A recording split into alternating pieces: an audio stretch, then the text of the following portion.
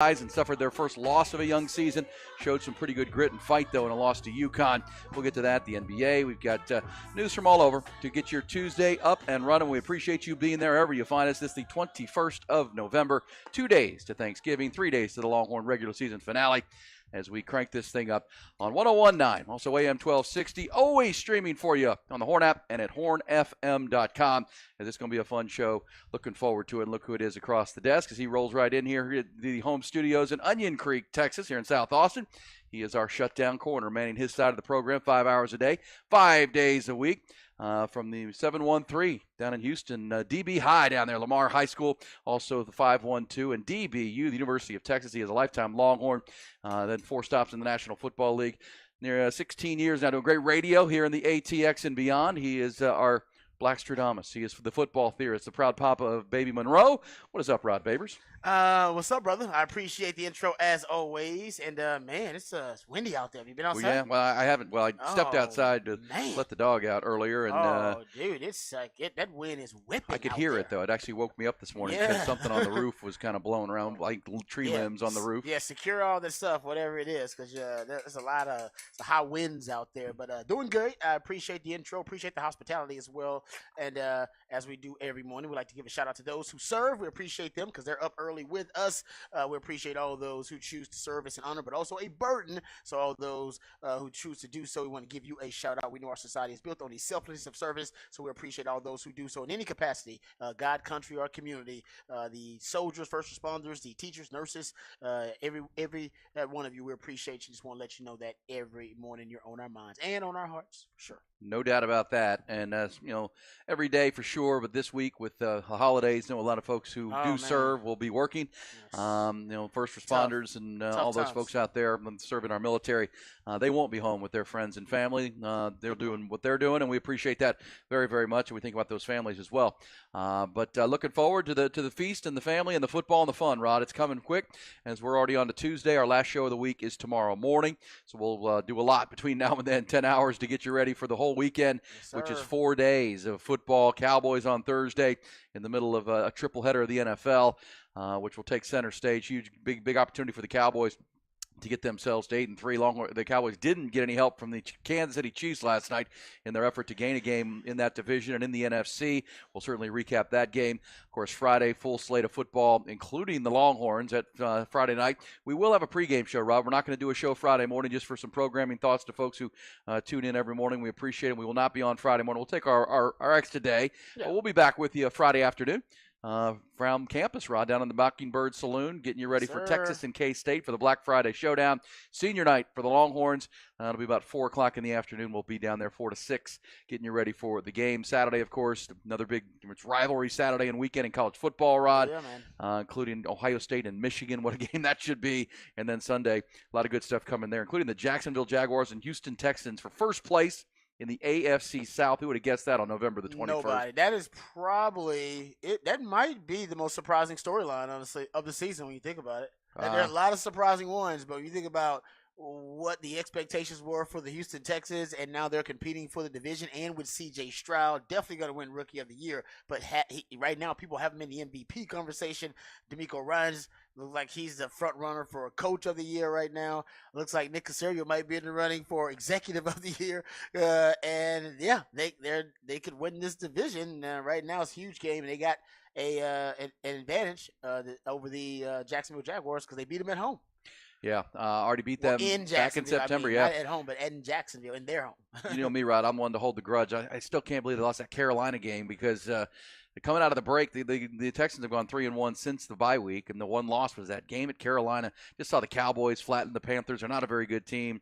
Houston has proven to be pretty darn good. I'm not sure how they lost that ball game. Everybody's got an inexplicable loss pretty much now. The Eagles lost to the Jets. Exactly. Everybody's got one of them. And Kansas City lost to Denver, even though Denver's actually getting better. Yeah, Denver's on the come here. You can't help but watch them, in prime time all the damn time. Well, and Sean Payton's doing a good job there. Sean Payton is a ball coach, so they're doing a really good job. But yeah, everybody's got one of those. I won't say everybody's got an inexplicable loss now. Feels like it. In Houston, that one would just put them both at 7-3 and a chance to pull ahead. Or that Atlanta game, Yeah, the Atlanta game. They could have won and should have won that Atlanta game. They could have won. They should have won that Atlanta game. My fandom would say they were still learning to win at that point, kind of feeling out their season, and they lost a go-ahead touchdown. They did.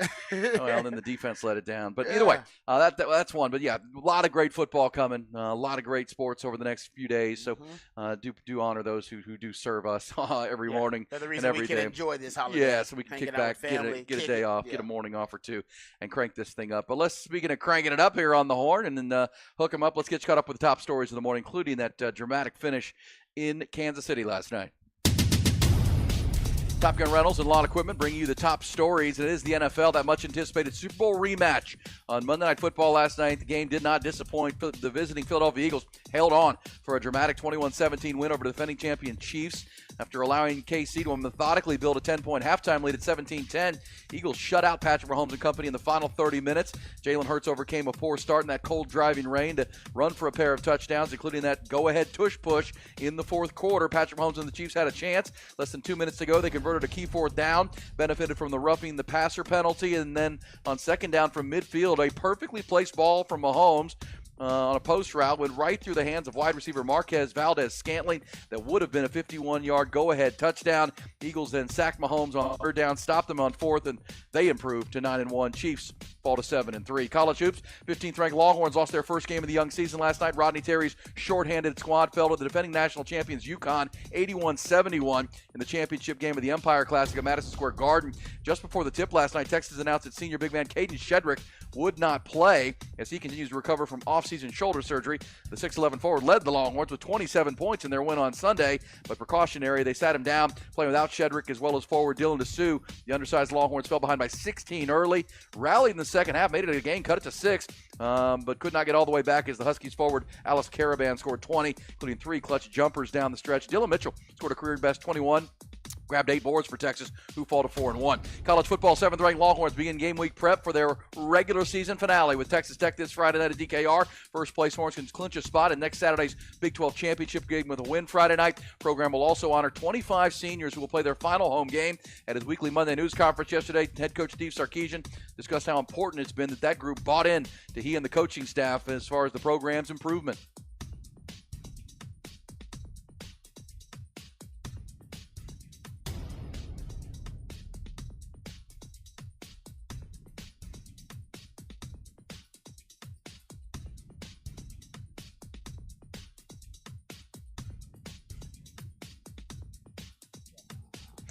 If you missed it late last week, 6 of those seniors who will be honored on Friday night, 5 on defense, officially accepted invitations to play in the 75th annual Reese's Senior Bowl on February 3rd in Mobile, Alabama, starting 2024 there. Senior Bowl is the preeminent college football all-star game, also an important stage in the NFL draft process. Defensive tackles Byron Murphy, Alfred Collins, Tavondre Sweat are headed there. They'll be joined by linebacker Jalen Ford and defensive back Jahdae Barron, right tackle Christian Jones, the lone offensive player to accept, but 6 of them headed to Mobile. NBA last night, Clippers crushed the Spurs, 124-99. Now 9 straight losses for San Antonio.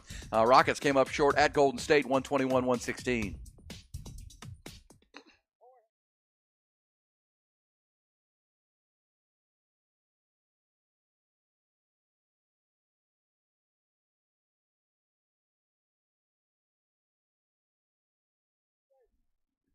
Yeah, I don't understand how the Kansas City Chiefs and their management don't see that their wide receiving core is going to cost them another Super Bowl right now.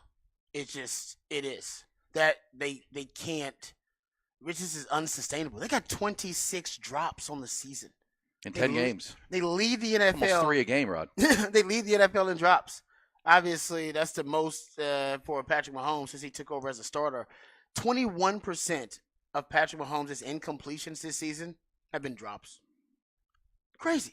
Yeah, I mean it's look, it's one thing to not catch balls when you're open, which you're, by the way, Marquez Valdes-Scantling, that is, I mean, the guy's making $10 million. You're a pro receiver, catch the ball. Wide open.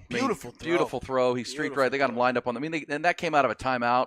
They had taken a TV break and they came back, and you know Andy Reid dialed that up, brought him out of the slot, got him locked up on a safety, and he's one of their fastest receivers. And It was perfect. I mean, it's the game winner. They still would have had to stop the Eagles, who would have had minute and a half to go and would have been down a field goal. Which I'm like, man, that would have been dramatic. I want to see this. And in the end, it just went right through his hands like feet, and bang, bang, bang. But yeah, 26 drops, Rod. The Chiefs have now been shut out, I believe, in 3 straight second halves. They're the worst second half scoring team in the league. Yeah, and I think it relates to the wide receivers. I think it goes back because I think their number one weapon is obviously Travis Kelce on offense. And I think it's easier to defend Travis Kelce in the second half, especially when you don't have to worry about the threat of wide receivers in the passing game. You can trust them one-on-one, and even if they beat your man-to-man, hell, there's a good chance they'll drop it if it's not a perfect throw. Yeah. I've been saying it for a while, and I think you're in agreement. Everybody's in agreement. Man, how did they not trade for somebody at the trade deadline? I believe they tried. I just don't know that anybody that was going to help that much came available. But who knows? Harder. They should have tried harder. Yeah, they're a creative front office, and they're a really good front office. Brett Veach is one of the best GMs out there. That's a dang mistake. I think it's going to cost them. They're not going to win the Super Bowl with that wide receiving core. They won't. Well, and I know they've been watching Tom Brady and the Patriots, and they want to copy that model. I think I don't know if Tom Brady had a wide receiving core this bad. This is a bad one. Yeah, I mean, again, not only they have to lead the league in drops, they also don't get open that often, right? Exactly. I mean, you can tell that's one of the reasons they're getting shut out in these second halves. Once they get off Andy Reid's script and the game plan, you got to get open against. Miami shut them out in Germany. The Eagles shut them out in the second half. They won the game in Germany because they were able to get a defensive touchdown, which the defense played really well again last night for the Chiefs. But the Eagles, give them credit. I know Cowboys fans don't like giving the division rivals credit. That's a tough place to go in and win, to be tough, to be physical. It was an ugly night weather-wise. Didn't play well in the first half outside of one drive. But, man, they lean into their physicality, Rod. They lean into that identity, and they're a tough team. That's the number one thing. They find ways. They've kind of mastered in the NFL the idea of winning ugly games, and that's the game. You and I are Texans fans. That was the best part about Sunday's win for Houston. They won a game where they played bad. That's a big step for an organization when you can play poor and your quarterback throws 3 picks and you still win a game. Okay, that's a step forward. I mean, Texas football is good. Yeah, you're right about that. I was going to say that exact thing. The Longhorns are finding that good organizations, good programs find a way to win the game when they don't have their fastball. Because you're not always going to have your fastball. You're just not. You're going to have to learn how to pitch without it. And the Eagles have mastered it. They're 9-1 for the second straight year. Only the second team since the last team to go 9-1 in back-to-back years. The Peyton Manning Colts of the mid-2000s. Wow. Pretty good. So they're now 2 games clear in the NFC and get a big win. Chiefs, I agree with you. The fatal flaw of the receivers is going to be a problem for them, big picture. And they can't fix it now. You can't fix it now. Yeah, right. All you got to do is develop now. And I'm sure the guys will get better, but how much better? And right now, they're one of the worst wide receiving groups in the league. And Patrick Mahomes is trying. I believe the stat now is, I've been keeping up with it, Patrick Mahomes has a completion to at least 10 different players in 7 games this season. That is the most by any quarterback in the Super Bowl era. So he's looking. He's searching. And as you said, when you hear that, you think that's kind of cool. I think that's bad. Yeah, exactly. You're like, oh, that's a cool. Nope, that's not a cool stat. That means you don't have a guy. Yeah, he's got Travis Kelce, but in terms of the wide receiving core, he's looking. He's like, man, any of y'all guys want to step up, I'll give it to you. I don't discriminate right now. If you can get open and you can catch the ball, you're my guy. And none of them can do it consistently. It's crazy what's going on with the Chiefs wide receiving core. And obviously in prime time, a lot of eyeballs. We know the numbers there, but to see it that ball bounding off the hands of Marquez Valdes-Scantling is just the story of their season. And it encapsulates it right there. That play is like, oh, geez, really? Yeah. Because it was a great route, perfectly thrown ball. You just got to make that catch. I mean, you're a professional receiver. That's in high school. I mean, run through the ball, catch it, and that's the guy that they signed in free agency to be one of those. And they've obviously missed. I mean, they thought he could be they traded Tyreek Hill and thought they could go receiver by committee a little bit more. They drafted a guy like Sky Moore. They drafted Rashee Rice, as you mentioned, at SMU. They traded for Kadarius Toney to get him back, Mecole Hardman. But those are just guys, Rod. They're just guys. And now they are, yeah. And that's that. But you know what? If you had as we talked about the Patriots model, where you play great defense now and you have this great quarterback, and maybe you don't invest heavily in the receiving core. I get it. You still got to catch the ball. You got to that's find basics, receivers. Right? That's the job. That's the job description. The basic job description of our receiver: catch the football. Your job is to catch the football. You receive the football. All right. So I'm with you. They still, by the way, they're still good because they had a double-digit lead on the Eagles at one point. With all those issues, they still had a double-digit lead on them, and they couldn't keep it. And I think part of the reason they couldn't keep it is because they couldn't cash in on some of those grand opportunities. And by the way, they had red zone turnovers. That'll always hurt you too. They had red zone turnovers actually. I think that came back to haunt them. So they're still a great team. They're still a really good team. But I don't know. I don't know if you beat the best team in the NFC with a wide receiving core like that, because that's what they'd have to do to win the Super Bowl. And I don't know if they do that, because Philly right now looks like the best team in the NFC. The NFC is, right now looks like it's got the 49ers you got to deal with. You got Philly. Hell, Dallas should be able to beat this Philly team too. That's another thing I was thinking about watching the game. I was like, and I know Dallas has got some issues and they're improving, but man, Dallas should be able, because they're so flawed.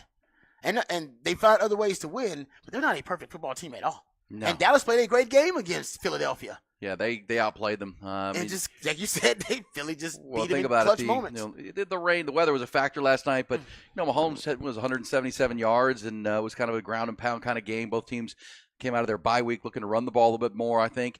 But yeah, I mean, Dak threw 370 on that defense. CeeDee Lamb did what he wanted to do. That's not a great pass defense. I think it's better with Kevin Byard, the safety they traded for from Tennessee.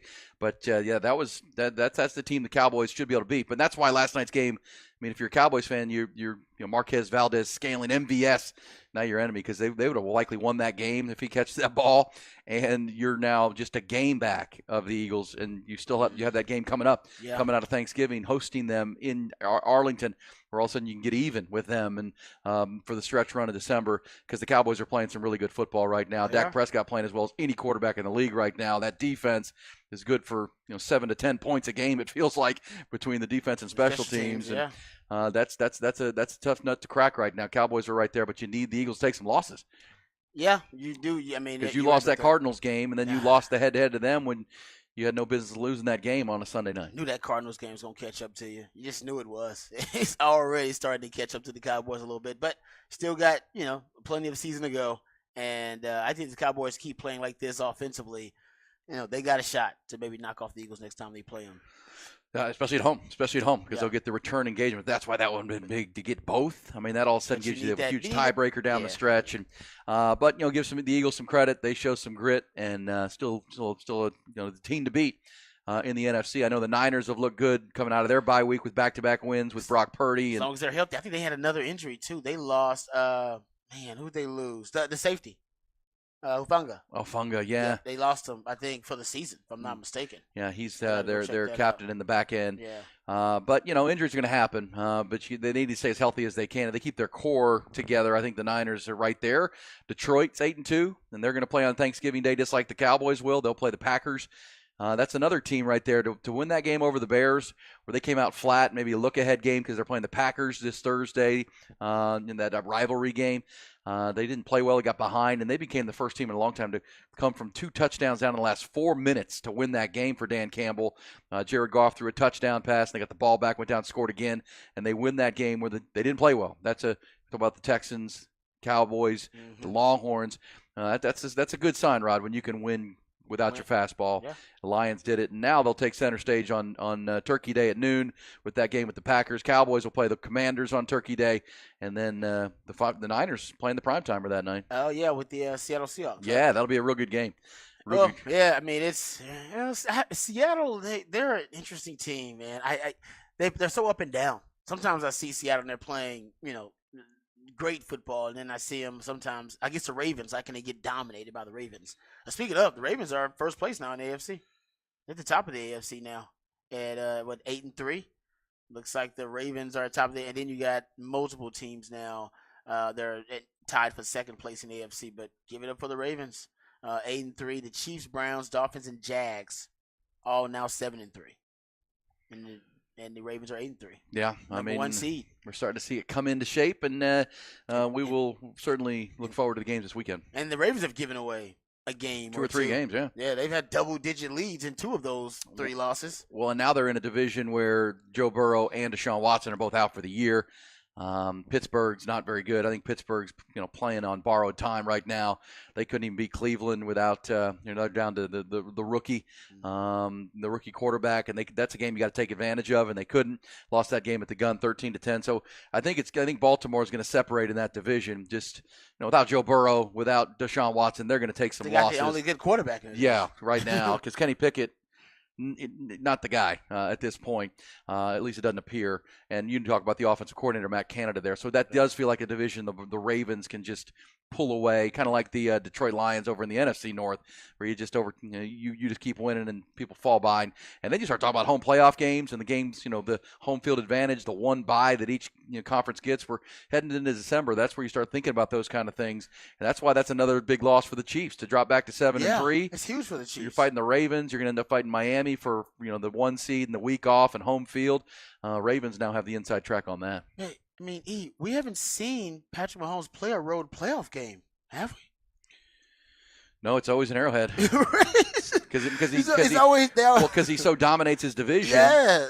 And they find a way to get to home field. And you're right about that. He ends up playing the Super Bowl, obviously. That's neutral, but that's why this is big. If they don't even I would love to just see them, especially with that bad receiving core, have to play on the road.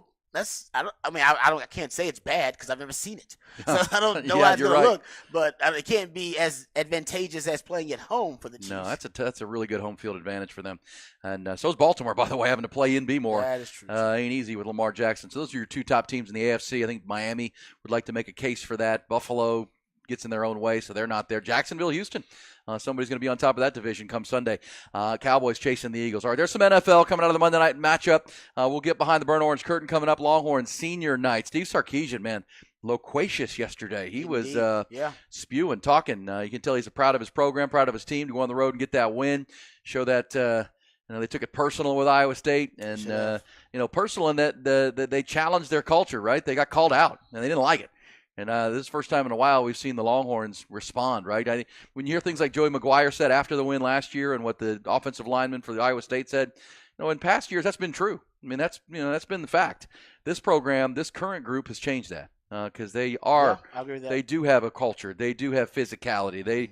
And don't call them out on it because they now take pride in it, which is a good thing for the program moving forward. We'll talk about that here from Sark, talking about his team headed into senior night and a chance to clinch a spot in the Big 12 championship. Rod will take us behind the BOC. Some what the facts before the end of the hour on a busy Tuesday, short week, Thanksgiving week here on Hook 'em Up with Ian Rod B. Just getting warmed up.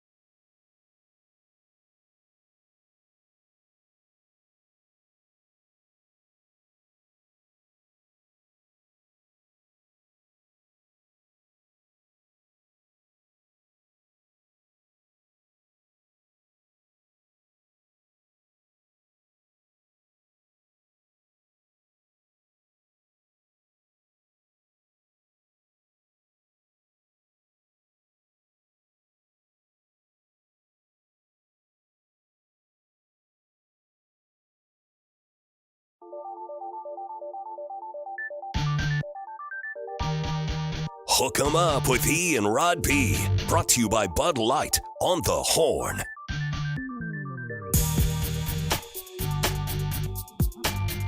Happy Thanksgiving. Tuesday already, 2 days out to the big day, and the football weekend begins. It started last night, really, with a good one on Monday Night Football.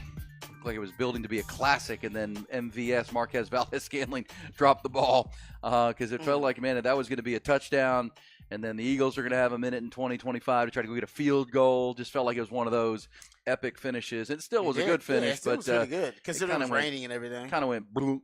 You know what I mean? When he dropped the ball, it was like, oh. So anticlimactic. It was like, dude, come on, man. That could have been a great end, great climax. That's the come off the couch moment. Oh, touchdown! Now we got a game. Can they stop him? Can Jalen Hurts engineer a game tying field goal drive? And all that would go into that. And I give the Eagles credit because that was the second down play when he dropped the ball, deflated the crowd, but then they got a big sack. How about they did. Sweat coming off the edge on that third down? Then they had that intentional grounding. Yeah. Yes, exactly. Yeah. I mean, that was the sack on third down made it. Big. It was kind of like the Longhorns against Iowa State the other night when Byron Murphy ragdolled the quarterback and put it into fourth and wait forever. They were able to get off the field and then run out the clock. Same thing for the Eagles last night. All right, so a lot going on. We also had the Longhorn basketball team, and that was tough. I tuned into that game last night, and I think a lot of Longhorn fans did. And the first thing you hear is that Caden Shedrick won't play. And if you saw Caden Shedrick, the Virginia transfer, the team's tallest player, 6'11", I mean, he was the dude on Sunday when he scored 27 points. And really, Longhorns don't come close to winning that game over Louisville without him. But even in that game, you could see him grimacing at times with the shoulder that he wears the brace on. He had labrum surgery this offseason, and they're kind of bringing him along slowly. But that process, it sucks. That's what ended your career, right? Yeah. Shoulder issues are just they're annoying. He doesn't have to tackle people, but he does bang people. Exactly right. It was just until you get it totally hit. Trying to play through it, because I played through it for a season. It's a miserable pain. And it's a pain tolerance issue, but also a strength issue. You just don't have the strength in it that you once did. So, I know I can relate to that. It's tough for the young man. But Dylan Mitchell had a great game. I mean, he showed up. Had a career game, basically, in a loss to UConn. 21 points. That's a career high for him. Also was the game high. He was 9 of 12 from the field. That was great. 8 rebounds. 4 of those on the offensive side. 2 blocks and a steal. I mean, you get that kind of performance from Dylan Mitchell. He's going to turn a lot of eyes. He's going to turn a lot of heads, too, especially in the NBA, which is what he's looking to do. You're exactly right about it. Dylan Mitchell came to play, and that's what you no moral victories here. You lost the game to it. By the way, do you know that the UConn Huskies, the defending national champs for Dan Hurley, setting records now. They have now won 22 straight non-conference games by double digits. 22 in a row. That the kid hit 2 free throws late when it was an 8-point game, made it a 10-point game. Yeah. That's 22 straight now when they've played out of their conference. They don't play an easy schedule typically, and that's a really good team. And the Longhorns got that back to within 6. They showed some fight, and you can build on that because in addition to Caden Shedrick not playing, Rod, you're playing without Dylan DeSue, who's your second biggest guy. Yeah. So you had really no front line. No I mean, size. Zarik Onyema was down there, and Brock Cunningham, you're trying to bang, and they got out to that big lead. That first 10 minutes really crushed the Longhorns. I think there was a little natural letdown when it was announced that Shedrick wouldn't play, and that was going to be an uphill battle. But Longhorns young season, you build on those things, and you're trying to be your best come early January when you start your conference slate, which we know will be a gauntlet in the Big 12. Oh, it's going to be a baton, that death march. It's going. I mean, you got 3-4 national title contenders just in your conference alone. But the beauty of that is you'll be battle tested. Right, that's the beauty of coming out of a conference like the Big 12. You go into the tournament isn't as daunting as it is for a lot of other teams because, man, you have been battle tested, or you will be in the Big 12. No doubt. All right, let's talk some Texas football. That's the top topic outside of what we saw last night.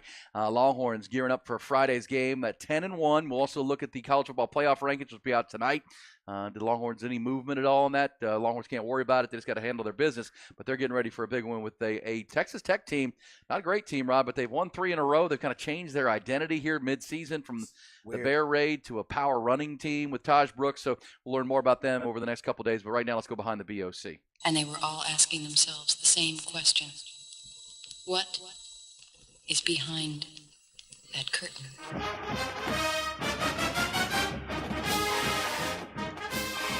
All right, Steve Sarkisian met with the media, as always, his Monday press conference and Monday media availability. Short week, though, of course, because we know it is the Thanksgiving week for the Longhorns, so they'll be on a short week. So he spoke to the media about, obviously, Iowa State, but did speak about Texas Tech, too. But first, let's hear from the head coach talking about that big win, as he called it a culture win, when their culture was challenged versus Iowa State on the road names. Alrighty, quick recap of the ball game the other night. Going back through the tape, I thought our guys played a really good football game. I know we had some self-inflicted wounds in the first half that took 2 touchdowns off the board, and naturally, had the fumble inside the 10. But I thought our guys, did a great job keeping their poise and composure. Our defense continued to play well. We came out in the second half. And of our 5 possessions, 2 touchdowns, a field goal. We had the 1 punt, and then we finished the game with the ball in our possession at the end of the game. So really efficient second half. I thought that defensively, again, our ability to stop the run, to pretty much make them one-dimensional.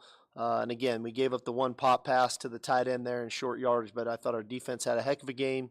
I thought offensively the balance was there. Without, obviously not having Jonathan, I thought Cedric Baxter really showed up. It was a nice job by Jaden Blue and his ability to step into the fold. So all in all, I thought we played a really good game. Controlled the game, even just on our mindset, even into that fourth quarter. So again, I like the poise that our guys showed in that game when things clearly weren't going our way, and we were kind of stubbing our own toes there in the first half, but nobody panicked, and I thought that's a sign of maturity for our team. So that was a real positive there.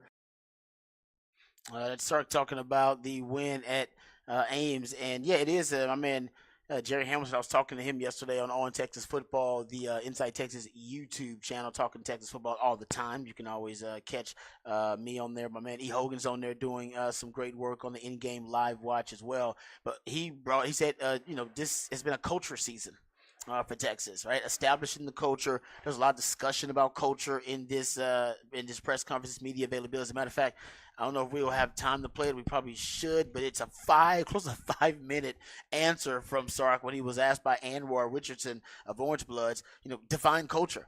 And he looked like he was waiting on somebody to ask him that question. He's like, all right, how much time we got here? And he just went off for like 4-5 minutes. I think we'll have time to play it, of course, but it's good. It's really good. It's meat.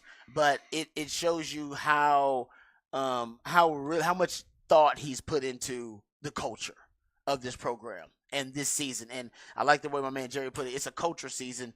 And you talked about it, that was a culture win at Ames. And that's why maybe all the guys were so proud of it. It was because it did exemplify, it was the epitome of their culture. And a lot of different guys contributing. Jay Witt, Gunnar Helm. These aren't the stars of the show necessarily, right? Your main stars are X-Man and, Jay Brooks was your star and J.T. Sanders and A.D. Mitchell. And it was strange that in this culture win, the guys that stepped up were C.J. Baxter, Gunnar Helm, Jay Witt. And I think that was, that's kind of a microcosm. And that's part of what Sark's so proud of, that no. We can go out there. It doesn't have to be if our top frontline guys, if our top players, our elite players, if they're not having a great day or they're being taken away, we can still win. To your point about finding a way to win ugly, that's part of winning ugly. Other guys have to step up in that role, and that I think is something Texas should be proud of in that game. Your top plays were made by. Like, I love that movie, The Other Guys. You ever seen them with Mark Wahlberg and Will Ferrell? Oh, you've seen that, Ty, right? The Other Guys? Yeah, great film. Great film. See? The classic comedy. I'm telling you, E, this holiday weekend. The Other Guys. The Other Guy. You should watch it with the family. Y'all will enjoy it. It's worth it. It's worth the watch. I'm telling you. Because actually, Mark Wahlberg and Will Ferrell are a pretty good comedy duo. But I digress. Getting back to it, it's about the other guys, not necessarily the stars of the show. It's about the other guys, and that's what the Iowa State win was about. It was about the other guys. Jay Witt, Helm, C.J. Baxter. They stepped up.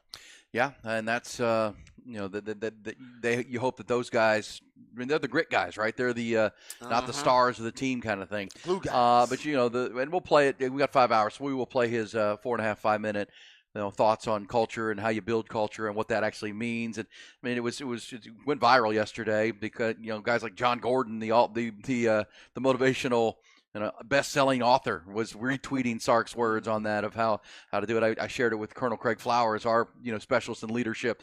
He enjoyed it a lot because it's true. It's all truth about, and it's not just for sports. That's why those guys are any leader, any organization, any business can learn from what Sark said yesterday, because it is true. Your culture is what you do all the time. Yep. And everybody in your group does all the time. I mean, it's just the way you act as a team, the way you act as a unit, and that's really what it's about. But it's not easy. And Sark, the biggest word he used was organic. It's organic. You can't put it on a T-shirt. If you think of the move of the show Ted Lasso, which I heard Jim Harbaugh talking about yesterday, but he was doing it in quips and jokes like Jim Harbaugh does. But Sark didn't say anything about Ted Lasso, but the believe sign that's up over the wall in the show Ted Lasso. But yeah, you can put the sign up, but then you have to believe it. You got to do it. It's every day. And if you watch the run of that show over time, the culture changed and the attitudes changed. And I think that's what Sark is saying, that you got to be every day and intentional about it, top to bottom, coaches, players. And that's what's fun about seeing this team take that step, because a lot of these wins, are coming because of the culture, because of the ability to not play great all the time, but guess what? On fourth and 4 stops from the 5-yard line, you're going to win a football game, or you need to run out the clock against Iowa State, or you need somebody to step up and make a play. This team has guys there that are bought in and playing for one another. The number one thing. Totally agree. And playing for one another has got them 10 wins in the regular season for the first time since 2009, and Sark's first 10-win season as a head coach. Here's Steve Sarkisian talking about that accomplishment. And then ultimately for us to get our 10th win, which is, it's obviously as players and as coaches, you're always looking to, those benchmarks throughout a season. Bowl eligibility is always something that people point to. 10-win seasons is always something people point to. Conference championships, something people point to. Bowl game, and then naturally, if there's a CFP opportunity. So it's a great benchmark for us to hit. I know the coaches were excited about it, but I think, all of us would tell you the same thing. We're not done yet, and we know that there's more out there for us to do. The goals that we had set for ourselves, at the start of the season, are still there for us. So we're looking forward to kind of continuing the mission, continuing the journey. All right, and that mission will be Texas Tech coming up this weekend. And Sark was asked about the Red Raiders, and here's Sark breaking down the Longhorns' next upcoming opponent. And Friday night game. It's only our second night game of the year. We know it was a great spectacle, the first night game that we have, and we're looking forward to another awesome opportunity this Friday night. It'll be senior night for our seniors to celebrate them and all that they've done for our program. And I think that I've been pretty adamant and pretty clear about what those guys have meant to our program. And so a chance to honor them will be great. A chance for us to kind of solidify an opportunity to play in the Big 12 championship game is obviously exciting on that front. And then hopefully for our fans to celebrate this team, to where this team has come. And I know what everybody's gone through over the last decade or so. And so for the fact that this team has one more opportunity to play in DKR, Friday night, we're looking for a raucous, intense crowd, one that fuels our players with energy. But hopefully, again, like I always say, the players have to do their part. We have to do our part to fuel the fans with energy too. So hopefully everybody can make it. Everybody have a little turkey on Thursday. Enjoy your Friday afternoon, and then get to DKR for, I think, for us an awesome ball game against a really good opponent. I think Tech, it really had a tough start to the season. I know we all go through it, and you never know when injuries show up. But they were fighting that injury bug earlier in the year. And I think, as you could see them getting themselves healthier and healthier, they've strung together 3 in a row now. They're playing really good defense. They're running the football extremely well, kind of have changed philosophically that way. So we know we're going to get their best shot. And so we've got to do a great job of preparation this week for a heck of a ball club. And should be an exciting night Friday night. Yeah, they are running the ball a little bit more. It is a weird philosophical shift, and I think it was out of necessity because quarterbacks kept going down. I mean, you need a new identity to the offense when you're working with your third string quarterback. That's not going to work. And Taj Brooks is really talented, and this Tech team is running the football probably as much as any Tech team you remember in the last 15 years, 15, 20 years or so. We know it's funny. Taj Brooks, their best player offensively right now. Yes. And their offensive line is bad in pass protection. So I know when we were previewing Texas Tech, the idea was they're bringing their whole offensive line back. But as we said, there are a lot of Tech fans going, should they? Really? We didn't replace those guys? What about the transfer portal? Yeah. But they're better in run block. And so they run a lot of gap scheme. They run a lot of power. They run behind Taj Brooks. And it was my buddy Mike Craven on the senior writer at Dave Campbell's Texas Football last night. We recorded our weekly Eyes on Texas podcast, and he gave the stat that he looked into the numbers of Jeff Traylor and Joey McGuire, Rod, two high school coaches. Oh yeah. Over the course of their career. Now, Joey McGuire, if you combine last year and this year, and what Jeff Traylor has done at UTSA, 18-2 in the month of November. Those two, which. Yeah. That's what you do in high school. You just keep trying to fix problems. Just keep trying to fix problems. Get to the playoffs, and that's when you want to be people. You call them problem solvers, right? Yeah, we talked about Matt Campbell a little bit like that last week. Yep. That that's how you coach in high school. You can't go at anybody. You can't go find anybody. Right. And well, that's not working. Let's try this. Let's try to go win football games. And Joey McGuire, that's their best course of action. And guess what? As he said, they're winning close games. They're running the ball. They're protecting their defense a little bit. They're still doing it out of tempo.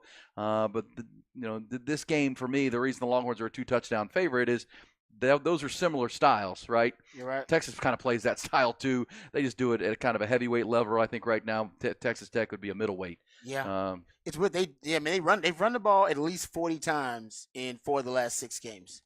And they've won 3 in a row. And they've won 3 in a row, and it's strange. They're not always productive running the football either. They're just committed to it. Like, there are times where they're averaging 3.5, 3.4, 3 yards. And how about this?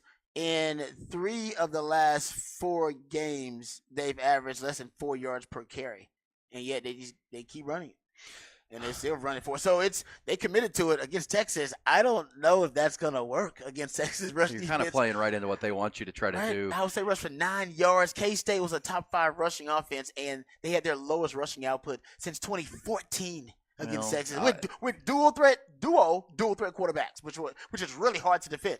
So no. Taj Brooks is good. I don't know if he's that good. Yeah, well, I'll go back to Joey McGuire. I think he'll know better than to try that.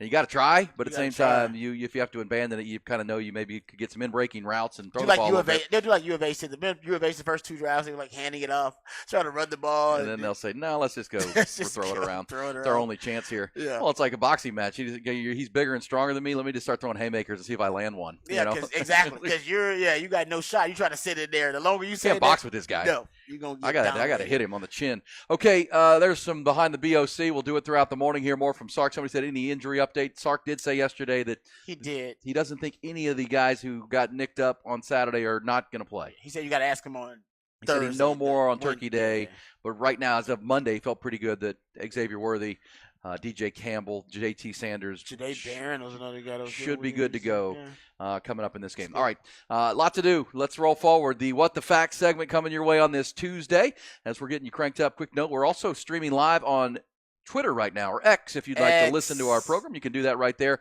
Just the audio right now, but you can listen there as addition to 101.9 AM 1260.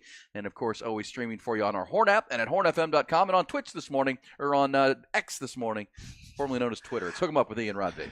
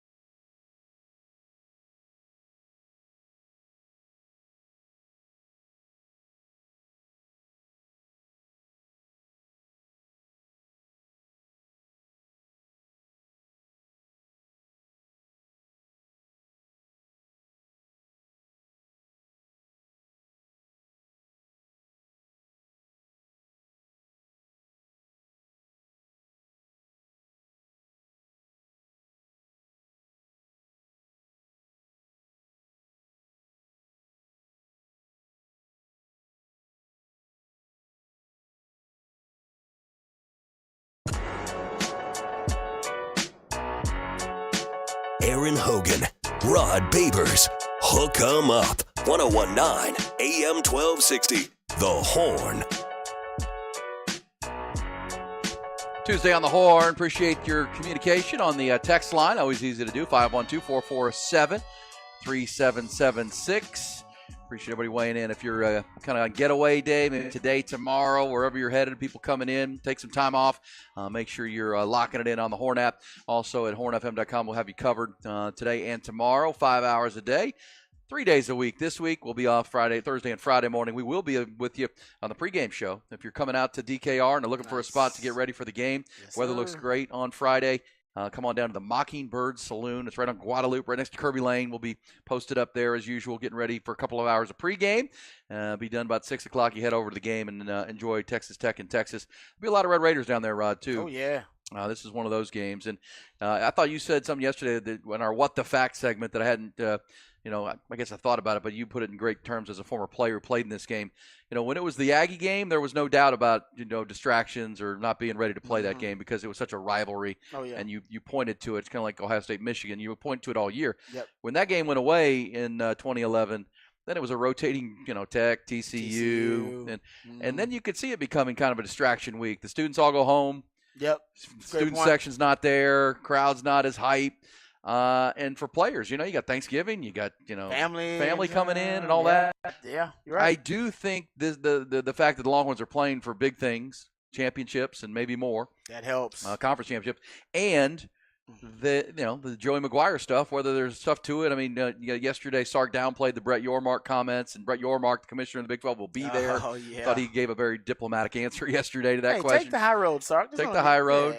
Baby. But that's there's no doubt that the Texas Tech Red Raiders will have the Longhorns' full attention for this game because of the comments, the loss last year, and just the mission that you're just Sark to say, the mission that they're on to finish the deal. I could see this game be, lessening. We've seen it over the last decade, but I think this game, there's kind of like the Iowa State game. It's personal for Texas right now. Yeah, you got you got all of the bulletin board material and the trash talk has been going on for an entire year now. The off season, they were talking trash after the game. Oh, there's receipts kept. Yeah, I'm not worried about the Longhorns being focused, like you said. They have a path now to the college football playoff.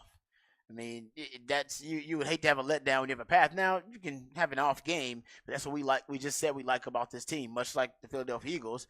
They do find ways to win ugly games where they don't play complete games. They don't play four quarters. That was something I think Longhorn fans were panicking about. And, about 5 weeks ago, right, 6 weeks ago, I came to the conclusion that, hey, I think this is who they are. And then they win like that. And I would say it was probably one of their more complete games. And they didn't play a complete game, actually, because in the first half, the offense struggled to find its rhythm and find its groove. So I think they are what they are, but be satisfied with a 10-1 team. Right, that could have a chance to play in the college football playoff. To hell with all the complete game, complete team stuff. Who cares? Yeah.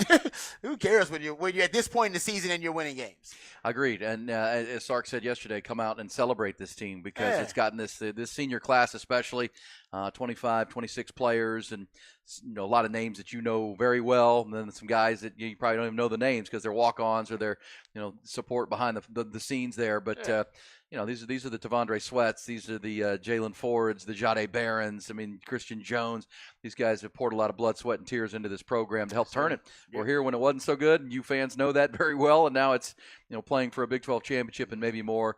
That should be celebrated because it is the final home game ahead of what could be a trip up to Arlington the following week. Yes, sir. For the Big 12 title game. So what do you have for us and what the facts there, Rod B? So Xavier Worthy on the punt return for a touchdown that was called back because of the flag. Yeah. Keaton Crawford, the block in the back.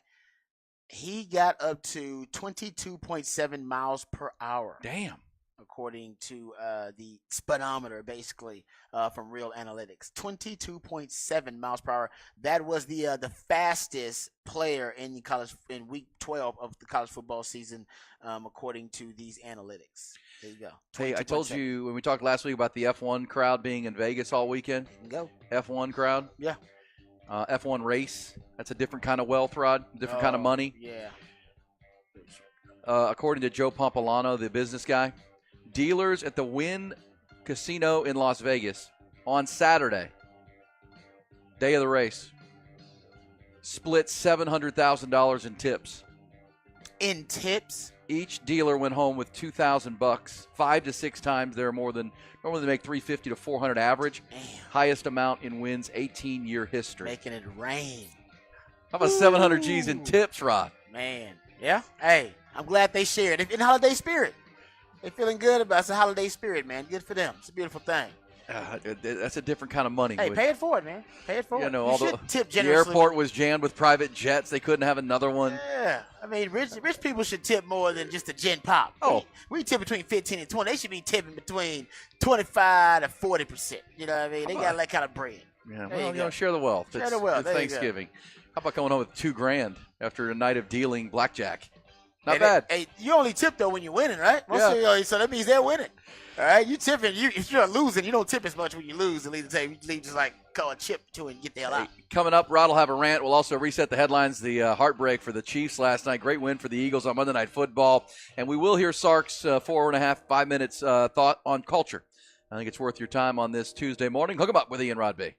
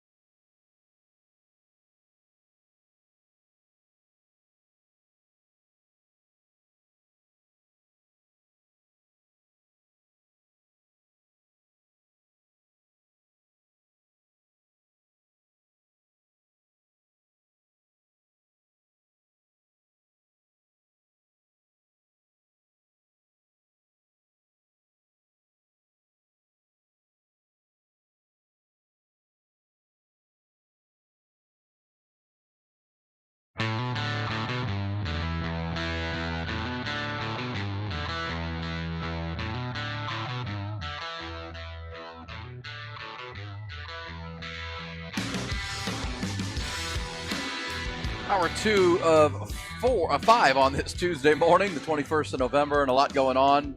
NFL and college football hitting its, certainly college football hitting its apex here into December. Big games. Rivalry week is on tap. Longhorns will face their rivals from Lubbock for one more time.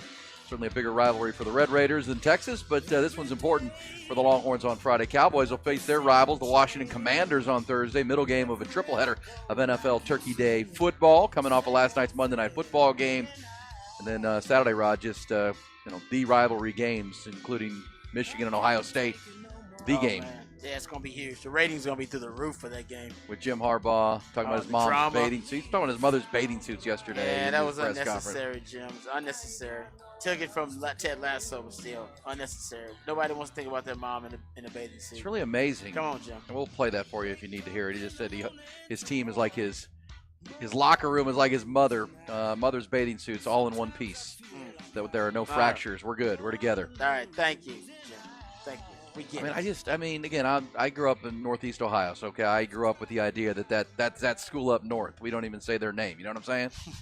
And at Michigan, that school up north calls the Buckeyes Ohio. They don't call them Ohio State, right? They call them Ohio. Oh, okay. They don't even call each other by their names. That's it. I like that. But I'm trying to be unbiased here. I'm not understanding how Jim Harbaugh, who was suspended for the first month of the season and is now suspended for the last month of the season, how is he playing the role of the victim here and playing that we're being put upon? Like, come on, man. Because he's got a good PR team. I guess. It's like, come on, man. I've got a quality publicist out there. That's what's going on. And by the way, Jim Harbaugh. But Jim Harbaugh, he's good with the media. The media likes Jim Harbaugh. He's because he's in Michigan. They do. Well, they like him everywhere because he gives you a headline. He gives you a headline. He's interesting and he's not boring. Most coaches love him, but they're boring, right? And they're boring to cover, and they give you the same old coach speak. That's why we like Sark right now. Yeah, Sark's refreshing, right? Sark's gonna give you a thoughtful answer. And he's not going to give you just a regular old coach speak. It's very refreshing what Sark. That's why we actually like listening to Sark's press conversations. And we'll play these comments on culture coming up. He's one of the first coaches that actually play his media availability stuff. I didn't play Charlie Strong stuff. I didn't play a lot of Tom Herman stuff because they didn't give you a lot. No. It was just mostly coach speak, and it wasn't very thoughtful. And even Mac. I love Mac, but Mac would – back with Bogart, Mac would filibuster. Filibuster the press conference. Yeah, I couldn't even. So he didn't have to answer questions. Yeah, so I couldn't even take any, audio from Mac because it'd be a 15-minute clip of Mac just kind of rambling. He did it purposely, by the way. Mac was brilliant. So Mac understood. I'll filibuster for 15, 20, ask questions. They'll be so worn out by my answers.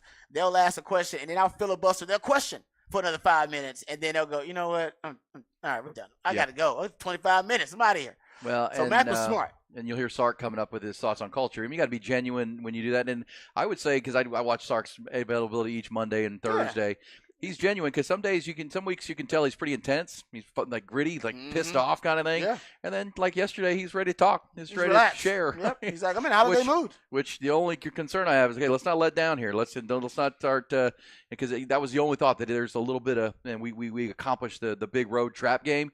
Let's not make the home trap game coming because they know what there's to play for. But I just think he trusts his football team. Exactly. He trusts his locker room right now that they got this, and they're on a mission to finish it off and get to Arlington, which was the preseason goal. And if you're able to win that game, you let the chips fall where they may be on that as far as the CFP, and there certainly is a path to that. But right now, concern yourself with what you can control, which is Friday, and then possibly the following Saturday. Yeah, I think he trusts his team because remember, before the season, what did he say? He said, this team talks like my team would. They play like my team would. They run like my team would. They hit like my team would. This is as close as you get is to being a Sark team. Like, this is what he envisioned a Sark team to be. And we all thought, okay, this is a Sark football team. The next question is a Sark football team a championship team? And right now, he's checking all the boxes and answering all the questions. Yeah, he said that in the preseason, summertime, right? That's why he trusts his team. I think because it's his team. And I think we played that from like the Pivot podcast where he's talking about this finally looks like my team. Mm-hmm. And then, the question was going to be, will they perform when it matters? Will they perform when it matters most? And they have. Happy to trust this culture and his seniors. Hey, let's get to the headlines, top stories, then we'll hear Sark on culture. As I mentioned, like best-selling authors John Gordon and others retweeting Sark's thoughts on leadership and culture and building it behind the scenes organically. Pretty good stuff, worth your time, not just for football, but for any team or unit or group or business. Let's get to the headlines, though. Top stories. Presented by Top Gun Rentals and Lawn Equipment on this Tuesday. How about we start in the NFL? That much anticipated Super Bowl rematch on Monday Night Football last night did not disappoint. Visiting Philadelphia Eagles went into KC and held on for a dramatic 21-17 win over the defending champion Chiefs after allowing KC to methodically build that 10-point halftime lead at 17-10 on a rainy, cold night. Eagles then shut out Patrick Mahomes and company in the final 30 minutes of that game, and Jalen Hurts overcame a poor start and ran for a couple of touchdowns in the second half, including a tush-push touchdown in the fourth quarter that put the Eagles ahead for good. Patrick Mahomes and the Chiefs had one last chance up to less than 2 minutes to go. They converted a key fourth down, then benefited from a roughing the passer penalty, got him out to midfield, but on second down, a perfectly placed ball from Pat Mahomes went right through the hands of wide receiver Marquez Valdez-Scantling. Would have been a 51-yard go-ahead touchdown. Said it was a drop. The Eagles then sacked Mahomes on the next play, stopped them on fourth down to get the ball back, and they improved to 9-1. Chiefs fall to 7-3. College hoops, 15th-ranked Longhorns lost their first game of the young season last night. Rodney Terry's shorthanded squad fell to the defending national champions UConn 81-71 in the championship game of the Empire Classic at Madison Square Garden. Just before the tip, Texas announced that their senior big man Caden Shedrick would not play. He seemed to recover from that offseason shoulder surgery. 6'11 forward led Texas to the win on Sunday over Louisville with 27 points. Without he and fellow forward Dylan DeSue, who's also in recovery mode, the undersized Longhorns fell behind early by as many as 16, but rallied in the second half. Got it down to 6. Could not get all the way back. Huskies forward Alex Caravan led the way with 20 points for them. He had 3 clutch shots down the stretch. Dylan Mitchell did score a career best 21, grabbed 8 rebounds in the loss. They fall to 4-1. College football, 7th-ranked Longhorns beginning their game week prep for their regular season finale against Texas Tech this Friday at DKR. Good news for Texas. Among the 25 seniors who will be honored on Friday night, late last week, 6 of those seniors, 5 on defense, officially accepted invitations to play in the 75th annual Reese's Senior Bowl, February 3rd of next year in Mobile, Alabama. Senior Bowl, the preeminent college football all-star game, an important stage in the NFL draft process. Defensive tackles Byron Murphy, Alfred Collins, and Tavondre Sweat will be joined by linebacker Jalen Ford and defensive back Jahdae Barron for Texas. And then right tackle Christian Jones, the lone offensive player who has accepted an invite. NBA, Clippers crush the Spurs 124-99. Rockets come up short at Golden State 121-116. Hey, Ty.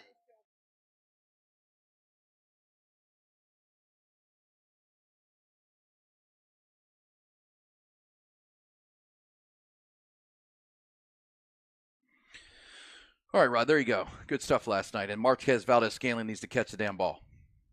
I just can't. But this has been happening all season. They lead the NFL in drops with 26. And they have 3 losses now. And I want to say 2 of the losses are simply – remember the Kadarius Toney game? Oh, the first game of the year against Detroit, yeah. So I didn't, the other game, the Broncos, I didn't watch. So I don't know exactly how they lost it. I watched 2 of their 3 losses. There were drops. Niggas drops in that one too? Yes, absolutely. Yeah. Big drops. Big late drops. Fourth quarter drops. I'm talking about dropping touchdowns, stuff like that in 2 of their 3 losses. So I just think it's if you're looking at the one thing that could be a fatal flaw for them, a tragic flaw, it might be the wide receiving core. I gave the stat earlier. There have been 7 times so far this season where Patrick Mahomes has targeted at least 10 different receivers.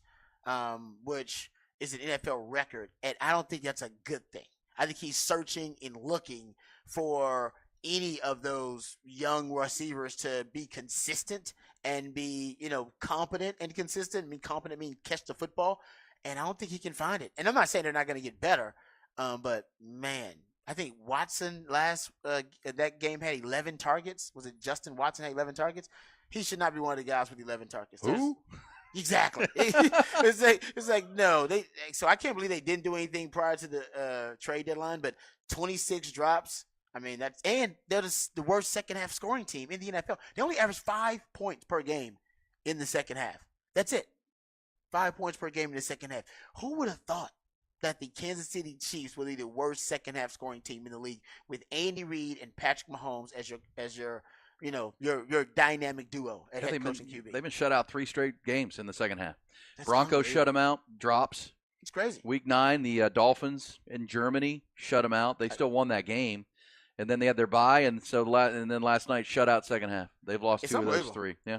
Yes, I can't believe it. I mean, that like I said, if anything's holding it back, and they're still good. They still had a double-digit lead right, on the Philadelphia Eagles, so they're still a great team. I'm just talking about what could potentially keep them derail their dynastic run this season. It would be that. If you look at the fewest second-half points scored in 10 games, through 10 games of a season in the last 10 years, the Chiefs' third fewest second-half points scored in the first 10 games of the season in the last 10 years, behind the Dolphins of 2019 and the Browns of 2016. Well, and that broke that skid, that incredible, not broke, but at least to put a dent in that incredible Andy Reid off a bye week. Oh, you're right. Record that he has had. I mean, right 13-1 since he's gone to Kansas City off a bye week.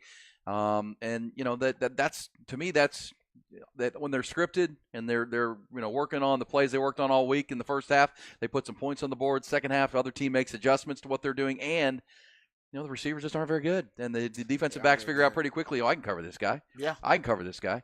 And then when they do get open, he dropped the ball. Exactly. 26 in 10 games. I mean, that's crazy. I want to say 20. That's 2.5 a game. Yeah, and I want to say, because Patrick Mahomes is still, I want to say he's still leading the odds for MVP. So he's still having a great season, but over 20% of his incompletions this season drops. When your stat about the 10 different receivers speaks volumes.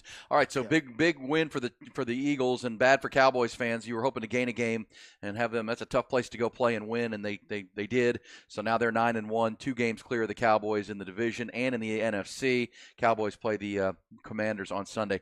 All right, before we get to Rod's rant, the first of 2 this morning, can we get to, I want to say Sark's rant, but Sark was asked by Anwar Richardson of OrangeBloods.com how he defines culture, because there was a lot of talk about culture going into the Iowa State game, after the game, playing, 5-star culture meets 5-star talent all of a sudden, versus what was said a couple of years ago by Breece Hall, 5-star talent, 5-star culture beats 3-star talent or 5-star talent.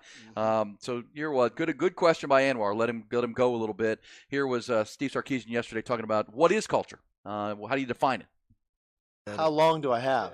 That's a tough. I need like a semester. I should teach a class. No. I think this. I think first of all, and that's a fair question and a good question.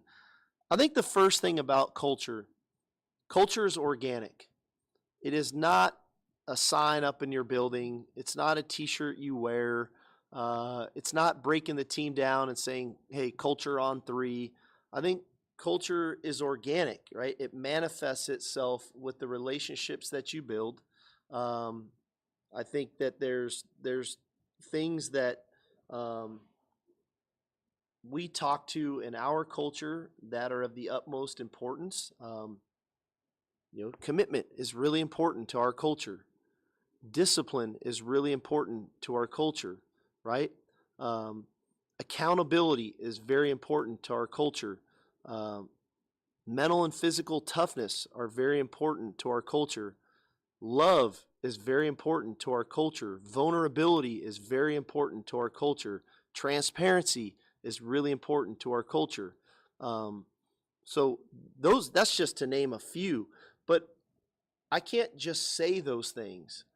We have to live those things, and then we have to have teachable moments along the way, A, to celebrate the guys that are doing those things, B, point out when maybe we're not, and then how can we fix it, and then how do we correlate that? Because who you are some of the time is who you are all of the time. And so if you want to be a disciplined football team when you take the field each weekend, you have to be disciplined when you're off the field. How do how are we in school? How are we in community service? All of it all adds up to that becomes your culture, because that is who you are. That's how we go about everyday life.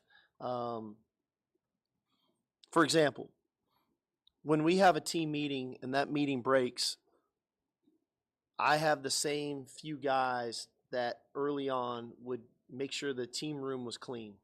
There was no Gatorade bottles. There was no tape. There was no trash. And a couple of those guys' names were Roschon Johnson and Bijan Robinson. Well, that elevated to, when those guys were gone, the running back room was the ones that cleaned up the team room. To now, when we break a team meeting, everybody looks around. And so it has grown from 2 guys that has grown into more, to when we go to the movies on Friday nights before a ball game, if we have a night game, everybody chirps up, pick up your trash. So I know those sound like little things, but in the end, those are really big things to me, because that means that's the way we're thinking all of the time. And if we're doing those little things, and that's why I say to celebrate the small victories, I really celebrate that stuff, because I think those actions and that behavior leads to the big victories, leads to 1st and goal on the 5 and your defense has got to get 4 stops, leads to 3rd and 12 backed up on the road and you convert a 1st down. I think it leads to those guys counting on one another, relying on one another, because they're doing the right things on a daily basis. And we're not perfect, and I don't expect our guys to be perfect, but if they can be coachable on and off the field and they can learn from one another, then we will continue to grow and our culture will continue to grow. But it takes being vulnerable. It takes being transparent with one another. It takes getting to know one another so that you can have some empathy for what a guy's going through, not just on the field, but off the field, where he came from, what's going on in his life. And we have to share those things. And so in the summer, we do a lot of culture work every Wednesday morning. Now, Friday night, I do a culture exercise before. That's the last thing we do before we go get on the bus, whether it's to go to the hotel or to go get on the plane. Like, we invest a lot in that. And I think that obviously, to me, it's paying dividends, because I think culture beats talent if your culture is really strong. Culture and talent together is a pretty powerful force, and that's something that we've tried to create here. All right, there you go, Rod. Pretty good stuff. Yeah, no, that's powerful. I mean, you can tell Sark's thought about it a lot, and it's something that he has enforced and emphasized around there, and down to the details. And it's all about the details. Yeah. Well, and his struggle with his own issues, right, cost him the USC job. You have to look inward. You got to battle through that. And one of the things that Sark said later on, and when asked after that long answer, was, when he does do that culture work, he's always the first one to speak. He's always the first one to talk about himself and share his story and where he was and, how he got through all that stuff. And the players, to a man, say they appreciate the heck out of it that the coach is willing to go there and be vulnerable. Yep. And not just ask us to do it, right? Yep. And share his story, and the other coaches in the room do. So it's a good way to explain it, I think, pretty well for not just football teams, but really any team out there that wants to be a united front. However you want to phrase that. All right, Rod, let's get to Rod's rant of the day. We get to a morning, and Rod always does deep dive thoughts. What's rattling around his very intelligent skull this morning?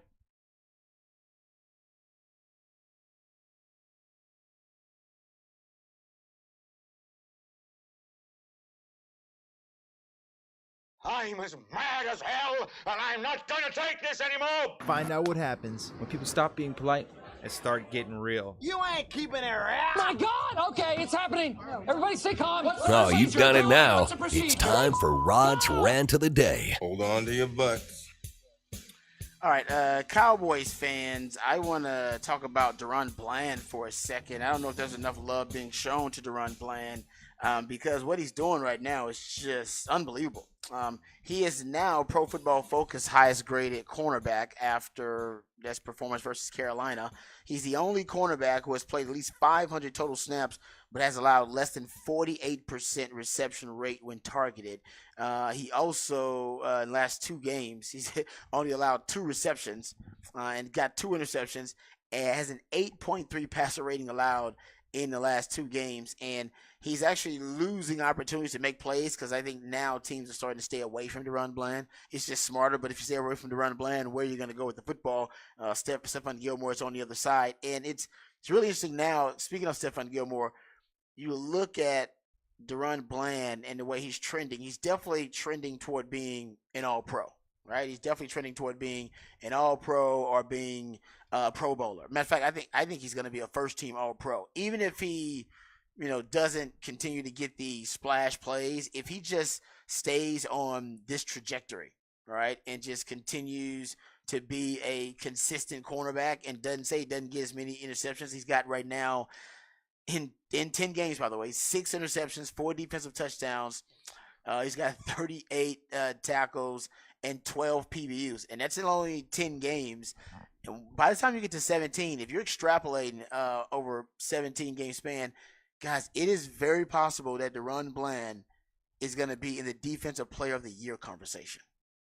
Yeah, right? I think the pick he had against Carolina was that was a hell of a play. Yeah, Hands catch. It was like a receiver making that catch. We're past the point now where he's in the right place at the right time, or man, he's got a good knack for the football. He's a ball hawk. I think at the point now we're talking about him just being one of the best players at his position. And good players around the ball, Rod. He's great. Exactly. Yeah, totally agree with that. But yeah, I mean, at this point, when you're just studying him, and I'm starting to study DaRon Bland a little bit. Man, his second year leap has been just tremendous. And, to think about that Cowboys secondary, man, if Trevon Diggs did not get hurt, essentially you would have had 3 All-Pros at corner. Because Stephon Gilmore at one point was a Defensive Player of the Year as an All-Pro. Trevon Diggs most recently has been an All-Pro after his spectacular campaign a couple years ago. And then you got DaRon Bland this year playing like an All-Pro. And he's probably going to be there. I think he may end up being first team. I'm making the argument now that he should at least be in the Defensive Player of the Year conversation. I think he's got the 11th best odds or something like that. They should be higher. His odds to win Defensive Player of the Year probably should go up a little bit higher. I mean, he's got more touchdowns than all but 20 wide receivers. He's got more touchdowns.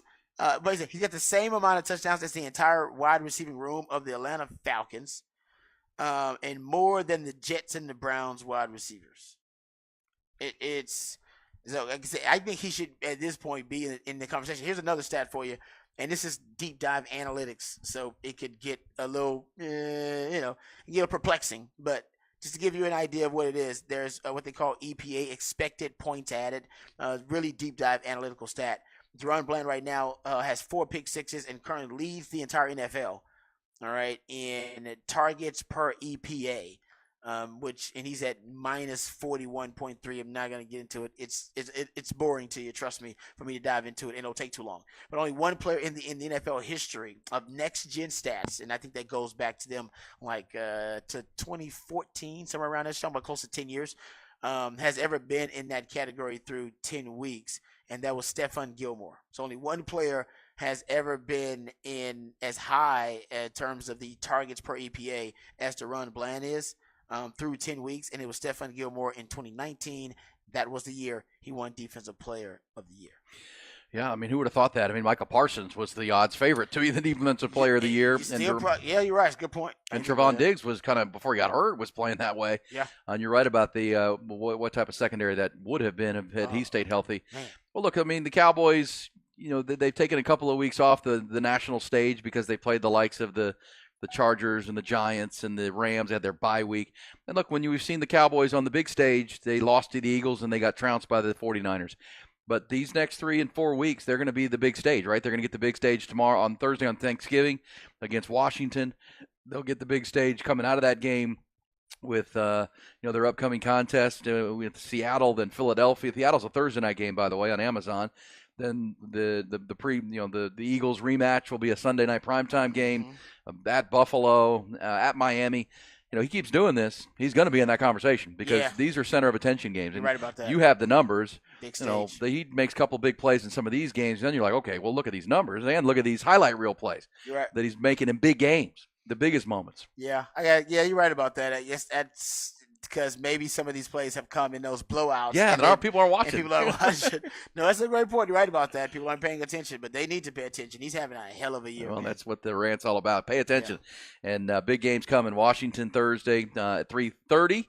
Seattle, Philadelphia, both primetime games after that. Both at home, too, by the way. Both at AT&T Stadium where the Cowboys are on a win streak. They need it.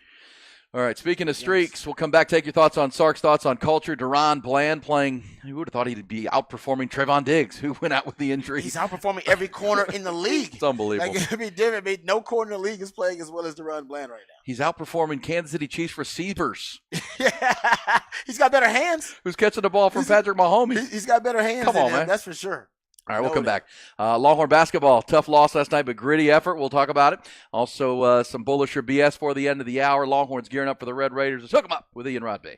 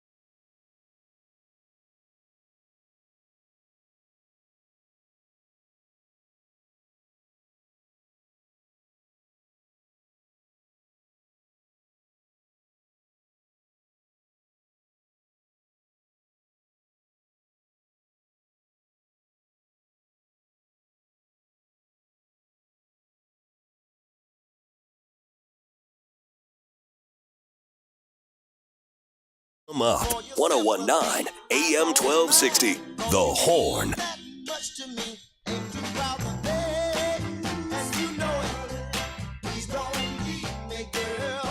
Hook 'em up on a Tuesday, and appreciate you being there.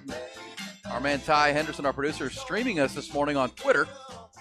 So if you do have the X, you can listen there. We don't have our video up yet, but we're working on that. Hopefully coming out of Thanksgiving, we'll be back up on the video as we come to you live from the South Austin home studio. But Ty's got us cranking right there on Twitter if you want to listen there to the program this morning. Good job, Ty. We also, of course, streaming at our Horn app and at hornfm.com. Also on 1019 and AM 1260 as we crank up Tuesday. Marquez Valdes-Scantling is trending, of course, overnight after the drop seen around the world. That was terrible. Isn't that what you get into receiving for, Rod? That's what you get in the game for. A game-winning touchdown on a Monday Night Football game in a Super Bowl rematch to walk into the end zone and be the hero. Doesn't every receiver want to play for the best quarterback in the league? Yeah. You think, oh, God has blessed me. I'm playing for the best QB in the league, and he doesn't have a number one receiver. I could potentially be that guy. Well, and nobody wants to be that guy right now on that team because this is his seventh game. That was his seventh game, completing a football to at least 10 different receivers. That is a Super Bowl record for any quarterback. That is not a good thing, though, by the way. It's not. He's just searching. He is, and when Tyreek Hill was traded and they justified it for cost reasons, they thought Marquez Valdes-Scantling could be one of those bargain replacements, and he's really fast. He's tall. But he can't catch real good, Rod. I mean, that's kind of a problem. It says Chiefs O-line is horrible, makes Mahomes jittery back there. I think the Chiefs O-line's pretty good. O-line's not bad. That's a really good pass rush for the Eagles. Eagles have one of the best pass rushes between them and the Cowboys, Niners. Niners, it's they're excellent. Yeah. So, that what's what that game was. I mean, the defenses were really good. Chris Jones was awesome the other way. The kid McDuffie, Trent McDuffie for Case Keenum. That guy's everywhere. That guy, he's coming out of the nickel. Tranquil. They got a lot of guys that are playing well. I mean, they're top 5 defense. Yeah. Kansas City's a top 5 defense. Well, and look, again, the 26 drops is a big number, but you go back and watch the game. I think everybody saw the first game of the year, the Thursday night game with the Lions. The big drops cost them the game. Last night's drop cost them the game. There were drops in the Broncos game, cost them the game. I mean, the Chiefs are doing everything but catching footballs, and that's a problem. That's the Eagles are the one loss team in the league right now with their ability to win close games, be tough, be physical. You can't stop the tush push. I saw one of the tush pushes. Chris Jones tried to jump over it. Like, what are you doing? You think you're going to go over that thing? They're just experimenting. It's like rode the wave. Yeah, they're just experimenting. They're just trying anything to stop the tush push at this point because nobody has successfully come up with a counter. There hasn't been no successful counter against it in the NFL. God, you think about this, the NFL, they sit in and work on these types of concepts. I would say coaches are problem solvers. They had the entire offseason trying to figure out how to stop the tush push. It was a big topic, remember? At one point, they thought about changing the rules to disallow the tush push or the brotherly shove, whatever they want to call it. And the NFL still can't stop it. That's how you know you got something unique that works. Because the NFL, trust me, guys, that's what they do in the offseason. They spend time and resources dedicated to stopping certain concepts, especially teams in the division. The Cowboys, they put a draft pick, essentially, on a player that would help them counter the tush push and Mozzie Smith. Nobody can stop it right now. It might be the most unstoppable play in the NFL. Since when? I mean, some will say ever, but since when? I mean, it was Mike McDaniel who, after they played them, the Dolphins coach, who said, it's 1st and 9 when you're playing this team. It's not 1st and 10. Yeah, because they got that yard. That yard's guaranteed. So, and if you're an analytical guy like he is, it's like, dang, that's tough. I mean, we're giving them a yard on each four downs. I mean, it's become so obvious that when Devontae Smith, and then think about this, it plays to your mindset. Devontae Smith made a great catch on a deep ball that set up the game-winning touchdown inside the 5-yard line. But he knew he didn't have to fight to get in the end zone. He almost didn't because it was one he had to cradle and catch and not worry about dropping. He fell in the fetal position. He kind of just fell and caught it. Didn't even try to get to the end zone, which every other receiver in the league would have, I got to get to the pylon. Yeah. He's like, no. I would have dropped it trying to, Yeah, he just made sure he caught it like the baby Jesus coming down, and he just brought it in. And he's like, okay, we're going to score. Yeah, you can't stop. If they got 3 yards to go, I mean, they're going to be hard to stop, especially on the goal line. And if you're a fantasy owner of Devontae Smith, you're like, dude, get in the end zone. Nope. He's like, I don't need to. No, we're good. We're going to ride the wave right in. I don't remember a play being that unstoppable. I'm trying to think of the last play in the NFL that has been that unstoppable. I can't. Well, we'll let the texters weigh in if they can remember one. But I don't think there is one. I mean, it's just because that's not the nature of football. Right, nature of football is team. That's why you don't have dynasties. You come up with something, they stop it. You come up with something, they adjust it. It's a copycat league, number one. So first of all, teams are going to copy it because it's successful. They copy it, and then so many teams copy it, it becomes successful. Then other teams start to counter it, and then they go, all right, you know what? We'll come up with a creative counter. We have to, otherwise we're going to get beat every time we play this team or any team that uses this concept. And that's why you get the evolutionary adaptations, right, that are happening. And that's why it's hard to have a dynasty. Because a dynasty, essentially, to get a dynasty, you have to have a concept. You have to have something, a philosophy, something that separates you from the rest of the league. Go look at all the dynasties. That's what happens, right? Jimmy Johnson had the biggest offensive line in the history of the NFL. Nobody had an offensive line that damn big. And Jimmy was coming from college, so his evaluations were way better than everybody else's evaluations because he actually knew about these players coming from college. And the Jimmy Johnson value chart. Nobody ever had a Jimmy Johnson value chart like that. Herschel Walker. Think about all these things that separated the Cowboys from everybody else, and then that's why it took the league 2 or 3 years just to catch up to them, just to figure it out. Yeah, they won the Super Bowl that first one. They're the youngest team in the league. Yeah, and it's just the 49ers. They figured it out, like, all right, we got to catch them. How do we catch them? Well, we're just going to buy up all the damn players. They did it right before the salary cap and all that kind of stuff. My point is, you look at every dynasty in the NFL, and they have a concept like that or a philosophy like that separated them from everybody else, and then they catch up. And the thing about the tush push is they haven't won a Super Bowl yet, but they obviously are in contention for it. I'm not seeing the NFL's counter to it to stop it. Yeah, there's nothing successfully that stopped it. Yeah, in a rip and replicate game and league, and everybody's stealing it, by the way. And then to steal it, but then adjust to it. They just can't. And no. It's also amazing no one else is trying to do it and trying to adopt it. I've seen companies. I mean, Texas tried it. Yeah, but they try it, but they don't do it very good. No, exactly, because you don't have Kelsey and you ain't got a powerlifting quarterback. We know we've gone through the variables that make it so dominant, but it's a good point. I mean, look, to your point, when free agency came in, and then the salary cap was instituted, everything going right there with the Cowboys and Niners when that rivalry in the early 90s, dynasties are almost impossible now. And that's why what the Patriots pulled off for 2 decades was so impressive because you know what their cheat code was the quarterback taking a lot less than every other quarterback. TB12, Tom Brady taking and being the best player in the league, but taking a lot less to his position. And then the coach, the defensive mastermind, Bill Belichick, who also has 2 degrees in economics, understanding the salary cap and understanding how to allot resources, and then have a quarterback who's willing to give more back so that he can go sign the key Chiefs players. are trying to do it now. And the Chiefs are trying to do it now. Chiefs are trying to replicate it. Yeah, because Patrick Mahomes is not the highest paid quarterback in his league. Nope. He gives back. And so, yes, they're trying to do the same thing. But this tush push, you might think it's just annoying. It's like you can't stop it. But it is huge in a football game. Yes, it is. Over and over again. You're converting. Well, as soon as they cross or get near midfield, they're going for it on 4th down. Why not?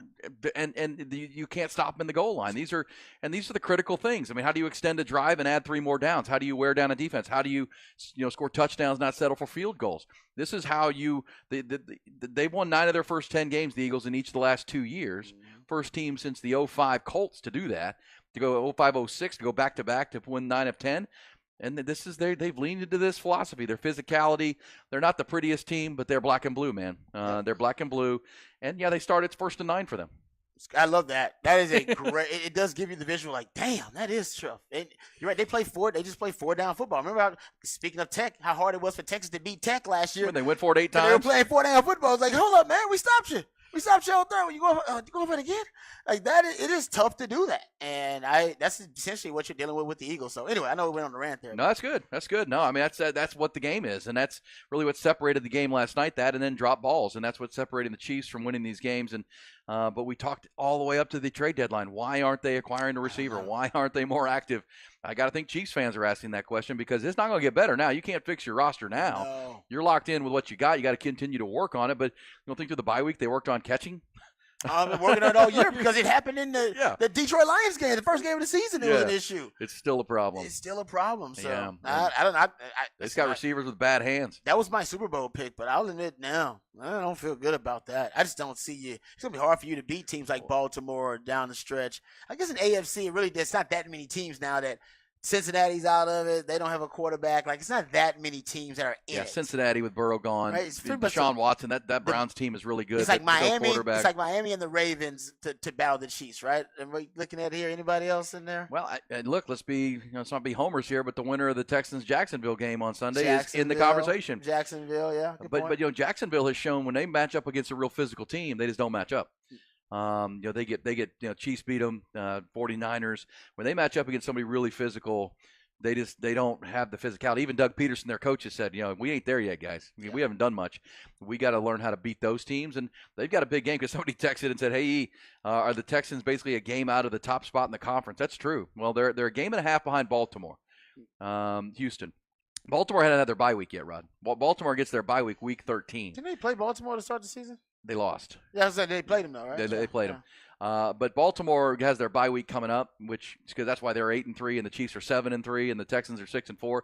But that is pretty amazing that on the 2 days before Thanksgiving, the Cowboys and Texans are the same distance out of first place in their own conference. That is crazy. Isn't that crazy? That is unbelievable. I mean, like I said, I think the Texans could be the most surprising story of the season so far in the NFL. I know there are a lot of crazy stories, but I mean, who the hell would have thought they got a chance to win the division?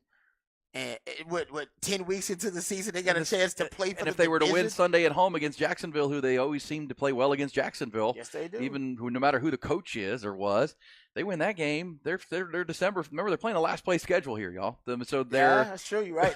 Yeah. and their division is the Colts and Titans now. So they have games with those teams coming. A chance to make the playoffs. They do, and they're not doing it with smoke and mirrors. They're doing it with a really good young quarterback who's playing great, Good young coach, receivers, dynamic good coach. Okay, give Nick Caserio some credit And too. that's why I'd say that win over the Cardinals on Sunday was a real step forward, because that's a game. You become a good organization, good team, good. This is like Texas, the football team right now. When you can win a game when you play bad, when you can win a game when you kind of laid the egg, and your quarterback for the first time in his life threw 3 interceptions and you kind of gave away 4 scoring opportunities, yet you still held on and found a way. That is progress. I mean, this is the progress for the Longhorn football team, finding ways to win ugly. As I said earlier, to borrow the pitching parallel, when you don't have your best fastball and you can still get your team 6-7 innings and keep them in the ball game, just crafty, fighting your way through it, that's a sign of a really good pitcher. There's a lot of guys that go out there and dominate for a few, when he's got this best stuff. Who can dominate when they don't? Houston showed some of that moxie on Saturday, or on Sunday, I should say, and now they've got a stand-up game. It's one of those games where everyone will be paying attention to on Sunday. Can they rise up to that? Because they'll be getting some national eyeballs on Sunday with this game, because it's for first place in the South. Yeah, no, you're right about that. I mean, who would have thought the Texans would be in a chance to win a division, and Nick Caserio, and probably up for executive of the year. DeMeco Ryans probably front runner for coach of the year, and CJ Stroud's definitely going to win rookie of the year, but he's in the MVP conversation.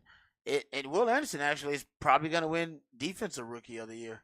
He's having a good year. They may sweep. I mean, they could do a clean sweep. If they stay on this pace and they do make the playoffs, win a division, they could do a clean sweep. I think of the those defensive postseason rookie of the year leader right now would be the kid Witherspoon out with Seattle. He's playing really well. Statistically, he's playing as good as Sauce Gardner did last year. Yeah, he's playing really well. And he's playing great in that secondary for the Seahawks. But you're right, Will Anderson, whether he wins that or not, he's shown that he's going to be a real good player for them for a long, long time. Yeah, Houston's schedule, they play Jacksonville this week, and then they play Denver, who's gotten better, and that's at NRG Stadium, but still a winnable game.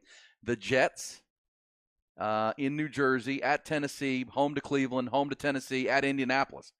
Those are all under 500 football teams right now. Yep. The rest of the way, if they can handle Jacksonville.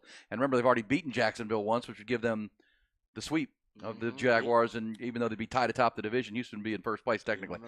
All right, so that's the Texans, the Cowboys playing good football, but now they're 2 back of the Eagles because the Eagles found a way to win that game. A lot of good football on the brain as we hit it. And, Nick Caserio, because I follow him closely, there's a lot of personnel decisions he's made that I don't agree with and he's missed on some picks. But you know what? The fact that he got out from under the Deshaun Watson distraction and then didn't have to sign him to a new contract, that made that trade and landed the right quarterback, whether he was lucky to get C.J. Stroud or not. Hey, you got to be lucky at quarterback. That's the position. The fact that that's come up aces. Okay, executive of the year. Nobody cares about everything else. And hired the right coach. Hired the right coach. That's big. Because in the NFL. By the way, he did get 3 transfers. Well, but those were bridge coaches, so they were just trying to get to. I know, but why'd you fire the first bridge coach to hire another bridge coach? That was the mistake, firing David Culley David Culley to give it to Lovie Smith because there was going to be some backlash. Yeah, we'll overlook all that stuff because you're right. No, he got quarterback right. Boom. And he got the Will Anderson trade, all right? Boom. None of the stuff matters. Because in the NFL, coaching quarterback is what you build it on. That's it. And then you build around that. I mean, that's really the model, and Texans are on their way. All right, we'll come back. Cowboys getting ready for the Commanders. Longhorns getting ready for the Red Raiders Friday night. Well, we need to talk about that, but coming back, we hit some topics that are bullish or BS from the sports landscape. We'll hit it next year on Hook 'em Up with Ian Rodby.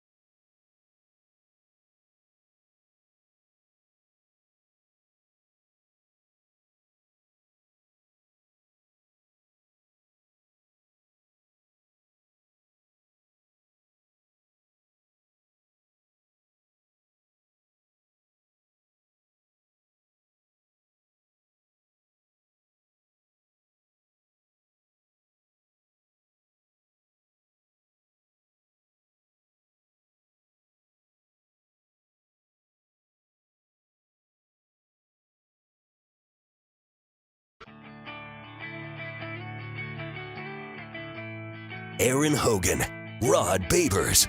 Hook 'em up. 1019 AM 1260. The Horn.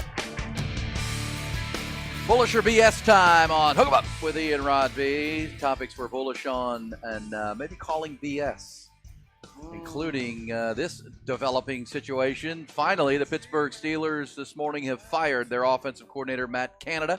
You've been ranting about him throughout the year, Rod, for his underperformance in that role.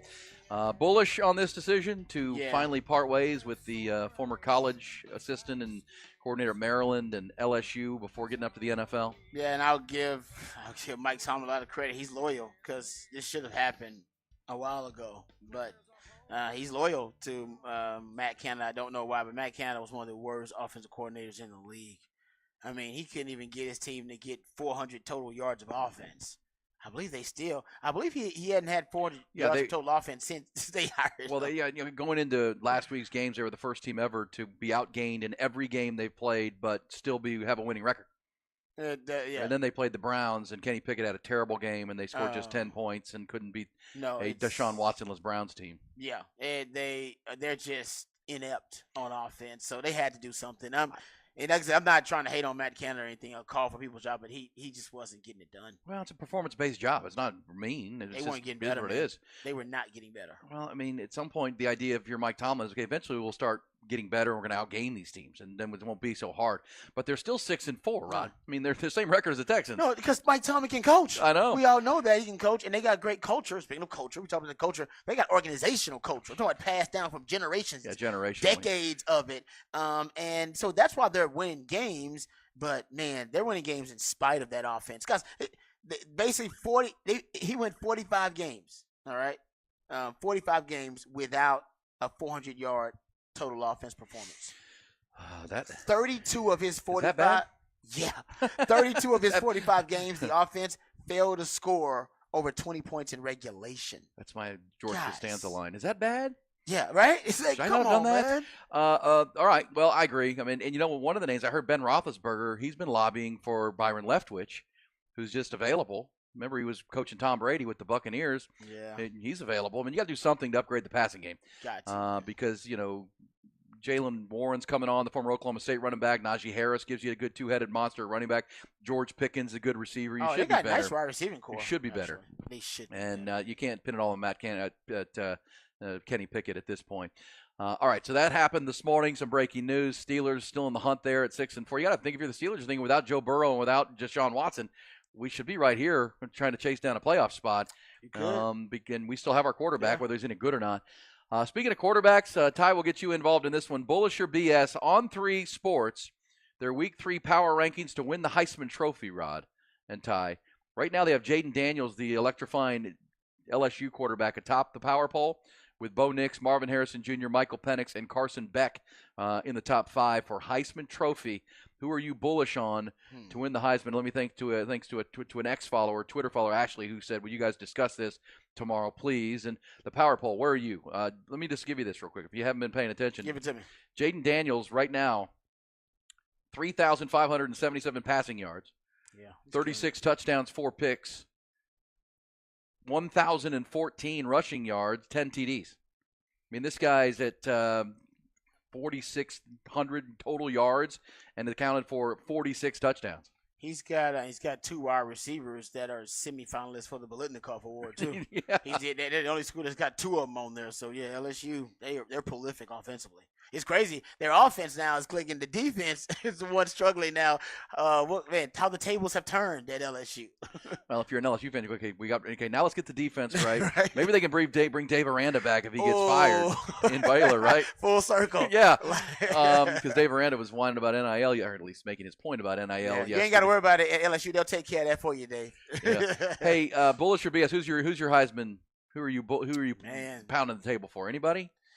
It's hard to pound the table for anybody because you got to be winning games. LSU, I don't know if they got enough wins, and Jay Nance got spectacular stats, but usually associate that with winning. I think, Michael Penix Jr. is probably still one of the front runners, but I know people like Bo Nix, but I think Michael Penix Jr. might be because he's finding a way to win in dramatic fashion.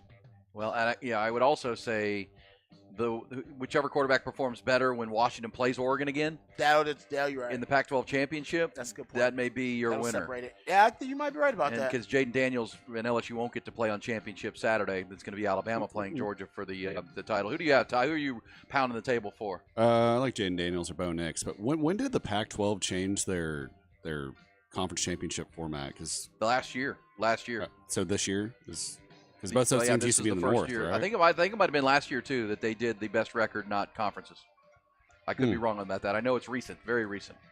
Missed that. Much like so Jaden Daniels, it's hard to overlook the numbers. He's still got games to play here to put up more numbers. We'll play it. Maybe we'll get to it in Who Said That. There's a very unique story about Jaden Daniels' development that I think is now the NFL's paying attention to him because people are comparing him to Lamar Jackson. Yeah, and there's a really unique story to it, and I think it's worth us discussing. So we'll get into that maybe when Who Said That. Who said that? I'd also say that he has a chance with one in their finale against the Aggies.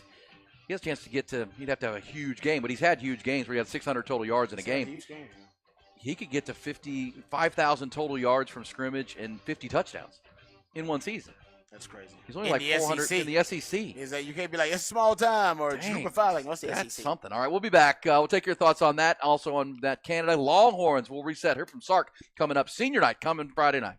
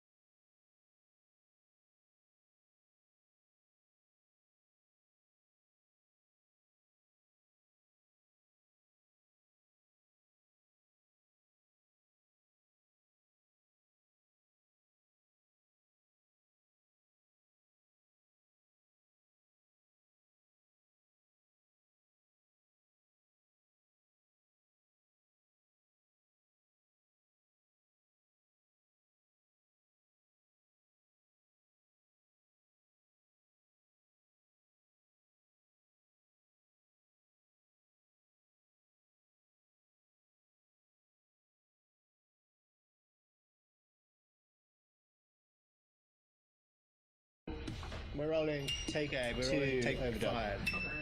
Double dub.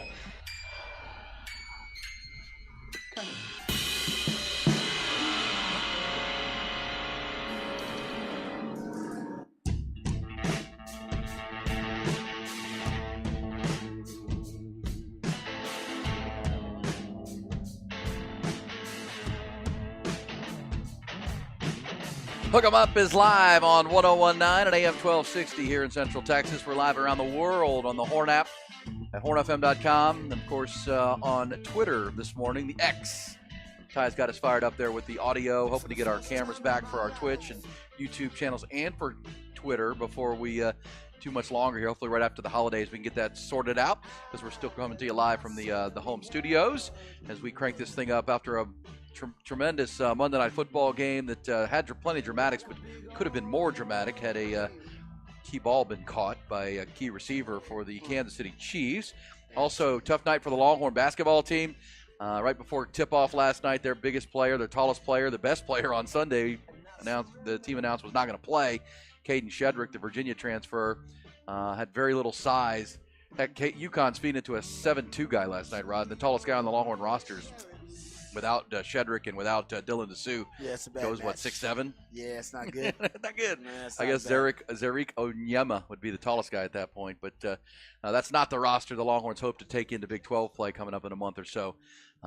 They'd like to be a little taller, a little more big. But they did fight, and Dylan Mitchell had a game that I think people will pay attention to in a game effort against the defending national champions. So you had the Eagles against the defending Super Bowl champions. You had the Longhorns against the defending national champions. And both. Well, Eagles got revenge. Longhorns came up a little bit short. Hey, by the way, on that, we're talking about the Heisman Trophy before the break, because we're getting to that time of year, championship Saturday, rivalry Saturday, and then the awards season. Jaden Daniels, the leader according to On3 Sports, but T'Vondre Sweat, 9th on that list. How about that? That's how highly On3 Sports thinks of. In terms of power rankings, is he the highest ranked defensive player on that list? Oh, yeah.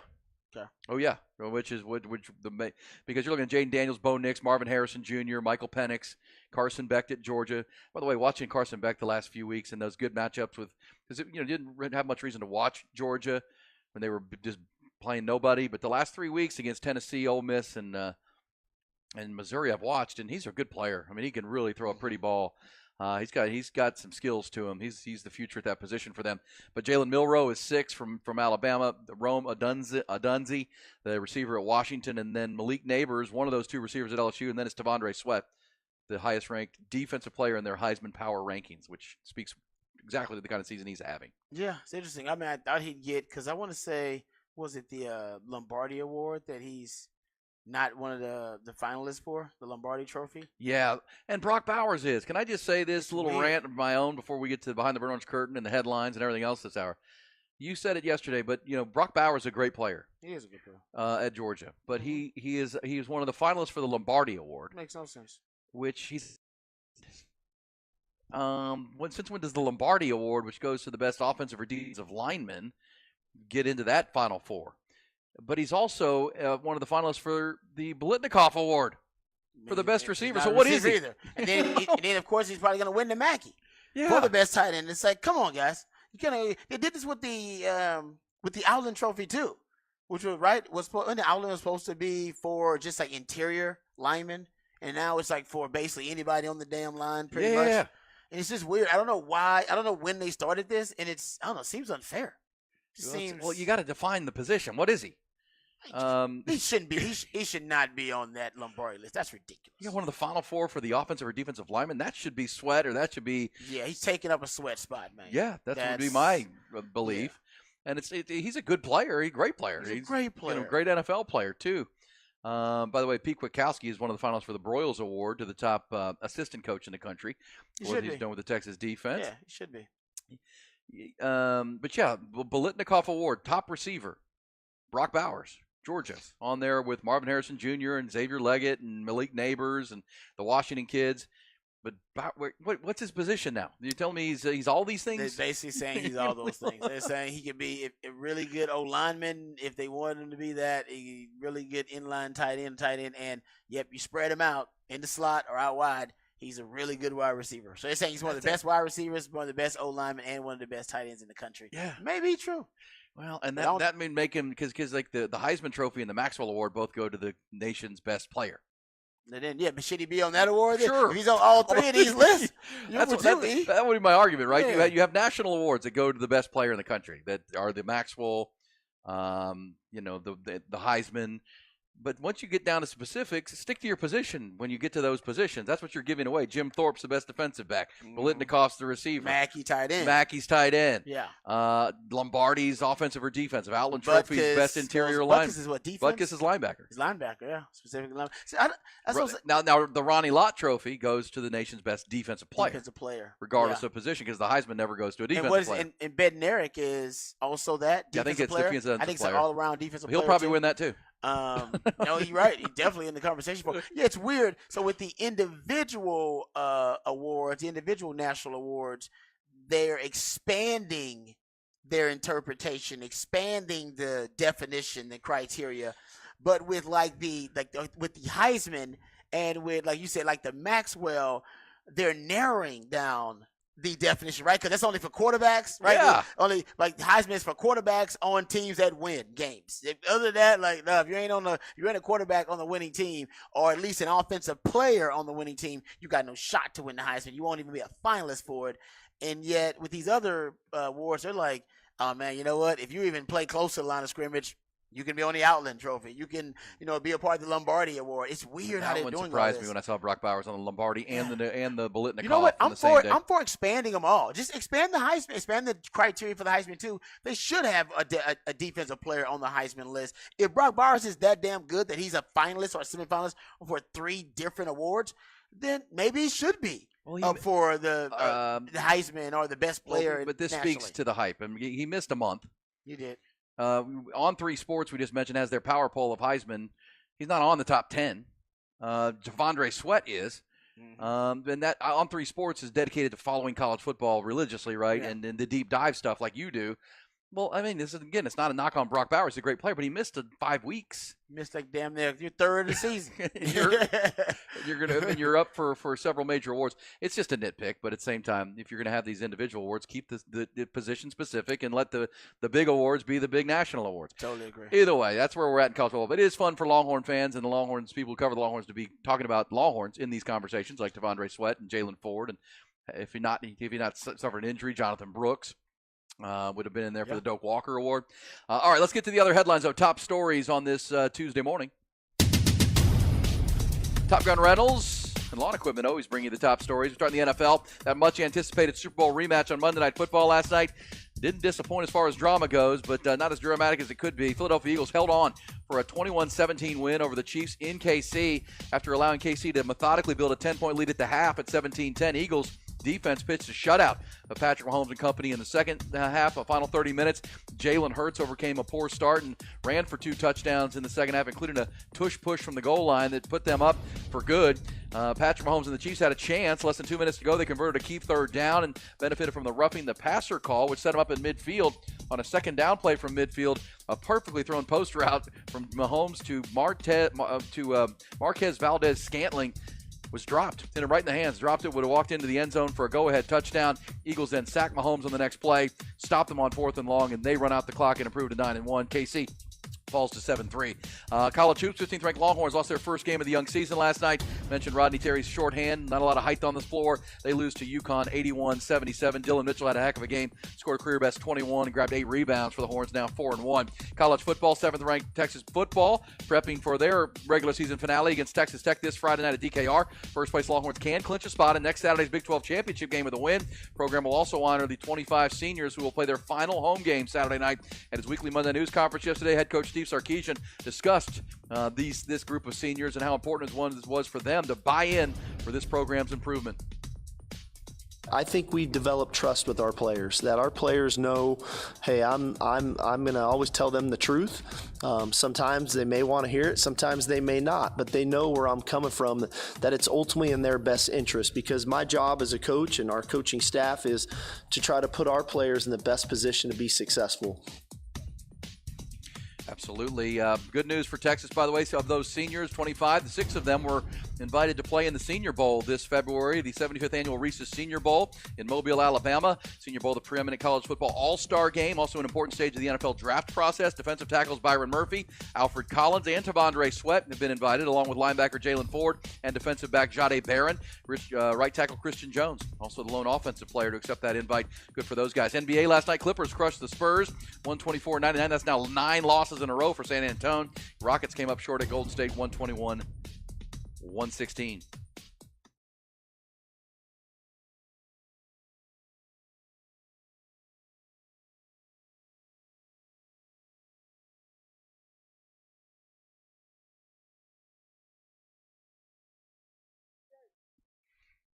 Yeah, still can't believe the Chiefs Come on, man. are at the point now where they have the worst wide receiving core arguably in the league, and all people are like, that's crazy. That's not true. What they lead the NFL in drops with 26 of them.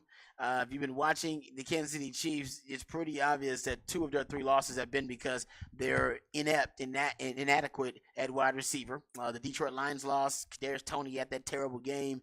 And this loss, we saw Marquez Valdes-Scantling drop a touchdown pass, but they had, I believe it was 4 or 5 drops in that game versus the Eagles. I believe it was 4 or 5 drops just in that game alone. T. Kelsey had one too, but then he caught the first down on the next play. It was a 3rd down He play, did. and I he saw dropped that. it. Yeah. And Mahomes was like, "I'm coming right back to you because Yeah. I trust you. You're my exactly. You're my dog. You're my dog. I trust you." But and I've gone over that stat, numerous times. 7th game this season already where Patrick Mahomes has completed passes to 10 different receivers, at least 10 different receivers. That is not a good thing. He's looking for one of those young wide receivers to step up, and they haven't. And I think the Chiefs thought at one point, you know what, one of these young guys, they'll get consistent, and they still might. One of those young guys may step up and become the go-to receiver. We know Travis Kelce is his go-to guy, but I'm talking about the wide receiver room. You may get one of those young guys to step up, but right now it is not happening. And if I had to guess, if there was a flaw that could hold them back from making another Super Bowl run, this would be it. Well, because it may cost them home field advantage, and you've talked about Patrick Mahomes not having to play road playoff games in the AFC. Never done it always goes through Arrowhead, and because they've so dominated that division. But, these 3 losses, they lost to Detroit to start the year because of drop balls. And remember Kadarius Toney playing volleyball, setting up a pick 6, which was a critical play. This game here could have been won. I was just bumming because if he catches that ball, which, come on, Scantling, you're making $10 million to play a receiver in the NFL, catch the ball. He walks into the end zone, but there was still like a minute and some change on the clock. So the Eagles would have had the ball, chance to see if they go get a field goal, tie it. I mean, I was waiting for that. That was going to be we look forward to this game, and thought we were going to get that kind of finish. Anyway, either way, you're right about their fatal flaw. But again, if it costs you home field, well, now you're trying to go through Baltimore, which is a tough place to play. MT Bank Stadium, maybe going to Jacksonville on the playoffs in the road, or Houston. It's almost hard for me to even say Houston. I just want to choke myself. But you may have to play Houston, for crying out loud, who's sitting at 6-4 and have a big showdown game this weekend. That's it's a flaw without a doubt. And it's we talk about the Longhorns and their red zone woes this year. You're this far into the season, kind of is what it is. At this point, and it could get better. But man, these 3 losses, the Broncos game, which a lot of people missed, there were a lot of drop balls in that game. I remember that one, but I remember a drop touch that hurt in that game too. And that was a close game with the Denver Broncos. By the way, 21% of his incompletions have been drops this year, guys. Let that soak in. Yeah, that's over 20%. 21% of them have been drops. And this isn't high school football. This is professional football. Go ahead there, Tom. I know this wouldn't fix anything right now, but if I was in the Chiefs front office, I would trade like 3 first-round picks and try to get Marvin Harrison Jr. in this upcoming draft. Imagine how lethal that would be. I mean, trade 3 first-round picks, trade up, get that guy. I mean, you'd have 10+ years of that connection going on. KC. You might be able to get it for less than that, but because somebody in the top 5 is not going to want a quarterback, and they may take something like that, right? Because the quarterback's going to go off the board come April. Somebody's not going to need one, and maybe they would do that if the Chiefs. But I mean, it's almost like I don't want to arm the Chiefs like that because Marvin Harrison Jr. is a walk-in star in the NFL. People compare him to Megatron as far as the most impactful receiver, just at his height, his route running, his ball skills. He's Marvin Harrison's kid, and he's taller than Marvin was. But Ty's right. I mean, we talked about this with Brett Veach yesterday. right? He's done a marvelous job of overhauling and rebuilding like entire position groups in just one offseason. Did it with the O-line after they lost to the Bucs in the Super Bowl. Did it with the secondary most recently, and it's been amazing, right? They play more dime coverage than most teams in the NFL. They're top 5. They play a lot of bump and run coverage. They use a lot of those young DBs they brought in, and they have a top 5 defense now. And the offensive line, I think, is pretty damn good. They need to and so Todd's right. They need to emphasize rebuilding that wide receiving core with the quickness, through free agency and obviously through the draft too. How about this little stat? Justin Watson had 11 targets last night. Here are the other wide receivers with 11 targets this week. Tyreek Hill had 11 targets. Amon-Ra St. Brown had 11 targets.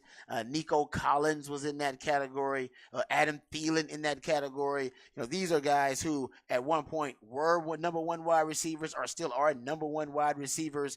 And then Justin Watson, one of these things is not like the other. This guy's not a true number 1 wide receiver, and the Chiefs need it. Now, they could go the Tom Brady route and maybe never really have a true number 1 wide receiver, but I think Tom Brady's wide receiving core has been better than this wide receiving core that right now Patrick Mahomes they don't have a Wes Welker or Danny Amendola or Julian Edelman. Yeah, the Edelman kind of player, like the go-to. I mean, they have Kelsey, but Brady also had Gronk. So it's well, then you need that other guy, and whether you can find him or, as you said, try to trade up, because you have some decent young receivers. You got a really great young secondary, and offensive line is pretty good, and you got Mahomes. So, and good stable young running backs, Isaiah Pacheco and Clyde Edwards-Helaire is still there. They may want to focus on trying to go up and get a really elite receiver. I don't disagree with that. Because you have a quarterback, you traded away Tyreek Hill to save money.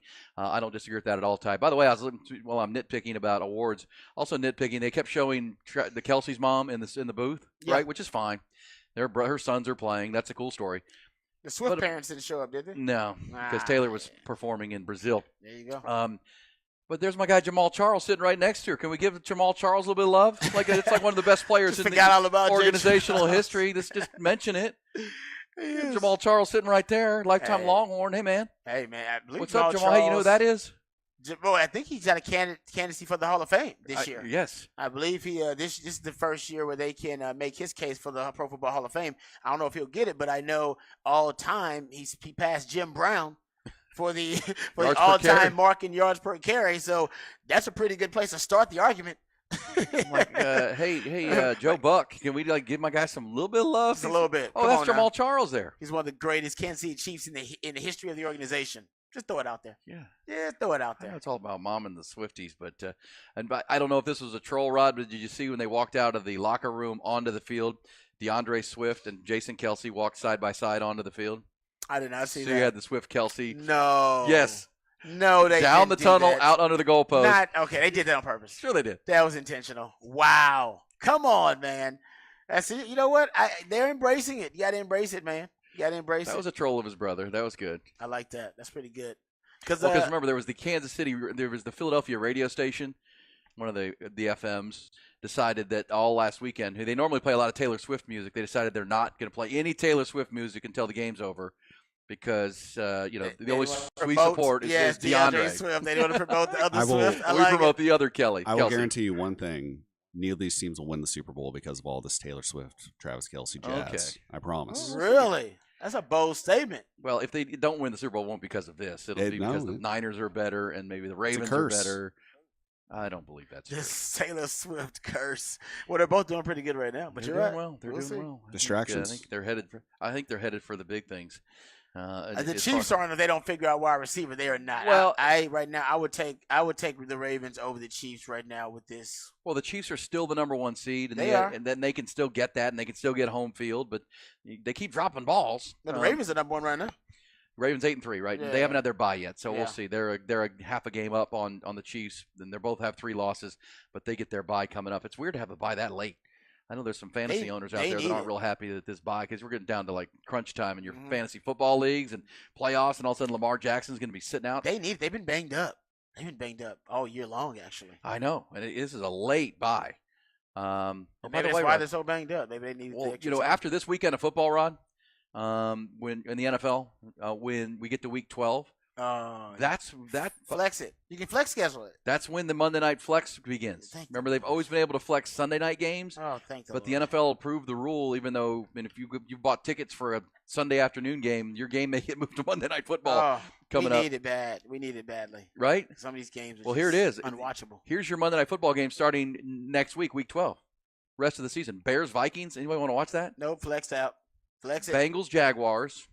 Good game. That's a good game. Even without Joe Burrow. No, flex me. Joe flex Burrow. you? Flex me, man. Flex me. There'll be something better. Flex me. There's a doubleheader on the 14th, because the week 14 because that's Christmas. Titans, Dolphins. Oh, Will Levis. And Young Buck. Packers, Giants. Flex me. Flex me. Flex me. Flex me on that one. Chiefs, Patriots, Week 15. Flex me. Flex me. They won't because Mahomes is playing and Taylor Swift might show up. Still. Ravens, Niners, Week 16. Do not flex me. Lions, Cowboys, Week 17. No flex. That is sexy. 16 and 17. That is sexy. That's a sexy. Yeah, I like that. That's good. But sexy matchups. so this week now, after Sunday's games, Week 11 will wrap up, and when Monday Night Football, then we can start flexing Monday night games. Yeah, I'm thinking Bears, Vikings, out. No, I don't want to watch Josh Dobbs against Justin Fields. I don't want to watch that. Sorry, it's a nice story, but Bengals, Jaguars. If Burrow's healthy, probably.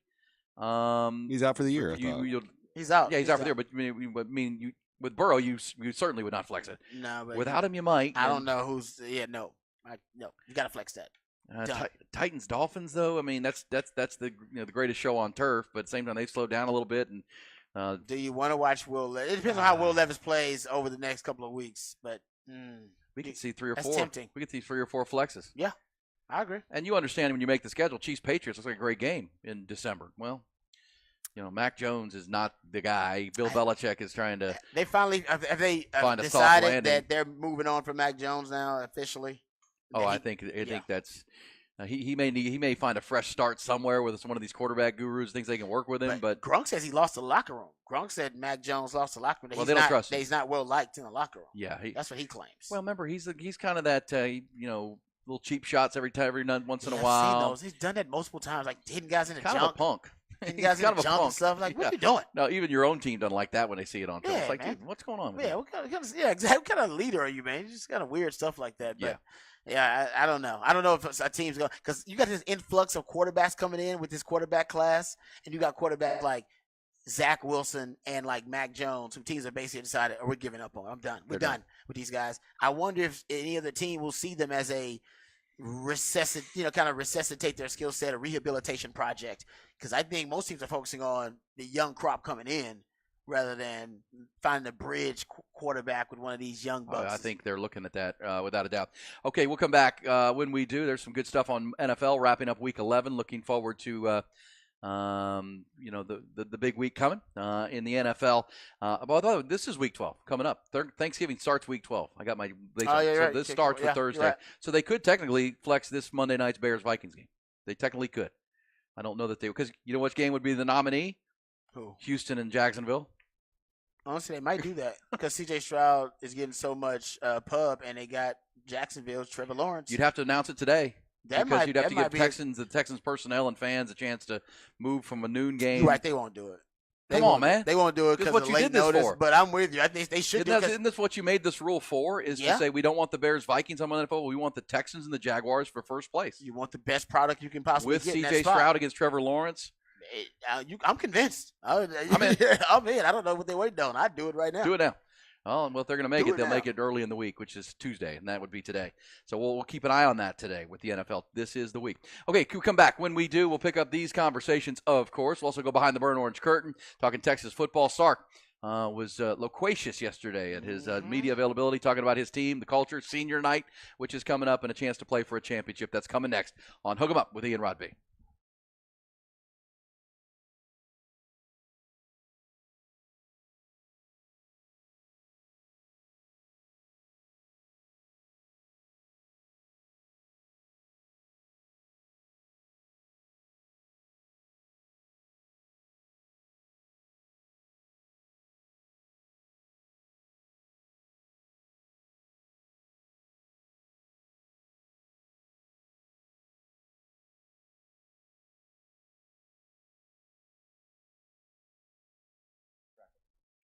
Hey, what's up, folks? Lifetime Longhorn Rod Babers here. Traffic is probably the only bad thing about the city of Austin. It's the only ugly thing about the city of Austin. Other than that, it is a beautiful city. And one of the reasons for that beauty is the skilled craftsmanship of Ironworkers Local 482. They've been helping shape Greater Austin for a long time, since 1935, and you see the labors of their love all over this great city in iconic, exquisite landmarks like DKR Stadium and the Pennybacker Bridge. And as the city continues to grow and thrive, so does Ironworkers Local 482. They don't go to the office. They're the ones who actually build the office. So if you're looking for an exciting new career, maybe you're frustrated with your work choices. Maybe you want a new career path. Maybe you want something new, something challenging. Maybe you want to feel valued by your employer. You can become a valued member of Ironworkers Local 482 and accept the challenge of becoming the best version of yourself while helping shape Austin's economic development. Right now, they're hiring over 3,000 people for a huge project right here in Central Texas, and you can become a member of Ironworkers Local 482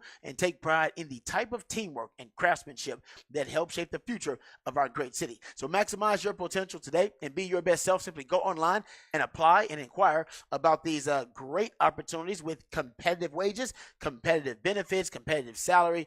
Check them out at ironworkers482.org. That's ironworkers482.org.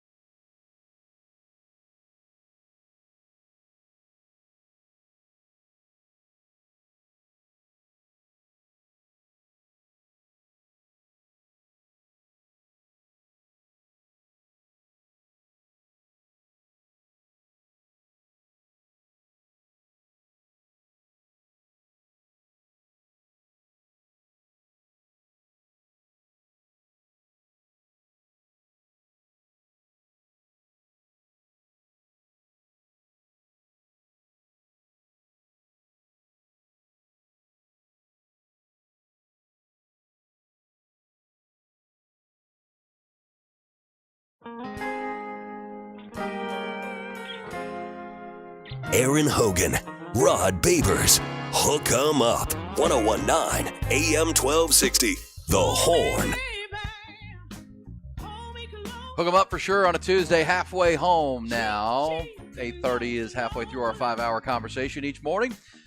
Starting after Thanksgiving, we have a great segment here called At the Turn, brought to you by Callahan's General Store, because if you're a golfer, you know you're 9 holes out, 9 holes in. This would be the turn, and we will make the turn. We'll hit the behind the burnt orange curtain coming up. Excited to have Callahan's coming on back with us. My buddy Charlie Wilson and the team out there, Callahan's General Store, rejoining the conversation, and we'll be telling stories of some great golf courses in Austin, Texas through the winter into the spring golf season. Hey, Rod, the The push is on. Write your congressman, call your political representatives, or call Roger Goodell. We do need the Jacksonville-Houston game to move to Monday night. We're going to start pushing for that. Get it done, man. Get it done. Use the power of social media. Let's do it. It's officially, you made a rule.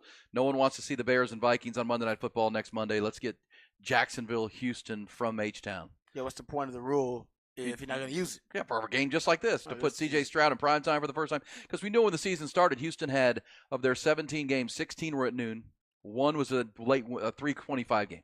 That's it. Which is fine. They don't earn that. But so far, being 6-4 with wins over the Steelers, Jags, and the comeback win at Cincinnati, and C.J. Stroud in the MVP race. Yeah, they've earned the right to play, and they're an entertaining brand of football too. It's not like they're not competitive. I mean, this is a division on the line. Yeah, come on. So I'm assuming Joe Buck and Troy Aikman would prefer to call that game than the Bears Vikings. It's brutal. With Josh Dobbs, a cool story. It is a cool Justin story. Fields back for the Bears, but something tells me they won't, but they should. Also, Longhorns are going to play 6:30 Friday night. We know that, Rod.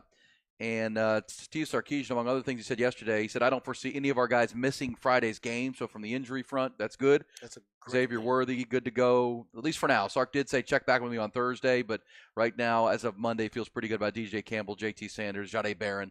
And because Jahdae Barron was there at the media availability yesterday talking. So, yeah, that's a good thing. Also, Brett Yormark will be at the game. Of course, he who made the controversial comments openly rooting for Texas Tech this summer in Lubbock. Sark did have a high road comment about Brett Yormark yesterday, which maybe we can play, but he will be there. And, we talked a lot yesterday, people complaining about the Big 12.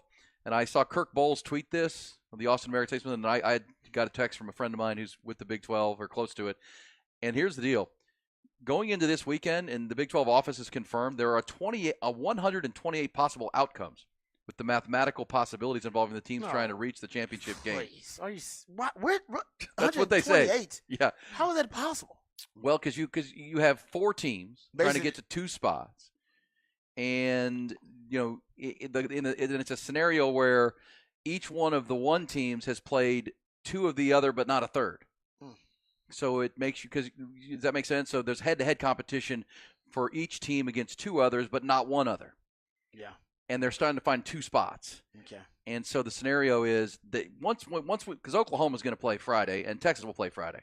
Once those games are in the books, they'll be able to tell a lot more clear what's going on as far as, because that'll settle it, and those teams will get to Longhorns get to 9-1, Oklahoma will get to 8-2. Or the Longhorns could fall to 8-2, and that makes the crazy scenario where you have 4 8-2 teams. Yeah, that would be crazy. But I don't see that happening.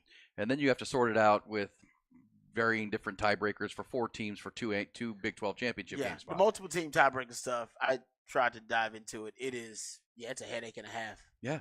Well, because you almost have to do, because they don't have a 4-team tiebreaker rule that's in the rule book. Mm-hmm. They have a 3-team tiebreaker rule. That is clear, but you almost have to two separate. I don't know. It's a weird deal how it's playing out. So for the Longhorns, win the damn game. Just win, baby. Just win. Davis, just win, baby. And Rod's going to tell us and hear from Sark on how they're going to find a way to win it. Let's go behind the burnt orange curtain. And they were all asking themselves the same question. What is behind that curtain?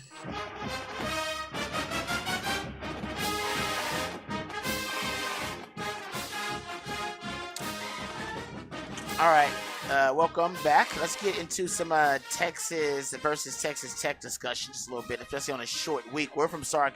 He does give an update, but he talked about a lot of kind of in-depth macro topics at the media availability. As my man E mentioned, he was very long-winded, was in a mood to talk. So he talked about a lot of different things. But first, let's hear about him talking about the Texas Tech game and the upcoming matchup. He spoke about how Texas Tech has shifted their offensive philosophy, and they've become a more run-centric team. Yes, still an air raid team, but they've become a run-centric team. More so out of circumstance than anything else, right? Out of necessity. They had a lot of injuries at quarterback, offensive line had pass protection issues, and Taj Brooks is their best offensive weapon. As a matter of fact, Sark was asked about Taj Brooks, the running back from Texas Tech, and here's what Sark had to say. Well, yeah, great contact balance. Taj Brooks, the first guy has a hard time getting him down, and it's not always because of the elusiveness. It's his ability to absorb blows and stay on his feet and then continue to break tackles, get hard yards. they're a physical running football team. I think naturally you think of Tech, and if you're not watching them, they're running the ball.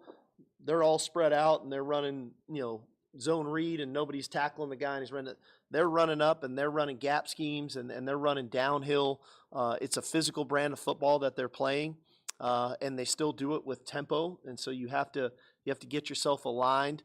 But I do think there's been definitely a shift, philosophical shift, that Joey has implemented to that team that is the physical brand of football offensively, that is playing to their defense. They've got a very good defense. And so those two things working together has shifted. They're not playing 48, 45 games and each team's running 100 plays. They beat Kansas 16-13 a couple weeks ago. They beat UCF 24-23, but they're winning games with that philosophy and that style. And so you have to adjust accordingly. But it all goes back to their ability to run the ball with Tosh, and he's a heck of a player. I mean, they are running the football. I mean, these are the numbers for Tech running the football since the Baylor game. So 6-game sample size here. 42, 30, 43, 42, 44, 29. So essentially they've run the ball at least 40 times in 4 of the last 6 games. Yeah, and by the way, they're not running it all that successfully. They're basically in those games. Just talking about, if you go look at it, they're averaging over 4 yards per rush in 3 of those games. That was it. That's 3 of the last 6 games. They've averaged over 4 yards. They've averaged 6.5 yards per rush versus UCF. A little over 3 yards per rush. Under 3.5 yards per rush versus TCU and Kansas. 3. It looks like they were at 3, right at 3.5 yards per rush versus BYU. It's not a dominant running attack. I think it's kind of just helps them control the game a little bit, and it lets them funnel usage to their best offensive weapon, which is Tosh Brooks. But like I said, they're not a dominant running team. K-State was a top 5 running team in the country when they came in here with dual threat quarterbacks and a competent run game and a better offensive line. Way better offensive line. And Texas shut them down, and they had their worst rushing output in a game since 2014. That's the K-State. K-State's easily the second most physical team in the Big 12. Way more physical than Texas Tech. And you just held Iowa State on the road to 9 total rushing yards, and that's a team that wants to run the football too. Iowa State's just as good at running the football. They don't have a Tosh Brooks, but in terms of overall team effectiveness, in terms of running the football, they're probably just as effective as Texas Tech is.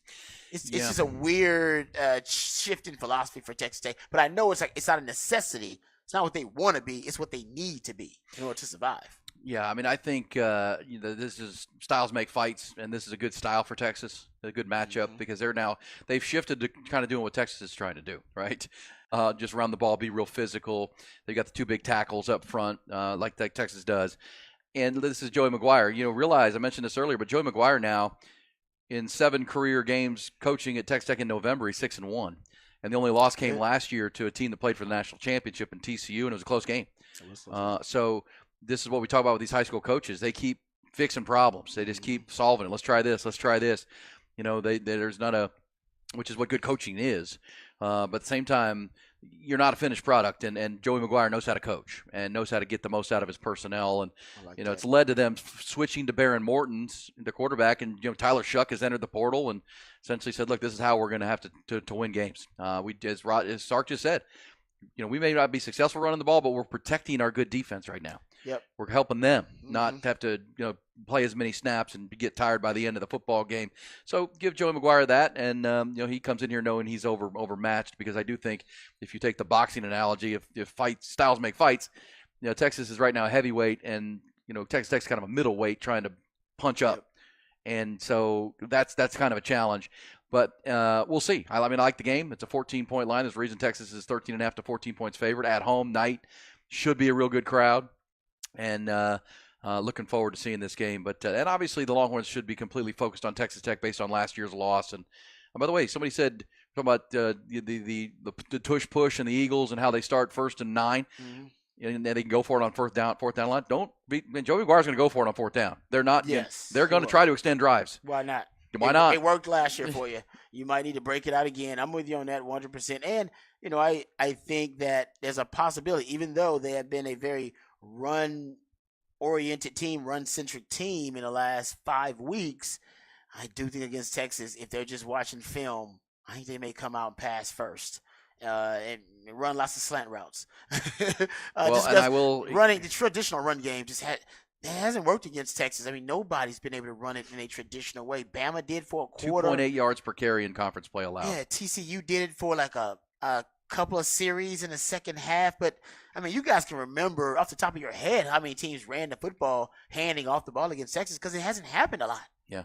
So, I think they're going to throw it. I think they're going to come out. Not throw it a lot.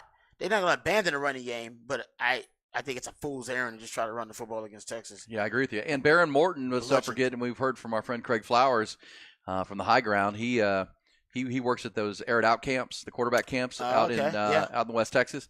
And Baron Morton's he's a disciple of that, the aired out camp. So he knows the air raid. He can throw it. He can spin the rock, and they've got some decent receivers. They may have to alter their attack here, having gotten to this point, won 3 games in a row. Maybe knowing against a heavyweight, you're going to have to maybe go back to some of the older stuff if you're going to move the football in this game. And I would say too that Joey McGuire's familiar with a lot of the players on this roster because he was coaching high school football when in the Metroplex, a lot of these guys were coming through. And when he got to Baylor, he talked about yesterday at his news conference how he recruited Byron Murphy. Because Dallas was his territory. He came to Baylor from Cedar Hill, so he recruited the Metroplex when he got to Baylor. All those guys. So he knows a lot of this. He knows this personnel, and he likes it. He thinks they're really good, but doesn't mean you can beat them. I mean, he knows them. He's familiar with the players. There's even a report that he reached out and communicated with Sark after Sark's win. Yeah. K-State. Yeah, after Alabama. He texted him after the Alabama win and the K-State win. It was both of the wins. Yeah, congratulated him. Which I thought was kind of weird that he reached out to him after that. Very good for him, though. He texted Coach Sarkisian. Yeah. Ty, can we play? I know, Rod. Can we play Can we play Sark's thought on Brett Yormark while we were talking about him? In here behind the burnt orange curtain, just for folks so they can hear. This is Sark taking the high road on the Brett Yormark conversation, which a lot of people are going to talk about this week. The comments he made at the booster function last summer will be played quite a bit between now and kickoff. Here was Sark yesterday when asked about the commissioner's comments. There was nothing to smooth over. For me, we've been on this kick here for months now. This whole situation, us leaving the Big 12, our players didn't choose to leave the Big 12, right? They came to play for the University of Texas. What conference we're in, that's not what our players. They're just choosing to put on the burnt orange and white and run out of the tunnel.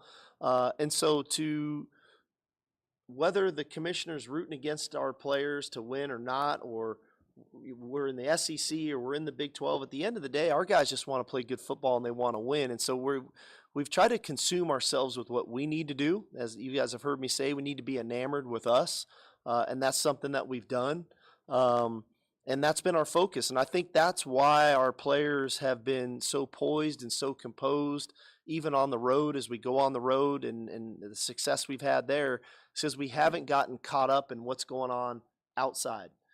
We've really tried to quiet the noise. We've really tried to stay focused on one another and how we can continue to support one another. And so, for the commissioner, we've had plenty of conversations, and he is coming. I got a chance to see him. He was in Ames Saturday night. He'll be here Friday. And I'm hopefully we put on a heck of a show for him. That's what I want. He's a commissioner of our conference, and I'm hopeful that when he watches us play, he's proud of the way that we play and representing the Big 12, because that's the conference we're in right now. Yeah, there's the high road. Classy. Yeah, it was a classy comment from Sark.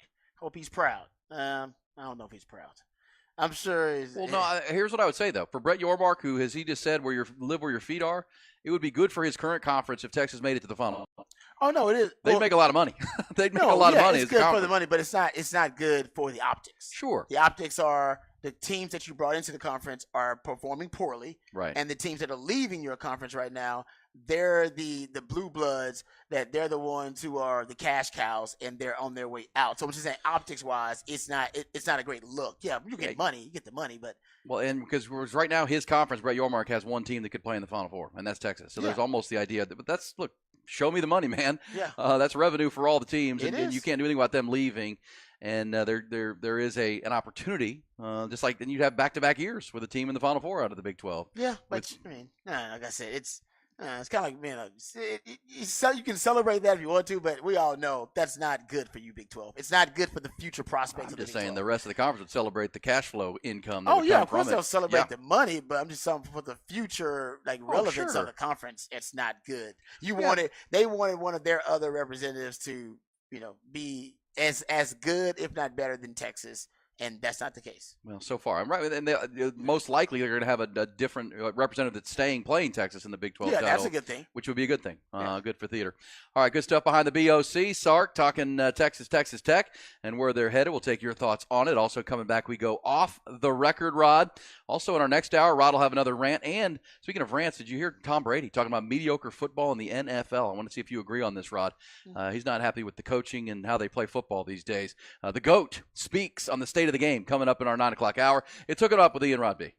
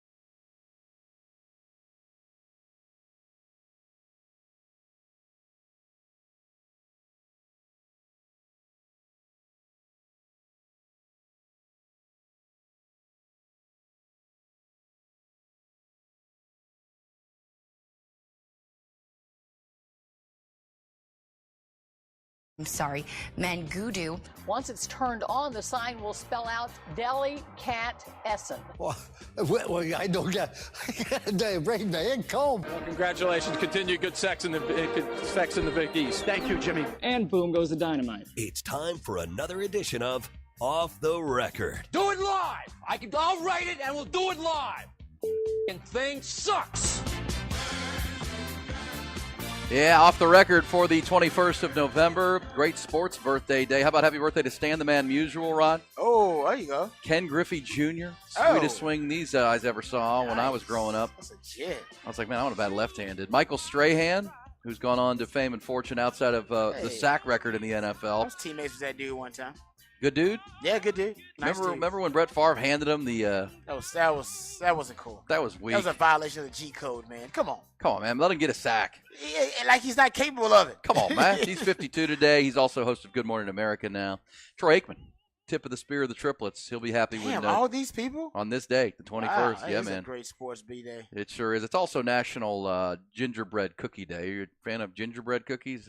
No. I used to like to decorate them when I was a kid. I just like because you could eat the icing while you're decorating. Yes, That was I'm not always fun. opposed to. I mean, who hates a gingerbread cookie? But it's definitely not one of my favorite. No, cookies. it's only around the holidays. Yeah, it's one of those. Plus, they things. smell good. I'm not a holiday cookie guy anyway. Yeah, I'm a cake guy. What about those little Cakes. sugar cookies? I don't like. Nah, I'm not a cookie or a pie guy. Remember I told you I'm basically anti-pie, and I'm not pro-cookie. Like I'm not like people love like Tiff treats and all this kind of stuff. I do. I appreciate how well made their cookies are. Trust me, I do. But I'm not a big cookie guy. Like I don't go crazy for cookies. I go crazy for cakes and cupcakes. I'm one of them people. Cakes and cupcakes will. Yeah, not pies and cookies though. It's not really my thing. Well, I can tell you this: if you're ever, because I'm not a real sweets guy. I love sweets. Recently, you know the restaurant downtown called La Condesa? Oh yeah, my buddy Rick Trevino and the I've been team. there multiple times. Yes, Great nice place, right? Yeah, great place. Rick's a great listener of our show. Big fan. We love him. I love La Condesa. Well, they have, if you go to their brunch or even whenever, you could, like specifically their brunch, which is a real good one. They're right there by City Hall, essentially, right behind the ACL Live at the Moody Theater, the W Hotel.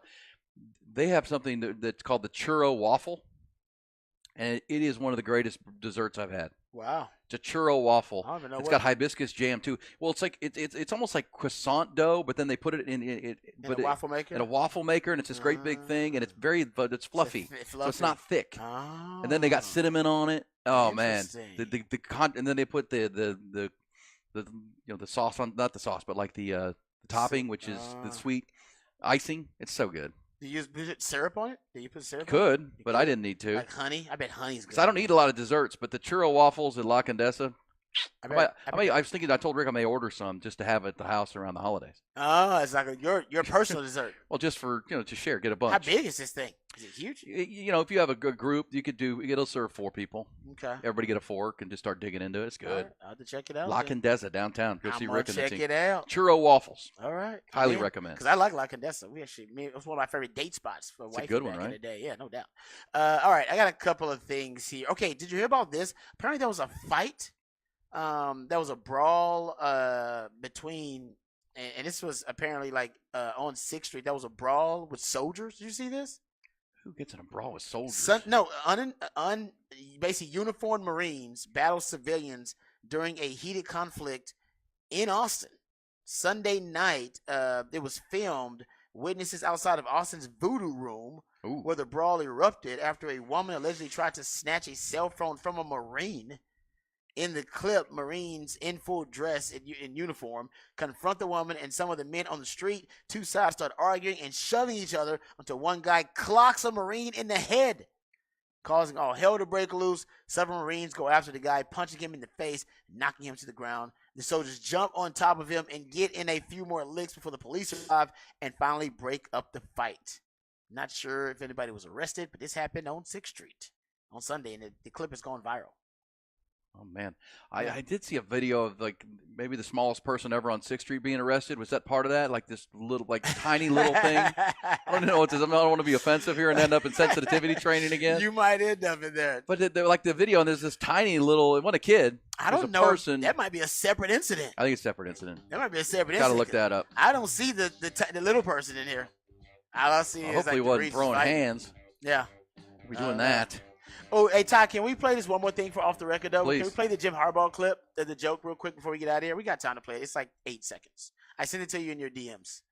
It's it's really funny because he mentioned it earlier, the joke that he dropped, that he got from Ted Lasso, basically, about how his locker room is still they're in one piece. They're complete and they're still whole after a lot of these distractions and allegations have tried to fracture that locker room.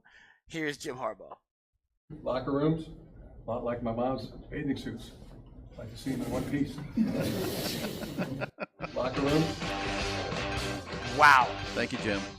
First of all, I don't want to be thinking about my mom in any bathing suit, one piece, two piece, and I'm mad at Jim Harbaugh now for forcing all of us, before we see our moms, all right, during the holidays, to have that potentially in our head as a visual, all right? Nobody want, even if your mom is hot, you don't want to think about your mom in a bathing suit. No. Never. Mom, wear shorts and a shirt out there, all right? Nobody want to see that. All right, you don't see moms like that. Much I see it, now even think about it. I don't want it in my head. I don't want to see it. So, Jim Harbaugh, you know what? I'm upset with you for putting that visual in everybody's head. We'll be back. We roll on hour 3 in the books. 2 to go on Hook 'em Up on a Tuesday.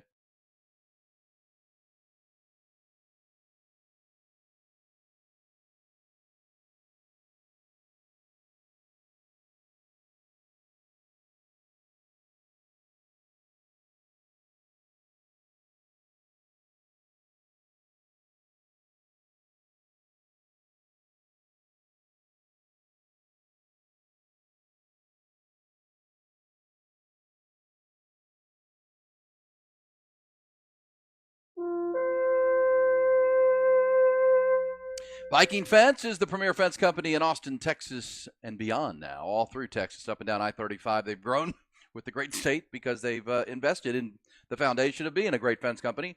Excuse me. Get a cup of water there. Viking Fence does it all, and they have for 50-plus years, 1972. I'm going to celebrate a birthday early next month, so that's my age. We'll both be 51, Viking Fence and yours truly. I know what that's like to be getting my age, but you know what we say, the older the violin, the sweeter the music when you're dealing with a Viking Fence. They do it all in half for 51 years. Excuse me. The best, since I just drank a little water and went down wrong. We'll do this later. We'll come back. There's your Viking Fence. When you think fence in Austin, Texas, think Viking here and beyond at VikingFence.com.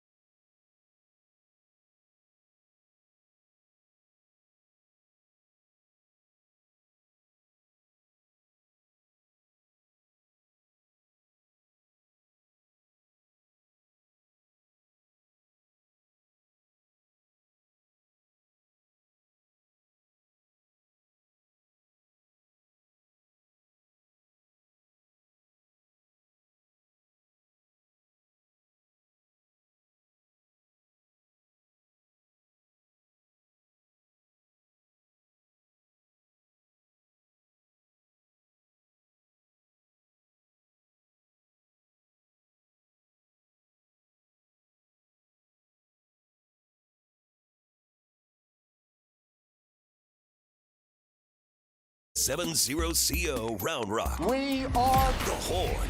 The Horn. Guests on The Horn appear courtesy of the Vaqueros Cafe and Cantina Hotline. Vaqueros now delivers and offers curbside pickup. For info on placing your lunch or dinner order, visit vaqueroscafe.com. Hook 'em up with E and Rod P. Brought to you by Bud Light on The Horn. You people are too much on the text line. It's Hook 'em Up with E and Rod B on this Thanksgiving week, short week. This will be our second and then our final show tomorrow of the week. Of course, we will be off on Thursday morning and Friday morning, but on Friday we'll be working, Rod. We're going to be getting ready for the Texas pregame. That's right. We won't do the morning show Friday. We won't do Hook 'em Up, but we will be down at Mockingbird Saloon ahead of the game. Get ready for the 6:30 kickoff on senior night with 25 Longhorns to be honored and some of the big names that have helped build this program, been through the tough times, and now the chance to finish with a championship potentially. That's who will be honored. And senior night's always emotional and special. Should be a great crowd. Should be a lot of fun. And Sark said it's only their second home night game of the year. They had the what was the other home night game? I'm trying to think of the schedule. Home night was Man, you're right Wyoming. about that, I guess. Wyoming. Yeah, way back. Ugh. Yeah, that's been a bit. That was And weird. remember when they did the that's the only time they got to do the drone show and all the pyrotechnics and everything that everybody was so fired up about. You're right about that. So I'm assuming more of that will be coming with, Well, especially with senior night, last Yes. game at home. Yeah. and I'm sure, and they've had a while to plan for because that was way back in September when they played Wyoming. They've played night games on the road, obviously, but not at home. Just the one against the Wyoming Cowboys. Good job, Ty. Yeah, you folks on the text line, we were talking about off the record, 6th Street brawl, but I also mentioned the little person that got arrested on 6th Street and several people. I saw that. 4 of you said that was Kyler Murray. And That was one not of you Kyler said, Murray. and one of you said that's Jose Altuve. That's not. Those guys are way taller than this dude that was This arrested. dude was like 4 foot. Yeah, like he was really short. Like I know y'all are joking, but that dude was really. And I wonder what was the offense? What was the charge? I don't know. I just saw like a TikTok video, or Instagram video. I wonder Somebody what the got their charge. phone It out. had to be like disorderly conduct. Maybe like what could he have been doing down there? Punch to the junk. So I'm saying, like, what could this smaller individual been doing that got him arrested? Who knows? Drugs. He wasn't fighting. Drugs. You know, I guess drugs, yeah. Or a headbutt to the junk. No, just trying to. I mean, I don't know. That's weird. You're right. Just saying. He was very small. I mean, he literally his head came to the waist, like the top of his head. The junk came to the waist, or the case came to the waist of the officer. And the officer wasn't like really. Like, he wasn't tall. He's or just anything walking up. him through 6th Street. Average height guy. Yes, yeah, that's crazy. Yeah, he was obviously a little person, and not I sure would what like- the offense was. Isn't that that's public? That's like You public. can find knowledge. his name. You can find it. Yeah, well, yeah, you're right. I don't know his name of the little dude. I was gonna say maybe you can If tell he from ended up getting arrested and booked. Yeah, maybe they didn't book him. Well, I don't know. I think it was just hard because he was so small. He was handcuffed. I don't know if the handcuffs would fit though. No, I'm not saying That's that true. to be True mean. point. Yeah, he was really small though. He was his very small. Wrists weren't very Like big. he was the size of like a child. Yeah. Yeah. But he was an adult. He was an adult. Yeah, I'm not being mean. I'm not No, trying to you're be not at all. insensitive here. I don't It's want an to go observation. to We're just seeing yeah. video, you know? He was. See the video, you react to the video. Like we watched the football game last night. That happened. We're talking about Chiefs can't catch. Chiefs cannot catch. Rod B might be able to catch better than some of these Chiefs receivers, and I had terrible hands, as y'all all know. Yeah, you would have. Yeah, they might want to move some of these corners. This Trent Man. McDuffie guy, let him play receiver for a Dude, while. Deron Bland, Oh man, way better hands hands. than the Chiefs wide receiving core. Also, Longhorn basketball team goes down at Madison Square Garden. Fought their guts out after getting out. It was a tough start. They got down 16 within the first 10 minutes of the basketball game. Caden Shedrick didn't play. They didn't have any size with Dylan DeSue out as well. But they battled back and made it a 6-point game. But that's a tough nut. We talked about that. The line was only 6 games, Rod, or 6 points going into the game. And that if you're Ty over there and you do the Sex Panther pick of the night, UConn would have been. You realize last night's win for them, UConn, who are the defending national champs, was their 22nd consecutive win by double digits or more against a non-conference opponent. Yeah, that's pretty impressive. No, that was easy. And money. now you don't. Now Caden Shedrick, who led you to your win on Sunday with 27 points, now he's not playing because they precautionary, but he may have re-aggravated that shoulder that they're hoping to rehab. They're going to have to be careful with him all year. And this was, you got your win, you played in the championship, but why risk this? It's a bigger picture for Caden. Yeah, no, I totally agree with you on that. But yeah, I remember I brought it up yesterday. I was like, 6 points. That's all. That's all the line was at the time. I was like, man, seems like that line may be a little too low considering what we had just seen from Texas offensively. Texas did play better than I thought. Still end up losing by double digits to UConn. Dylan Mitchell was probably the big storyline for Texas, though. If you want to pull out the bright spots, reasons to be optimistic. Career high and game high in 21 points. He was 9 of 12 from the field, so 75% field goal percentage from the field. He also had 8 rebounds. 4 of those were offensive rebounds, 2 blocks. He had a steal. 2 blocks were also a team high. He was active. He had. I mean, that was if he starts playing like that more consistently, and obviously he's not gonna get that performance every time, but something in that realm. Not only is he gonna be a huge difference maker, an impact player for Longhorns, but NBA scouts are gonna like what they see if he keeps playing like that. Yeah. By the way, text line. Oh no. Somebody said I heard he was being a little disorderly. Okay. Wow. Somebody said that guy's bound for small claims court. Okay. What are y'all doing? Bring it in. There you go. Nice little one-liners. It's too easy.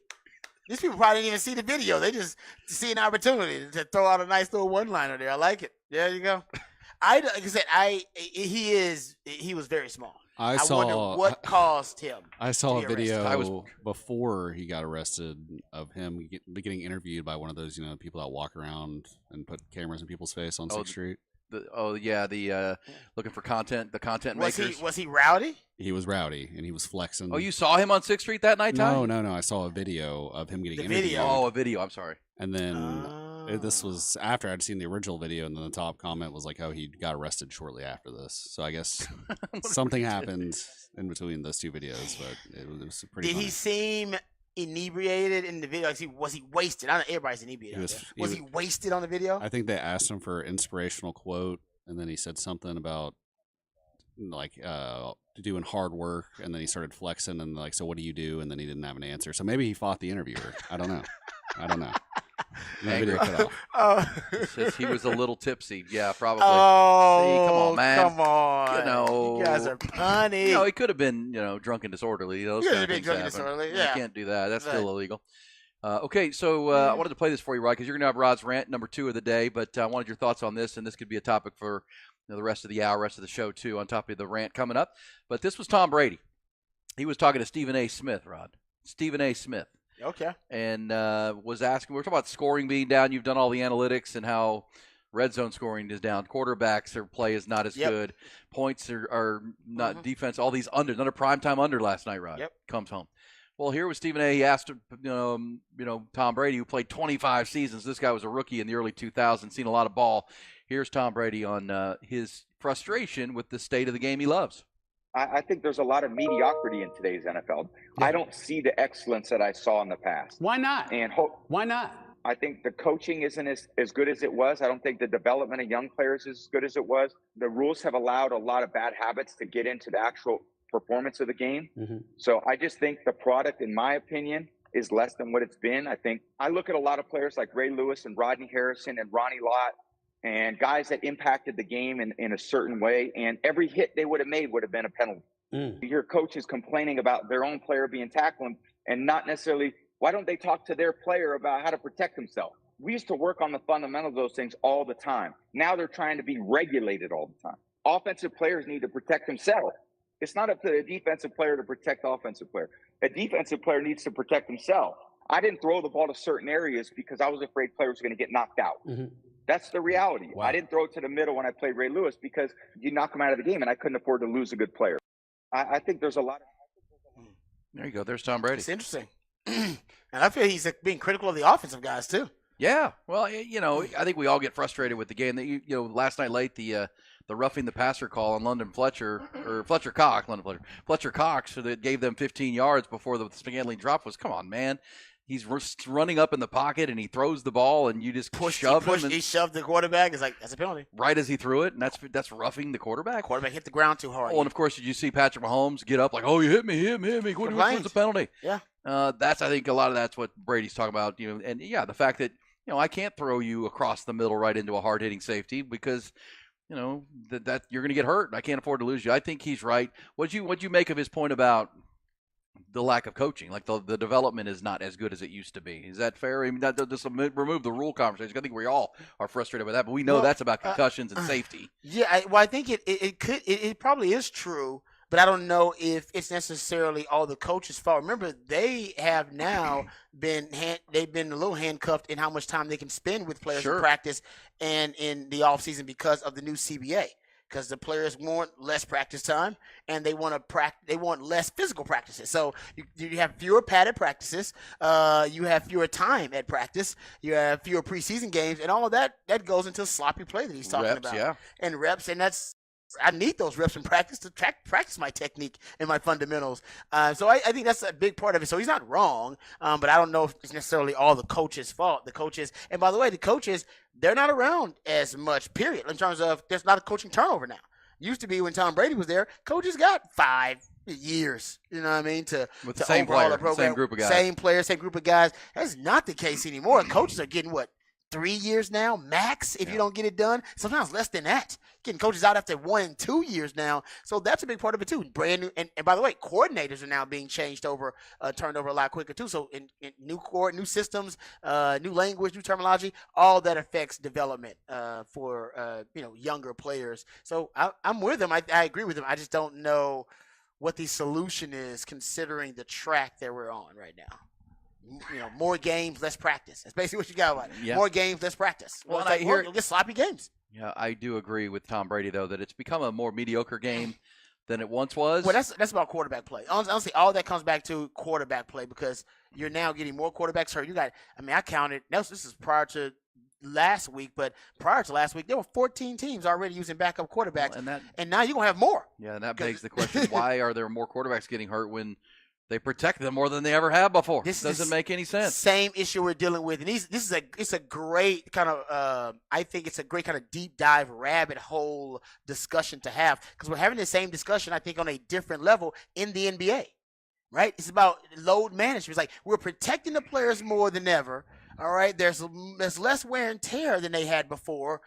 And they're still getting hurt at a higher rate. The rate's like, that doesn't make any sense. No. We're protecting them more. They're less wear and tear. That's what load management is all about in the NBA, and yet they're getting hurt at a higher rate. We're seeing this now with quarterbacks in the NFL. Saw it last year with quarterbacks in the NFL, and we're seeing it this year. It's like, so we're protecting them more than ever before, and yet they're still getting hurt. And now this may come back to offensive line play and what I mentioned earlier. If you're having fewer padded practices, right, and you're having fewer reps and less physical practices, well, where are the linemen getting the work in, E? They're not. They gotta work like a glove. Yes. five fingers exactly. of a hand. And the D linemen are getting more athletic by the day. Ask Georgia. Preach. That's T'Vondre Sweat. That's T'Vondre Sweat. Yeah, you want me to block that guy without reps at practice? Come on, man. And not get called for holding. Thank you. I'm wrestling a bear here. Yeah. Okay, and I can't grab him. So yeah, that's a good conversation. We'll continue that because I'm a baseball guy, so same thing happened. They tried to coddle pitchers and not give them as many innings, and they'd have more injuries. Yeah, it's like, what are we doing? Yeah. Well, I do think there's something to building up that battle armor, man. If you're Tom Brady, you're going to get knocked around. And we talk about C.J. Baxter, the freshman running back, needs to build up that armor, that body armor. You're right. You got to take some hits, and if you're a quarterback, you never get hit. Then all of a sudden you get hit. You're gonna break easier. That'd be my thought. No, I'm with you. I agree with that. You kind of almost callous yourself up a little bit to it.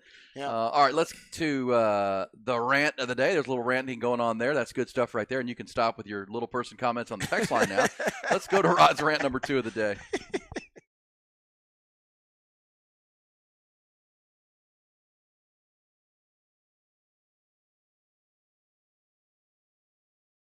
I'm as mad as hell, and I'm not gonna take this anymore! Find out what happens when people stop being polite and start getting real. You ain't keeping it right. My God! Okay, it's happening. Everybody stay calm. Oh, you've done it now. It's time for Rod's rant of the day. Hold on to your butts. All right. We were talking Dallas Cowboys last Rod's rant. We'll get to that. We'll review that rant. I should say that. If you didn't hear it, we'll make sure that it's posted, and you can go check it out at hornfm.com. But I want to switch over to the offensive side of the ball for the Dallas Cowboys. I've been trying to track, all right, the modernization, right, of this Texas Coast offense. Remember, I went on the big rant prior to the bye week about how the Texas Coast offense for the Cowboys just lacked some modern cheat codes, and if they would use more of these modern cheat codes, then the offense would improve exponentially and also get the ball to CeeDee Lamb more. And they did both, right? They started modernizing the offense, and they got the ball to CeeDee Lamb more, and now Dak Prescott is the highest graded quarterback by Pro Football Focus right now in the league. And he was just struggling early on this season, and now he's got the highest grade, by Pro Football Focus, 89.4 overall grade. So let's talk about the modern cheat codes they're now using. And I brought up a few of these, right? Motions, pre-snap motion and shift rate, 3-by-1 formations, right? Trips to one side, single receiver to the other side. Empty formation is another one. Bunch formation. Sark likes bunch, closely clustered groups of receivers that give your receiver a freer release and also force DBs to have to read and react rather than redirect and reroute. So those are just 4. There are a lot more you can use out there, but I keep up with like 4 of them. And I do it with Texas and even tracking the Cowboys prior to the bye week in week 7. The Cowboys were ranked 16th in pre-snap motion and shift rate. All right, they were at a little under 53%, and that had them 16th. Right, so we're right there, middle of the road. Since the bye week, they're above 60%, and they're 11th in pre-snap motion and shift rate. They should be even higher, but that's much improved. You're hovering around the top 10. Prior to the bye week, you look at 3-by-1 sets, trips to one side, single receiver to the side. This is important because the single receiver a lot of the time is CeeDee Lamb now. And why is that important? Well, you force defenses with the way CeeDee Lamb's playing, and he's playing as well as any receiver in the league, right? Right now it's Tyreek Hill, A.J. Brown, and CeeDee Lamb. And after A.J. Brown's performance last night where, I think he had like 1 or 2 catches, CeeDee Lamb right now is trending toward being an all-pro. All right, first team all-pro wide receiver. That's what kind of year he's having right now. So you put him as a single wide receiver. You put trips to the other side, whether it's Jake Ferguson, some combination of Jake Ferguson, Brandon Cooks, or Michael Gallup, Tolbert, whatever. Doesn't matter. You can put Pollard over there too. The point is CeeDee Lamb is a single wide receiver. And the reason that's important now that he's playing like an all-pro is because you force defenses to make a decision. Are you going to double CeeDee Lamb? Which you should. Because right now he can't be covered one-on-one.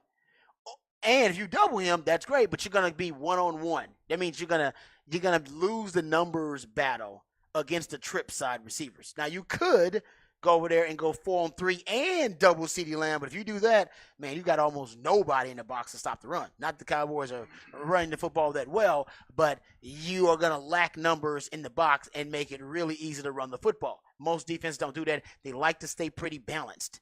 And so with that choice, obviously having to make that choice, most defenses will choose either to win the numbers advantage versus the trip, so you'll go 4-on-3, and then you can go 1-on-1 and roll coverage towards CeeDee Lamb, or you just simply double CeeDee Lamb, and then you take your chances with the 1-on-1 matchup to the trip side. Either way, Cowboys should easily be able to find and manipulate the matchup advantage. That's why you like 3-by-1 sets. Cowboys went from 25th in 3-by-1 sets prior to the bye week with 32%. Now they're at above 38%, nearly 39%, and they're right now 19th. Still not where they need to be, but much improved from being 25th to 19th. If you look at empty formation rate. You guys know I love empty formation. Been talking about it for 2 years now. Cowboys were 26th in empty formation prior to the bye week at 6%.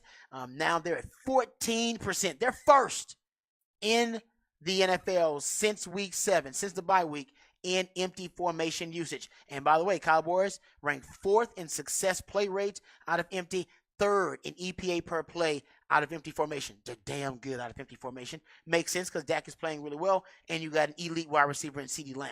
So you look at bunch formation. They went from 25th in bunch formation usage in weeks 1 through 6 prior to the bye week. Post-bye week, they're 13th in bunch formation at 40% bunch formation usage. So they need to continue to improve on these concepts and using these modern cheat codes. But it's clear that in the bye week, they modernized the Texas Coast offense.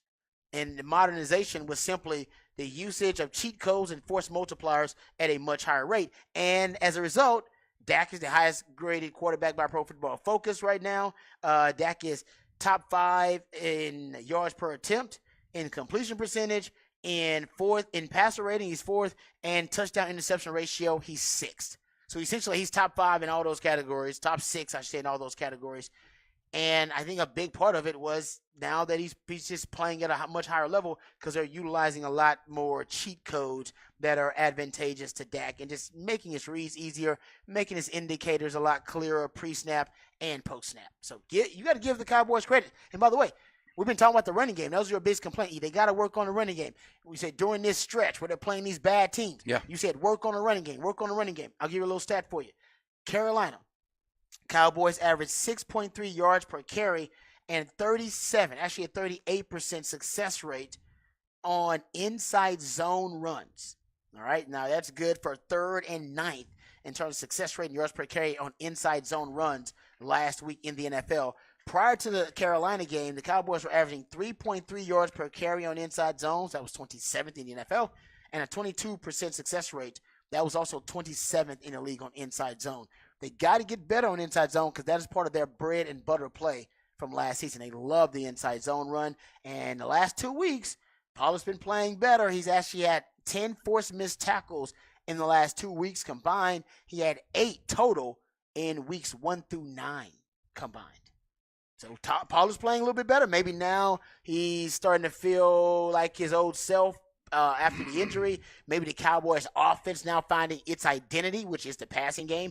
They're passing now to open up the run. Maybe teams are now deciding, we got to stop CeeDee Lamb in this passing game. We can't devote numbers to stop the run. Hell no, we can't stack the box. We'll play with a light box, and then we'll stack the numbers in the passing game. Maybe that's what you're dealing with. Either way, I think the running game might be finding a little bit of light.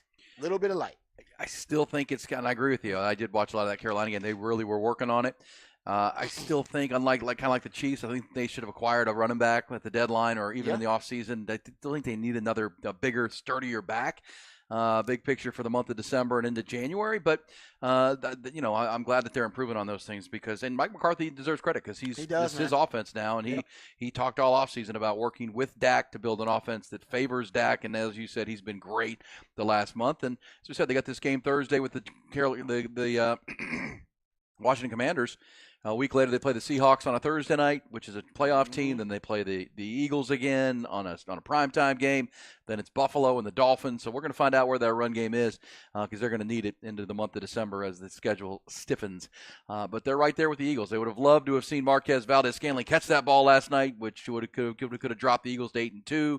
They'd have been a game back. But, control what you can control at this point. That would have been big for them, though. Catch the ball. Somebody who was catching the ball is DaRon Bland.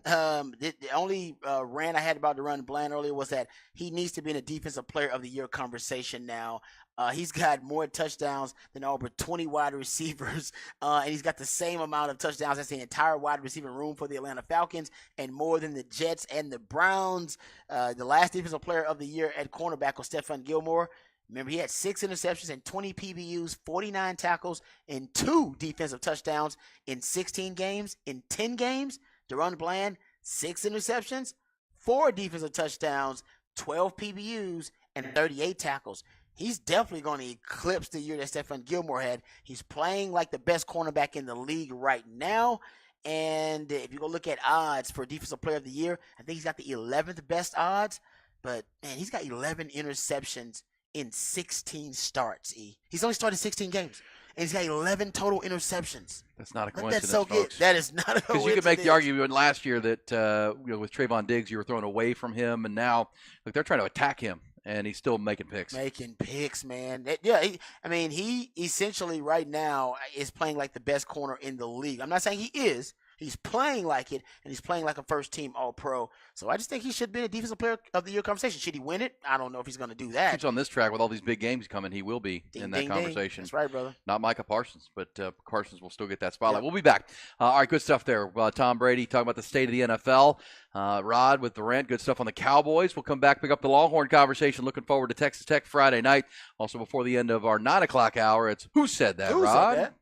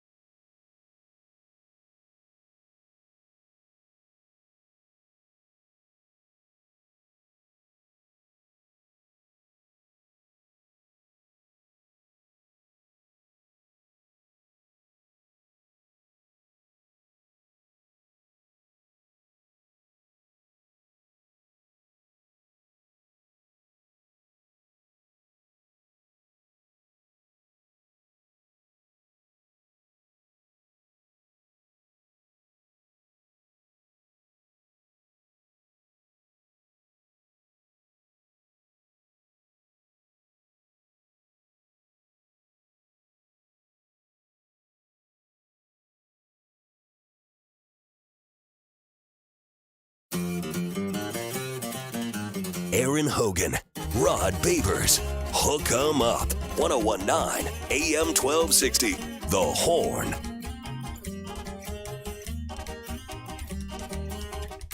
All right, a lot going on. It's a Tuesday, but only 3 morning shows this week, so we're going to jam a lot in. We'll get you ready for, I shouldn't say jam a lot in. We're going to get to a lot here over the next 3 days. You fit 3 days into 5, or 5 shows into 3. Get you ready for the Cowboys' big game on Thursday.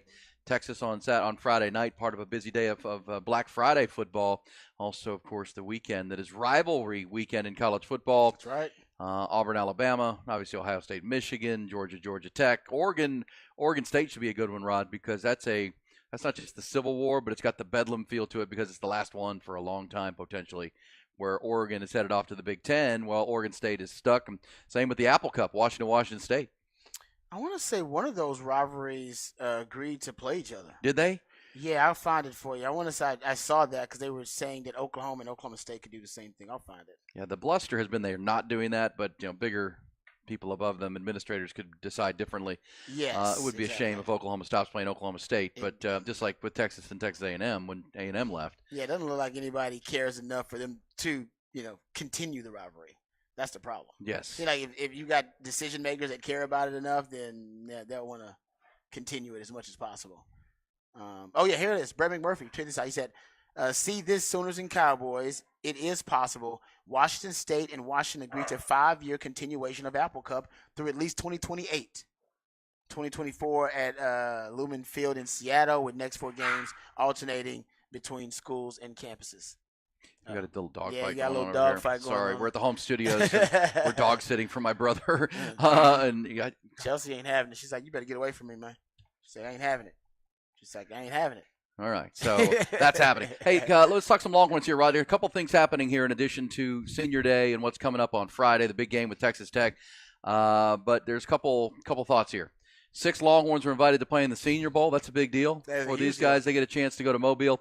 Yeah. You and I need to get a travel budget. We need to go to Mobile. That's where we need to be in early February. That's where all the scouts. That's where all the scouts NFL, and GMs yeah. and Mobile's where it all came to an end for Jerry Jones and Jimmy Johnson over some drinks. Oh, really? Is that what it was, the Senior Bowl? But that was the straw that broke. I mean, Jimmy Johnson openly admits that he heard Jerry say something after a few drinks that really ticked him off. Oh, Jerry. Since we talk about credit and who gets it. He did get tipsy and starts talking too much. He did. That's absolutely true. He's done that before. For Cowboy fans who don't want to know that story, that happened in Mobile at the Senior Bowl. I didn't realize that's where it was and that's really how that turns. That's why we probably need to go to that, because 6 Longhorns are going. We could do shows there, talk to who's who and agents, and it's almost like the combine now in Indianapolis, but it's actually more relaxed because they're there for a week of practices and then they play the actual game, but no one really watches the game. They all there for the practices. Yeah, the guys, they leave when the game happens. And it really is a big part of the draft process, but it's a big part of the NFL offseason because that's where the initial conversations about trades and free agency over some Tito's. You know what I'm saying? You're right. And so it's a who's who event, and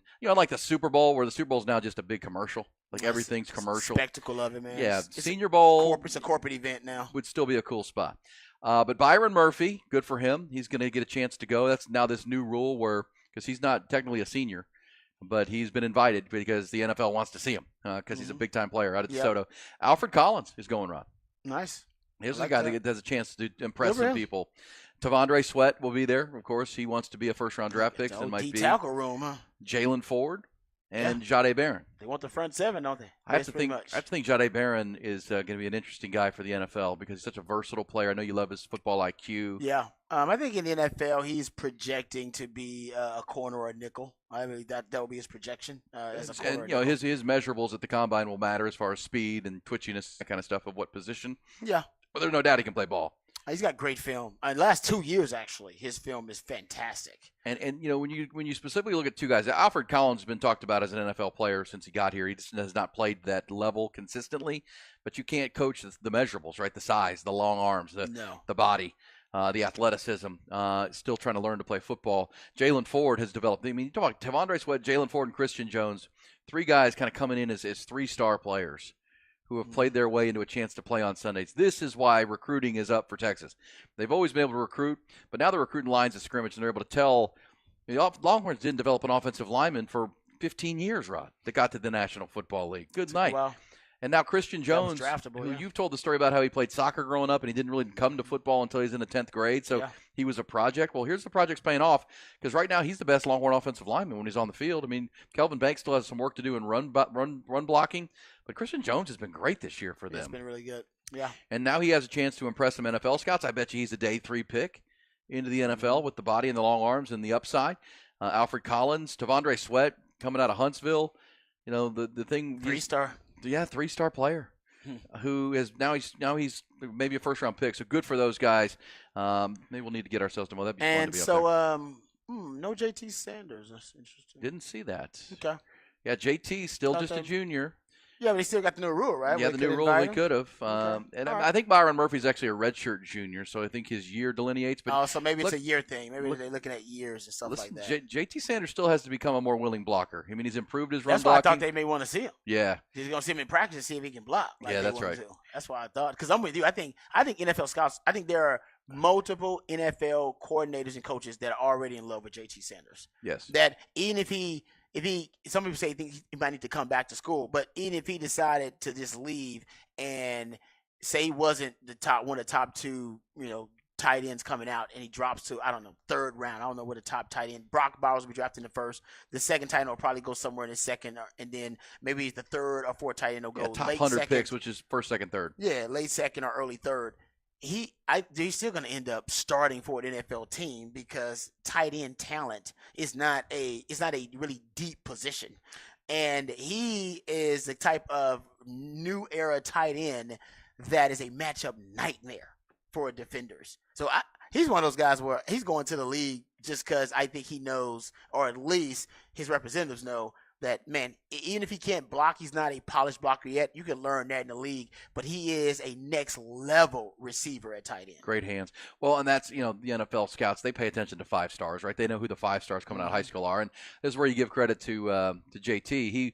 He was willing to learn to play tight end because when he came out of, Denton, what his position was going to be was uncertain. Was he going to be a pass rusher? Was he going to be a tight end? What position was he going to land? I just knew he was a great athlete, and he was willing to kind of redshirt his first year, learn the nuances of tight end, and now he's still a work in progress. But you're right; they'll draft that potential big time if he's in that.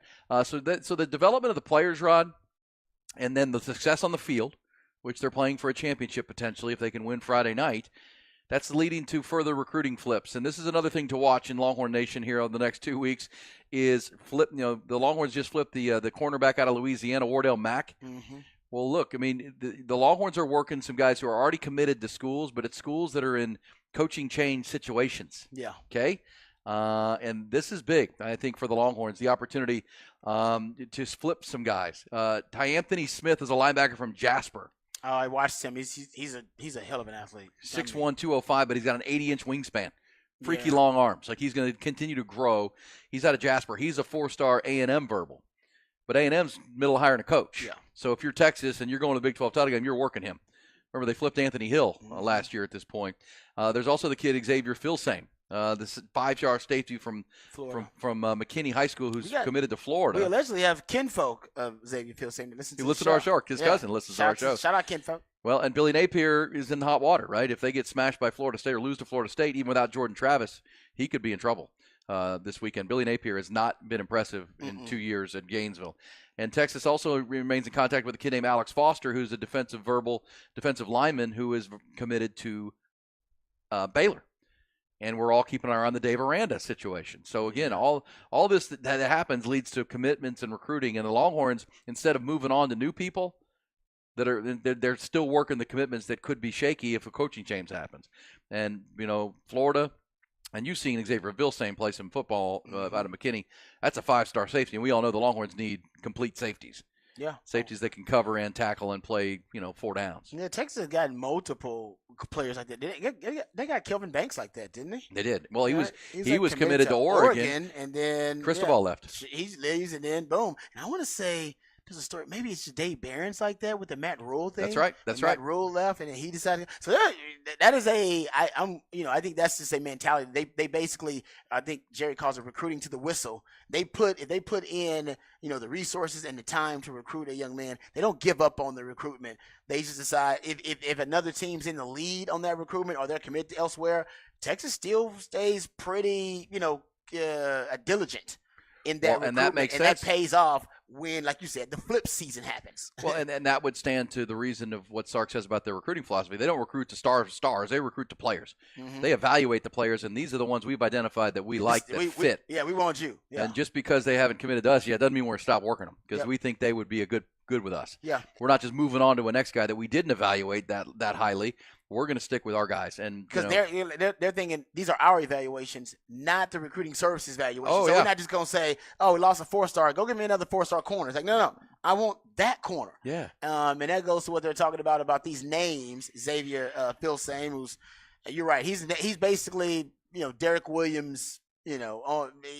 Basically a cornerback like skill set at safety. Yeah. He can straight up with cover. size. Yes, straight up cover. And all you gotta do is add weight and add bulk to him, and the guy basically will turn into a Sunday player at one point. And the Ty Anthony Smith kid, watched him too, and the reason he's interesting is because it kind of reminds me, because linebacker these days has turned into what tight end used to be, where there are no linebackers being developed at the high school level because of the proliferation of the spread. Where are you going to find a true off-ball linebacker at the high school level? You're not, all right? They're going to be athletes that you project to play off-ball linebacker at the college and the pro level. Same thing with tight end. You couldn't find a damn real tight end in the proliferation of high school spread offense. Go to Iowa. Yeah, exactly, right? You go find these athletes, you go, man, that kid, he's a basketball player, but I think you add a couple of pounds to him, teach him the technique, teach him pad level, he's going to be a hell of a tight end. That's what a lot of the tight ends are. Hell, JT Sanders, got on talking about it. That's what a lot of your tight ends are. I think off-ball linebackers becoming that because they're so hard to find ready-made at the high school level. They're just athletes that you project. That's what this kid, Ty Anthony Smith, is. He is Jalen Ford.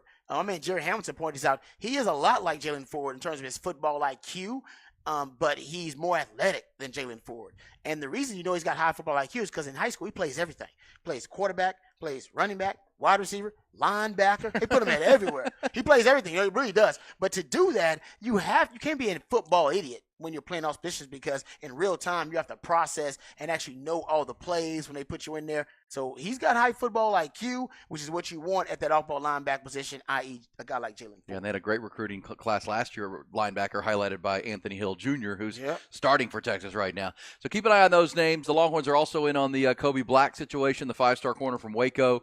That's one they're after. I like him. He's good. Yeah. He's good. But point of that is, with all the coaching changes that are happening and potentially to happen, the Longhorns are not giving up on some guys who are not currently verbally committed to them.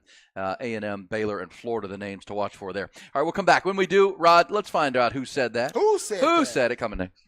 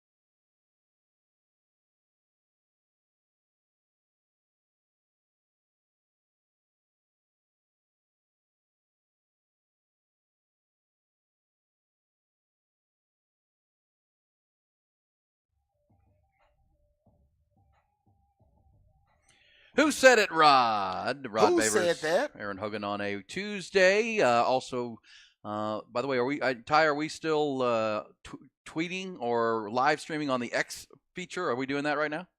I think so. Yeah. All right, for those listening, you can listen on 1019. You can listen on AM 1260 on our Horn app, on the hornfm.com, and on X. If you'd like to find us there, just the audio for right now. We'll get that all set up with cameras just soon enough. But good to have us there. Good to have you finding us and finding out who said that. Rod, what do you have for me, Mr. Babers? All right, Ty, I sent you a bunch of clips. So just dial up one for me and let's play Who Said That? Don't take a job. Hear me now when I say this. This is deep. Where the expectations outweigh the commitment. Like if I want to be in great shape and I work out 1 day a week, okay, you want to be a 10-win team and you're spending at the middle of your conference. Oh yeah, that's Matt Rule. Matt Rule. Mm-hmm. He's giving advice to his assistant coaches, maybe going off to look for other jobs, right? He is. He's definitely. There's definitely some. There's a hidden message here for someone. He's talking to somebody.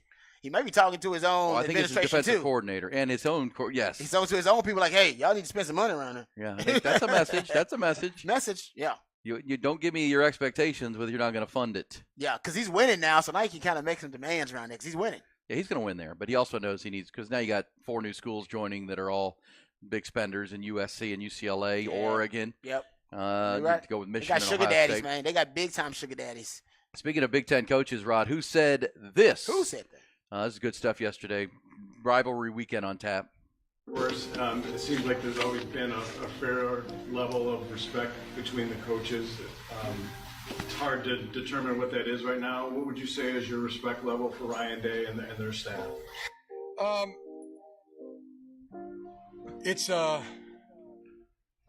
about our preparation for Ohio. The days, the minutes, the hours, everything leading up to this game. That's where our focus is. Preparing ourselves and planning, gonna practice and then execute. So, anything else is irrelevant. When you get into this kind of big game.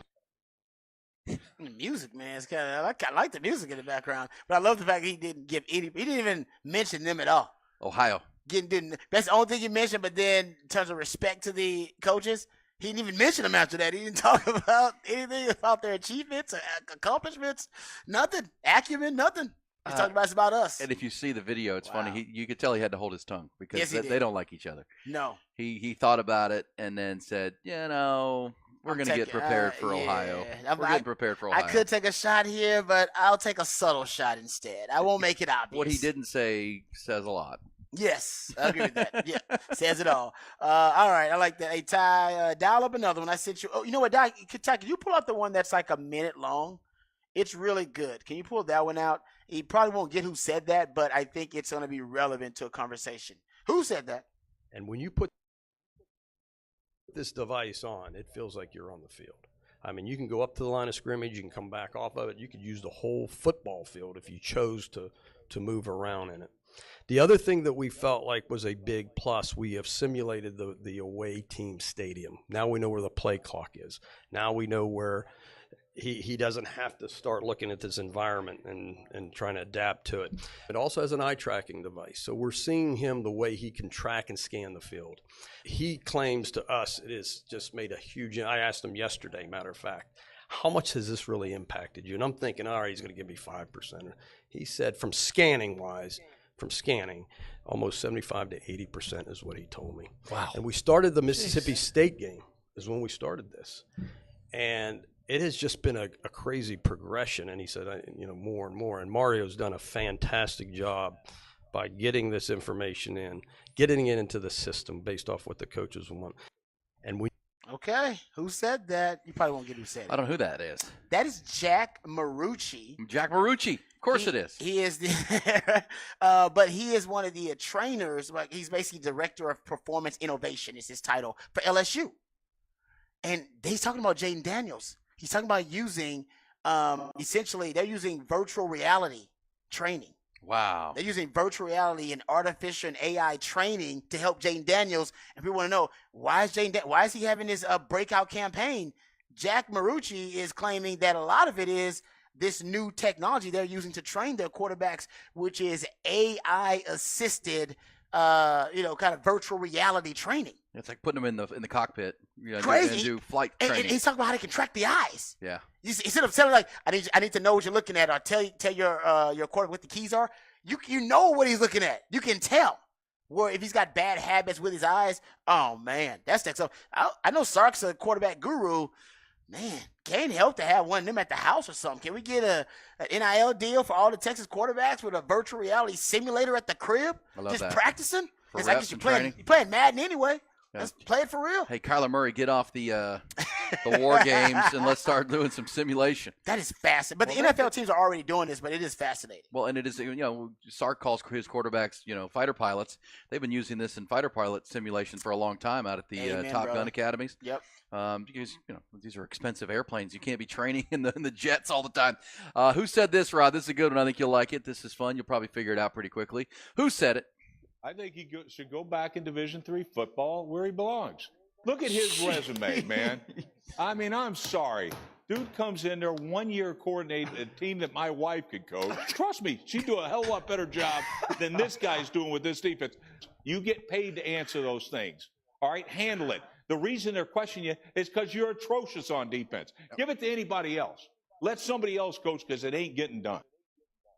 Damn, okay, that's Rex Ryan, right? Yeah. But who is he talking about? Oh, you know. Is that my Brandon Staley? Yep. I don't know how I guessed it. Yeah, okay, because the coaches usually don't go that hard on other coaches. He just told that guy his wife could have coached the Rams to a Super Bowl. Rex Ryan said his wife, like Rex Ryan's wife? Yeah. The one with the sexy feet? Yes. She has very beautiful feet. And said he should go back to Division III football. Whoa. Where he belongs. Damn, Rex. It's a little harsh, ain't it? Going all in. Damn. Well, look, and we talked about it yesterday. Brandon Staley, remember when they came off the bye and they gave up 400 yards to Patrick Mahomes and they couldn't cover Travis Kelce, didn't have a plan for Kelce? How's that possible? I mean, it is Jordan Love just threw for 3 bills. They have spent the second most money on defense over the last 2 years than any other team in the league. So Shameful. All that talent? All that talent. They got a ton of talent. Jordan Love can't throw for 150 yards on people with good defenses. Get 3 bills on you. 3 bills. First, I mean, they were like celebrating at Lambeau Field, man. This is our first since Aaron Rodgers left. We're over 300. We used to live over 300 yards passing with Aaron Rodgers. Oh, all right, we have one fabulous fifth hour coming your way as we roll on. Hook them up with E. Hogan and Rod Babers. Fifth hour, you just never know, right, is how that could go. It's going to get crazy. We will go behind the burnt orange curtain one more time. We will hit some what's popping, talk some Texas basketball coming off the loss last night, but a learning opportunity there for the Texas Longhorns. And, yeah, eyes firmly set on Texas Tech Friday night, the Longhorn regular season finale coming your way. It's Hook 'em Up with Ian Rod B.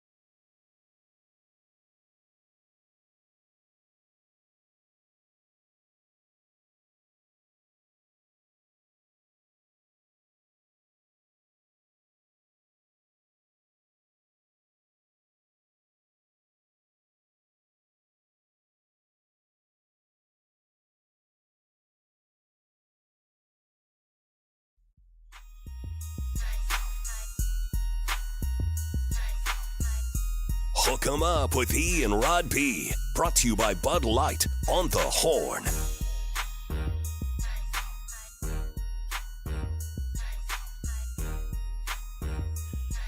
Fabulous fifth hour on Tuesday on Hook 'em Up, 21 November, and a lot happening, talking all things Texas Tech. Cowboys, Commanders coming up on Thursday, annual Turkey Day celebration. And, Rod, this will be your first Thanksgiving with the child. How's that going to go? You got family coming in town? Yeah, we got family coming in town. Basically, my wife's side of the family's coming in town. From Idaho, correct? Yeah, they're all flying in. So, it's going to be getting out of the snow. I think we got like 15, I think a 15, 20-person Thanksgiving happening. Babies do that. I know. Everybody wants to see this baby. I know. So it's gonna be a packed one. It's gonna be fun though. It's gonna be fun. We're looking forward to it. That's good. Yeah. And coming in town. That's cool. And how many are any staying with you? No, none of them are staying with us. Good. No, I told them, I was like, yeah, we can't do that. That's nobody wants that anyway. You don't want to stay with us. I mean, the baby's gonna be crying, being crazy sometimes, but she's sleeping more. But you don't want to stay with us, no. Yeah, we don't want to subject anybody to that kind of torture. My brother and his family will do that. Hey, we're coming for a week. We're staying at your house. Okay. Yeah, I know exactly. I got my. But they have. My brother has sons. My brother has kids that are the same age or we're similar age, so they like to hang out. So we wanted them to be. You got some nice. You got space here too. You guys got a nice little spacious. We've got some room. It's only three bedrooms, but there's room. There's room though. Like even though it's 3 bedrooms, spread out. You got nice. Like the common areas are large. Like they're entertaining. Like you got a nice house. Yeah, this is a good house for that. This is right here in the beautiful Onion Creek. Yeah. It's good. It's a good entertaining house. We'll have some people. My parents are coming and sister, I believe, coming. Who's cooking? We're dog sitting. Who's cooking? Wife's cooking. Nice. But everybody will bring extra sides, and my mom will do some desserts and a veggie tray. My mom makes these noodles that are real good. Everybody likes those. So it's kind of a, cook a bird and a bunch of sides, and let's go. I'm a little sad because my side of the family, we always fry turkeys, and my wife's side of the family, I don't think they know how to fry turkeys, so we'll have just plain old yard bird. It's not going to be good. Yeah, we'll see. And now, like last year, yesterday, my oldest son got married. So then happy anniversary to Griff and Kina. And Shout out. So it was 1 year yesterday. So now we have this whole new group that is my daughter-in-law's family. Mm-hmm. They may come over, but her father-in-law cooks he fries a turkey. I'm hoping Larry brings some over. That's what you need. Somebody in the family got to know how to fry a bird without burning the house down. And usually it's my brother and my side of the family, but we're gonna spend Christmas with them. So I'll get a fried turkey for Christmas. I don't know if I'm gonna get one for Thanksgiving. And I gotta tell you, I can't go back. Regular turkey after fried turkey, you can't go back to just that regular old bland yard bird after fried turkey, man. I know it's same. spoiled. It's spoiled. It does. And Larry, my daughter's father-in-law, he would love him. He's the head coach of the track and field team at the Texas School for the Deaf. Ooh, and so he loves sports. So coach, and he's deaf himself, but he's a great dude, man. He'll fry that bird up, and we'll be all over it. I fry up a mean yard bird. Oh, I can taste it. Yeah, it does. It is different. Right? You get the crispy, and the juicy, and it's way different. And we usually do like a seafood stuffing. Oh, that's fantastic. Oh, those Mom are good. usually does that with shrimp and some inside crawfish. The bird? Yeah, those seafood stuffing. Oh, just magnificent. Anyway, sorry, making everybody hungry. No, that's what happens. You're gonna have to settle for some Caucasian Idaho yes, food. Exactly. I'm going to just settle for that plain old yard bird, man. But even all my Caucasian brothers and sisters, once they have the fried turkey, they don't want to go back to regular turkey. You don't want to go back. Nobody wants to go back. I know some Caucasian brothers and sisters have blown up their houses trying to do that. Yeah, you're right. You got to learn how to do it. You got to know how to do it. I was going to say, if you don't know how to do it, don't experiment with it. It ain't worth it. You need to find somebody who's done it multiple times and knows how to do it. That's why I don't even do it. I let my brother do it. I can't. I won't experiment with it either. I don't trust myself doing it either. Oh, man. Well, that's what comes with babies. You got to make some calls on that kind of stuff. Mm-hmm. But looking forward to it. Yeah, we'll all get there. And, of course, Thursday, Friday, watching football. The feast, the family, and the football are on their way. Great American holiday. It's a great American holiday. Even as a kid, as your kid, you're growing up, Thanksgiving's kind of cool. Christmas is better. Halloween's better. Yeah. I used to love 4th of July. That's a good one. That's good. Get fireworks. Mm-hmm. Pyros. To get the light fireworks. And one thing about 4th of July, up. it's all desserts. Like for some reason, it's summertime. Yeah, so people running like around and going swimming and desserts. Yes, I everything like else. that The too. weather, because that first 8 years of my life in Ohio, so winter was always. Oh yeah, you guys have to celebrate the end of winter. Yeah, we lived right there in the snow belt, right through. You get. I had many a birthday party snowed out when I was growing up. I lived in the Midwest, brother. It is. Ooh, oh man, that's not a fun. I guess it is fun if you grew up in it, you're used to it. I didn't grow up in it, and man, it is miserable. Yeah, no, it is. It is. No, I literally I lived there till I was 8 years old, but I had probably 3 birthday parties that I was supposed to have with my friends coming over, snowed out. I'm out there snoveling. What do you do when you have a snowed-in birthday party? What do you do? No, people can't get there. So what do? You just party with the family? Cry. Ooh, another one. Yeah, because early December, like I just saw the video. Buffalo, New York is under snow, like 10 feet of snow right now. Wow. Yeah, and that's right there off Lake Erie, and of course the lake effect snow they call it. Yeah, I had several birthdays that didn't end up happening, but that's why I liked 4th of July, because 4th of July was awesome. That was summertime. But so that's there. We got turkey coming. Get yours ready. I'm disappointed you're not gonna have your fried turkey. We'll have to just send you some over or something if Larry brings his. We might have to, man. We might have to arrange that. Does sound good. Oh, it's so good. I didn't even realize that the last play, the 4th and 25 for the Kansas City Chiefs in the game, it was a drop. I thought the DB came in and knocked it away. No, it went right through his hands. That was the 5th drop then, because the Marquez Valdez-Scantling drop was the 4th drop of the game. Wow. I mean, Chiefs, y'all got to do something about that, man. Their drops it's an issue. And on the Marquez Valdez-Scantling play, because getting all these rewatches, because, he has all these different screens up, all these different pictures in the picture. They triple-teamed Travis Kelce. They had 3 players on him, 3 defenders covering Travis Kelce. And you want to know why the Kansas City Chiefs are the lowest second-half scoring team in the NFL, only averaging 5 second-half points in the per game this year? It's because the adjustment is so easy. Double and triple team Kelce, force some other wide receivers to beat you. They can't. Yeah. They won't. Drops. Yeah. The 4th and 25 was it shows you again the howitzer that Patrick Mahomes has. He drilled it in there because he can throw it to a spot. It was perfect. And it hit him right in the face mask. It did him right because it came in so hard. He's like turning around at the yeah, they can't catch these soft ones, Patrick. They ain't catching that one. Yeah, it's a shame. It is a real shame for them. But their own doing, right? They traded Tyreek Hill, and they haven't replaced him. They tried to go on the cheap for Marquez Valdez-Scantling and draft Sky Moore and trade for Kadarius Toney. They're just, you just said it. That play was drawn up perfectly because the Chiefs had seen over and over again, if they run this formation, Kelsey's going to get tripled. You're going to get one of your fast receiver lined up on a safety.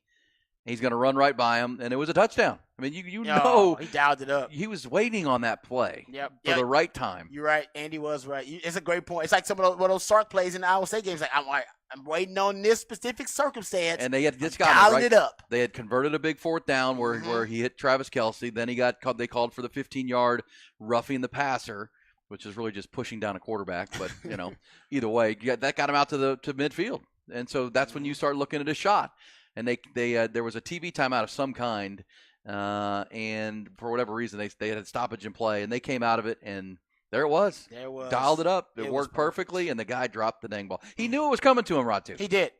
You could tell. As soon as he slipped by that DB, he knew, and I bet they told him before they walked out there. You're the primary here. Hey, bro, just so you know, they're gonna triple team Travis. That's what we want.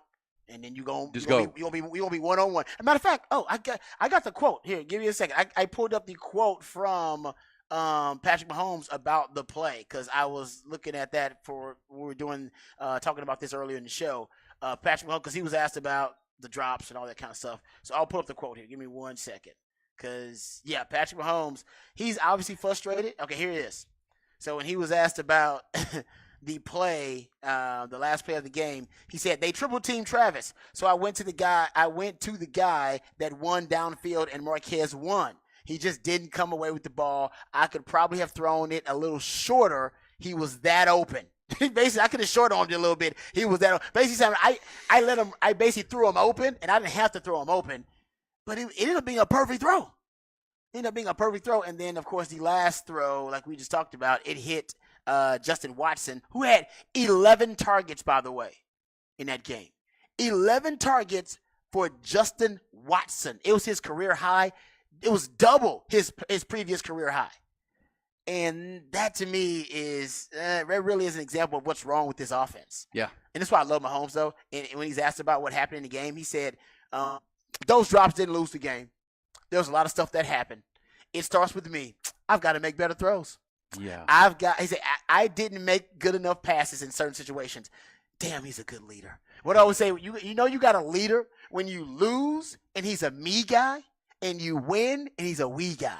He lost, he's like, no, I got to do better. I got to be more accurate. I got to throw better passes. It's No, like, you're right dude, about that. Yo, lead the NFL in drops with 26. Well, guess what? He said the same exact thing after they lost to the Lions. Exactly. And he threw it right to Kadarius Toney, and he played volleyball with it, and it put for a pick six, and they lost the game. Yeah. What a great leader. And he kind of blamed himself for that. Like, I threw it too hard or something to Kadarius Toney. Maybe I have to do better. But, That's a you know, great leader, man. that is a real good leader. And it's a shame that the teams put him there in this spot. 'Cause you're right. You're throwing 11 targets to a Watson. Jag. Do you want to know who else got those 11 targets last week? Nico Collins did, which is basically kind of the number one receiver for the Texans right now. Amon-Ra St. Brown, Tyreek Hill, Adam Thielen. These are guys that are either number ones or being considered who have been number ones in their career. Not Justin Watson. Yes. Not good. You're doing the yeah, right. Watson. Well, maybe if he catches balls, Coming to America. Yeah, we'll start doing the Watson. Yes. But 21%, guys, 21% of Patrick Mahomes' incompletions this year are drops. Think about he would run away with the MVP right now if they didn't have those drops. I'm not joking.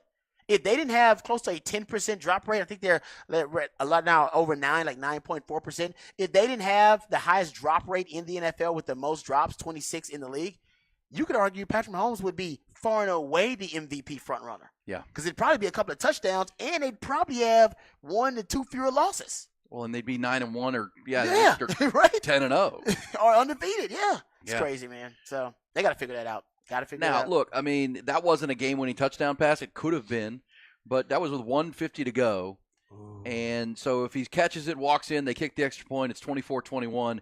That's what I was most mad about. I was like, what? Come on. I thought I was about to get Jalen Hurts coming back the other way with 1:50 in the timeout. Yeah, that'd be fun. See if they can score. That'd be Now we're getting some drama. Maybe we're going to go to overtime. Because maybe they're going to kick a field goal and it's 24-all. This is a hell of a game. Drops the ball on a 49-yard pass and then says, maybe I should have thrown a little softer. That's what Patrick said. He really did. He said, I got to be better at making those that passes. may tell in that you, Rod, situation. that we live here in Austin and we're talking about it. They're in Kansas City. It's got to be the only thing they talk about in Kansas City radio. Yes. And agreed. so the fact that he walked out there knowing he was the primary, so this has become a mental block for them. This has become a mental thing. Don't drop it, don't drop it, don't drop it. You know what I mean? You're right about that. I mean, we talked about it per the Longhorns when we were talking about their inability to score in the red zone. Then it's like this is in their heads now. They're just overthinking this thing and Totally not playing agree. football. Yep. You kind of wonder that because these are professional receivers. They made it to that point. I mean, he's making $10 million. They're working on it's it all in these practice. guys. Yeah, That's all they're doing. and so it's one of those things to react. But the fact that you knew it was coming to you, and you still dropped it, Yeah. and it hit you in the hands. I need to talk to a sports psychologist about this stuff now. Yeah, probably. You get Dr. Phil up in there. Because or it's something. spread right now. It was like the first game was Kadarius Toney. Oh, Kadarius Toney, man. See, he wasn't worth the trade. He's having a bad game. He's having an off game, whatever. He seemed to be just one guy. And somehow it's infected the entire wide receiving room. Like there's infectious. Now none of them can catch the ball now. And I'm with you. I think that's purely psychological now. The fact that it started with one player and now you got high drop rates with all the receivers in that room. Something else is going on. Can we blame, or at least because we finger point things, is there any conversation about the loss of Eric Bieniemy to the passing game, to the offense in general? That Matt Nagy's now the offensive coordinator. He can't go out there and catch the ball. No one is saying that, but it just. They won the Super Bowl last year with Juju Smith-Schuster being their best player. That's a good point, man. Nobody's brought that up, but you're right. I mean, it's something to consider. I mean, because the Tyreek Hill thing happened 2 years ago. And by the way, don't forget, they they won the Super Bowl, and he had his best year ever, arguably, Patrick Mahomes did, after Tyreek Hill left. So it can't be the Tyreek Hill thing as much. And remember, they stopped throwing deep touchdown passes. They had one deep touchdown pass all of last season. They had none of those in the Super Bowl or in the playoffs. And they had revamped the offense to become a yak yardage offense with a lot of crossing routes and short, high percentage passes because teams were taking away the deep ball against Patrick Mahomes. So that they solved that problem. So maybe you're right about the Eric Bieniemy thing. It ain't the Tyreek Hill thing because we've seen them recover from that and bounce back and win. Yeah, it seems like a new thing. Seems like a new thing. And it started week 1, and that's, remember Eric Bieniemy when he got, and I'm just putting this out there, remember Eric Bieniemy when he got to Washington, they were getting pushback because he was too tough on guys. Like, it's called coaching, guys. Yeah. This is how we coach. I wonder if Matt Nagy has kind of dropped the bar of expectation, and we're seeing a diminishing, because the coordinators are in charge of running practice, right? They're in charge of how what we work on and how we rep it and how we do things. It's a different guy, and all of a sudden they're the league in drops. And I remember, top of my head, remember when LSU brought in Joe Brady. He did, yeah. And LSU had led the SEC in drop passes the year before, and they made it a point of emphasis. And that year they went out and won the national championship with Joe Burrow, and they didn't drop a pass. So I do think it's what you focus on, and that I'll put Matt Nagy, because Bear fans here, Matt Nagy's now the OC. Oh, great. You're right about that. Honestly, nobody's brought that up, but that's something people need to consider. Yeah. Are they running but you would think Andy Reid. I know Andy Reid's been there the whole time. Watching the practice and how they're running, going, guys, we got to emphasize this or do that. But I definitely think I remember that Joe Brady story though. I remember that. He came in with certain practices and methods. Yes. About fixing catching the tennis hands. balls. Yeah. He had all these little quirky things he was doing, and it worked. It worked. The hands got much better. Well, and that was Justin Jefferson and but that same talent, Jamar Chase. They had some of that same talent there. They were dropping passes though. Right. They had been a pass dropping team. Yeah, he had them. He brought in those tennis ball shooters and were shooting tennis balls at him, and they had to catch them. That whatever. I mean, one guy's missing, and as of last week, before they wet the bed against the Giants, Sam Howell was leading the NFL in passing yards going into that game against the Giants for the Washington Commanders. And anybody that roots for the Washington football team would tell you they're a better offense. They're a better passing offense, Eric Bieniemy's team, without a doubt. They still don't really have a go-to running back. Brian Robinson, the kid out of Alabama, is their best back, but they don't really have a feature back. But we got young Sam Howell leading the NFL in passing yards, throwing it to guys like Jahan Dotson and Terry McLaurin. And you got to give some credit to, because there are some people that think that if the Cowboys smack around the Commanders on Thursday, they very well could fire Ron Rivera. I agree with that. And just because of the lack of consistency and the level of play with that team. New ownership, so they want you wonder if would Eric Bieniemy get a look as the interim coach? He should. Yes. I would do. Why wouldn't you? What are you going to do? Hire somebody else to be the interim coach? I'm with you on that. Let him be interim coach, see if he can prove himself. And that way we all can get some clarity on whether Eric Bieniemy is worthy of being a true head coaching candidate. Because right now, I don't think anybody knows. I thought we'd get more clarity on it based on his offensive plotting the plays, his offensive coordinator for Washington. I don't think I still haven't, because it flashes. Sometimes it looks really good, and sometimes it looks abysmal. And pass protection is a problem for them. But Sam Howell's development is been great. Yeah, he looks like a guy that can actually make some plays for you. Yeah, and certainly better than, and that their receiving core is a lot more overperforming than they had. And it's really the same guys. I mean, it's Terry McLaurin, it's Jahan Dotson, it's Curtis Samuels. These are the guys that they had been throwing to, and all of a sudden they're putting up a bunch of numbers. That is not a very good football team, big picture. And all of a sudden the Chiefs can't catch. So that's what we're following. Yeah. All right, the Commanders are the middle game. The early game is Detroit and Green Bay if you're making your Turkey Day schedule. That's a pretty good football game. Detroit at 8-2 now. As we talked earlier about, teams who have kind of take a step where you can not play great and still win. To me, that's a good sign of a winning organization, winning team. Longhorns have come to this point, right? Yep. They were finding ways to lose games in past years that they were right there in. This year's team, with its culture, has found ways to win, even when they're not playing very good. The Houston game, the TCU second half, finding ways when it matters most. The Houston Texans and the Detroit Lions did that last week, which have been traditionally losing organizations. Both teams played a game that, 100 times out of 100 in the previous 5 years they'd have lost. They both won them. Houston beat Arizona when their quarterback threw 3 picks, and Detroit won a game when they were down 2 touchdowns with 4 minutes to play, came out in a flat spot. We're looking ahead to the Packers game on Turkey Day, and they both won. So step forward. That's pretty cool. I like seeing that. Longhorns for sure. We'll hear more on that coming up with Sark, talking about his culture and how this has been built. Rod will take us behind the burn orange curtain. Somebody said it's the NFL. Catch the effing ball. That's true. Yeah, you're a professional in the end. I mean, we're talking about what Joe Brady did when he went to LSU, and I think one of the stories was like every time they would walk, he'd basically have a tennis ball ready, and he could throw it at them at any time. So he'd walk into like a meeting room, and throw a tennis ball at their head. You know, I mean, all these weird little things he would do. It occurs to me, I played you that sound of Tom Brady earlier. We had Tom Brady giving advice to C.J. Stroud yesterday about being a professional. Don't be everybody's buddy. Maybe Tom, and we don't know what happens in practice, but maybe Patrick Mahomes needs to be a little nastier to these guys. Remember, Tom Brady would chew a guy's head off. He would. I mean, he was not a joke, man. If you were not. dropping balls I'm throwing, I'm not going to throw you the ball anymore. Well, you're affecting my legacy, too. Yeah. So, yeah, that's a great point. Maybe Patrick Mahomes and Andy Reid, too. Andy Reid's got it. Andy Reid's responsible for this, too. Well, you wonder. I mean, last night might be the coup de grace, they say. Broke the camel's back. Because that was a primetime game. We all saw it. I mean, we happened in the Detroit game week 1 when they dropped a bunch of balls. It's like, okay, guys, maybe they just assume, okay, it's going to get better. We're in a slump here. At this point, you've got to hit the panic button. It's habitual now. That this is part of who you are as a now Andy Reid has to change what they're doing. Yep. He's got to make it different. However, he's got to do that. Bring in the sports psychologist. Change up practice, do some drills, something, because there's an argument that we've had a lot of success here. We just won the Super Bowl. This is just a bad start.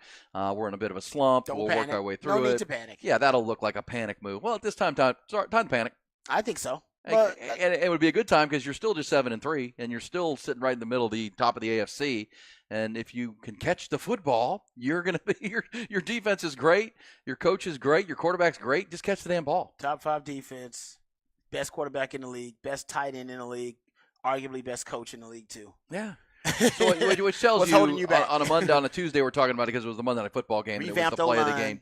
They'll probably get it solved, but it is frustrating for Chiefs fans. If they don't, it'll be their flaw that'll cost them.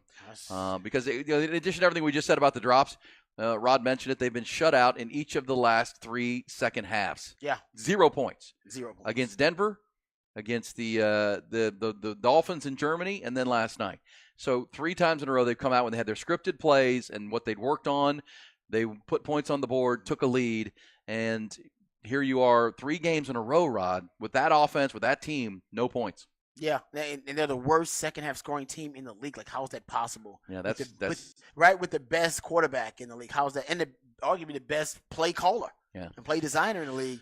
Yeah, so something's up with the Kansas City Chiefs, but that's how good they are, though. They still had a double-digit lead on the Eagles. Yeah, I know. We talk about all these problems. I'm not even a Chiefs fan. Double-digit lead on the Eagles, so I'm not a Chiefs fan, but the drops and the 26 drops and all those things. These are just they're drive killers, they're point killers, they're keep games closer than they should be. And this was the same conversation we have about the Longhorns in the red zone. That you not scoring touchdowns and start going forward on 4th down and losing point opportunities is keeping these teams around.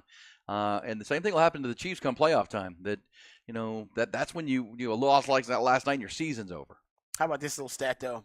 Chiefs will try to become the 3rd team in the past 30 seasons. Oh my gosh! To make the playoffs in a season when they went scoreless in a second half in 3 straight games. Oh wow! The others to do it: Super Bowl champion Ravens in 2000. With that defense. Super Bowl champion Broncos in 2015. Ooh, Peyton Manning. Isn't that crazy? Hey, and well, the Ravens didn't need to score in the second half with that defense. That's true. They're probably winning by 6 points, so we're good. Great point. But think about this. How about you're right, but it's a great point though. And I think the 90 Giants are also in that conversation. I want to say, because this is obviously going before the 30-year thing they're talking about.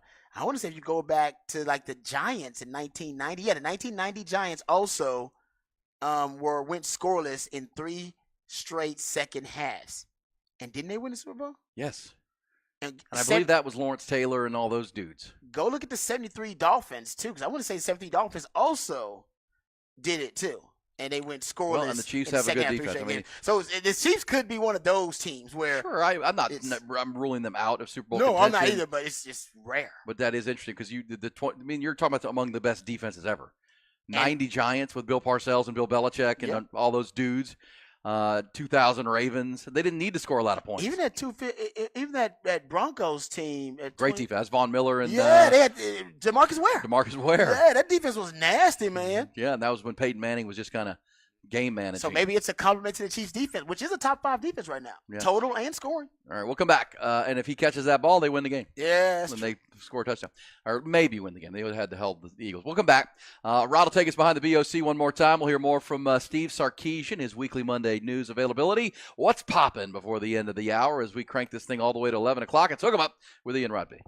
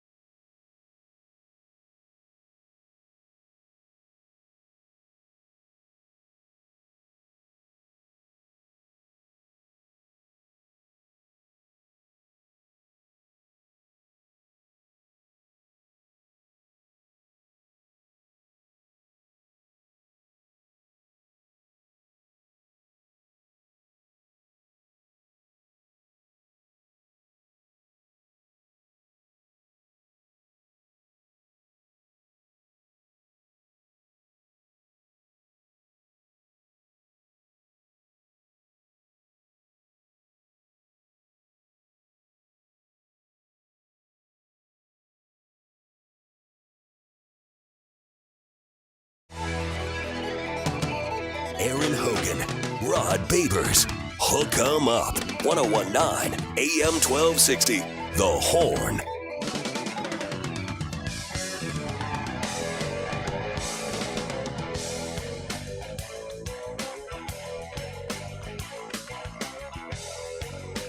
A lot of Longhorn chatter, a little NFL there, wrapping up Week 11. And as Rod and I have told you, that this is the Week 12, where it's now illegal. I should say illegal. It's within the rules of the NFL now to flex Monday Night Football games starting this week. And Rod and I, and hopefully a lot of you are on the bandwagon. Get on social media and push for this. Right now, the current slated, we got a great weekend of football. 3 on Sunday or Thursday. And we didn't mention the night game is Niners at Seahawks, which is a pretty good football game. It's going to be a really good game. San Francisco and Seattle out in the NFC West. Mm-hmm. So Cowboys, of course, Lions, all the top teams in the NFC are pretty much in action. We just got to see the Eagles last night. So now you're going to see the Niners, the Cowboys, and the Lions. playing on Thursday. Longhorns, of course, highlight the Friday football. Saturday is wall-to-wall with rivalry Saturday and the Ohio State-Michigan matchup, plus all the great games. And then Sunday, the best game is supposed to be Texans-Jaguars, Rod. Okay. But they could flex that game to Monday night. And the Monday night game is Vikings-Bears. Raise your hand if you want to see Vikings-Bears or C.J. Stroud against Trevor Lawrence for first place in the South. We're good on that one. We're okay. Well, nobody wants to see that. Hey, Roger Goodell, let's do this. Please, Roger. Please. How cool would that be? Well, what's the point? We come point? in here on Monday, be able to talk about all these games, whether the Longhorns are headed to the Big 12 title game, and preview the Texans-Jags playing for first place in the AFC South. That's pretty cool. Yeah, what's the point of having a flex schedule if you're not going to flex it? For a game just like this, you could have never expected this. The perfect situation to flex. Yes. Yeah, so I'm with you. I don't know why they wouldn't do it. They definitely need to do this because they've miscalculated badly this season with the primetime games, and it may just be not the primetime. They did last year too with Denver. And they did. It's the Russell Wilson. And you know what? It could just be a lot of it injuries because listen, they put Aaron Rodgers and the Jets up there a lot, and then he got hurt first game of the season, so it could just be that. But then the unders, right? We talked about scoring being down to the lowest scoring totals per team since 2007. The unders are hitting a lot, so it's just very anticlimactic, underwhelming primetime games. Well, let's be honest, because there's a lot of really bad teams in the league, too. And this is what Tom Brady was talking about. Yeah. And so, there was anticipation in Chicago the Bears were going to be good. Yes, I remember this. A lot of talk, a lot of buzz. Right, and Justin Fields got hurt. He's not good. The team's no good. Matt Eberflus is probably going to get fired. There's talk of Jim Harbaugh there and all those things. Oh, yeah. A lot of teams that they projected, the Giants were supposed to be good because they were a playoff team last year. They stink. Not happening. And we're getting a good steady dose of Tommy DeVito and Zach Wilson and bad quarterbacks. But again, this is why they instituted the rule. This was the exact conversation. It was really driven by the TV networks because Monday Night Football is like, hey man, we're getting all these bad games. Yeah. Is there and meanwhile, unless you have the YouTube ticket, which I do, for most of the country, you're not going to get to see Jacksonville play Houston at noon on Sunday. I'm telling you, for the division, that's division on the line. Yeah, but Houston can announce itself as a real contender if they haven't already. And they're entertaining to watch, by the way. They're fun to watch. It's not like they're just winning in some ugly fashion. No, they win by throwing the football. That Bengals game was one of the most fun games of the year, with C.J. Stroud and Joe Burrow going head-to-head and back and forth. That was a blast. So, the game with Baker Mayfield and Tampa the week before was a blast. And Houston's getting better. Jacksonville came off their bye week, but before Jacksonville had gotten trounced by the Niners last week, they had won 5 in a row, so it's not like they're playing bad football. That's a really good game, and I think if you're Joe Buck and Troy Aikman, you'd rather have that game than trying to make the Bears Vikings entertaining with Justin Fields and Josh Dobbs and two teams that aren't going anywhere. Because again, the Vikings would be an entertaining game if Kirk Cousins hadn't gotten hurt, and they'd be the Dobbs story's been cool. But there's no doubt that that's the biggest game of Sunday, and this is what the rule's for. It's not like we can sit here and say, well, I wish they could do that. They can. They can. And we're not being homers about the Texans. No. The Texans actually are a watchable product. You would think the powers that be at the NFL would want to get C.J. Stroud into a primetime game. Well, they want to get you got he's an emerging star. Yeah, he's an emerging star at the position. Yep. He's going to win the Rookie of the Year. Fans don't get to, as I've said, if you don't follow the Texans, you don't know this, but when the schedule came out, of their 17 games, 16 of Houston's games were noon kicks. And that tells you where you are as a franchise, and they've earned that. Nobody wants to watch. No one was mad about it. It's like, that makes sense. And they had one game at 3 o'clock. Mm-hmm. Like, they didn't even get a Thursday game this year, Rod, because the Amazon pushed back and said, no. Because everybody expected them to be rebuilding. We're getting rid of all of this stuff that we have. And remember, there was the rule that every team gets a Thursday game, for fairness, because it's a short week situation. But Amazon was like, no. Nah, we don't want them. Nah, you're good. We don't want that. Now, they still got some dog games. But at the same time, you probably should have taken the Texans. Texas actually turns out to be a decent product. Yeah, let's get that. Well, you can do that right now. Monday Night Football. Yes, sir. Houston. It's game moved in NRG. And if you did it today, it would give the Houston and fans down there who have tickets enough time to plan for Monday night.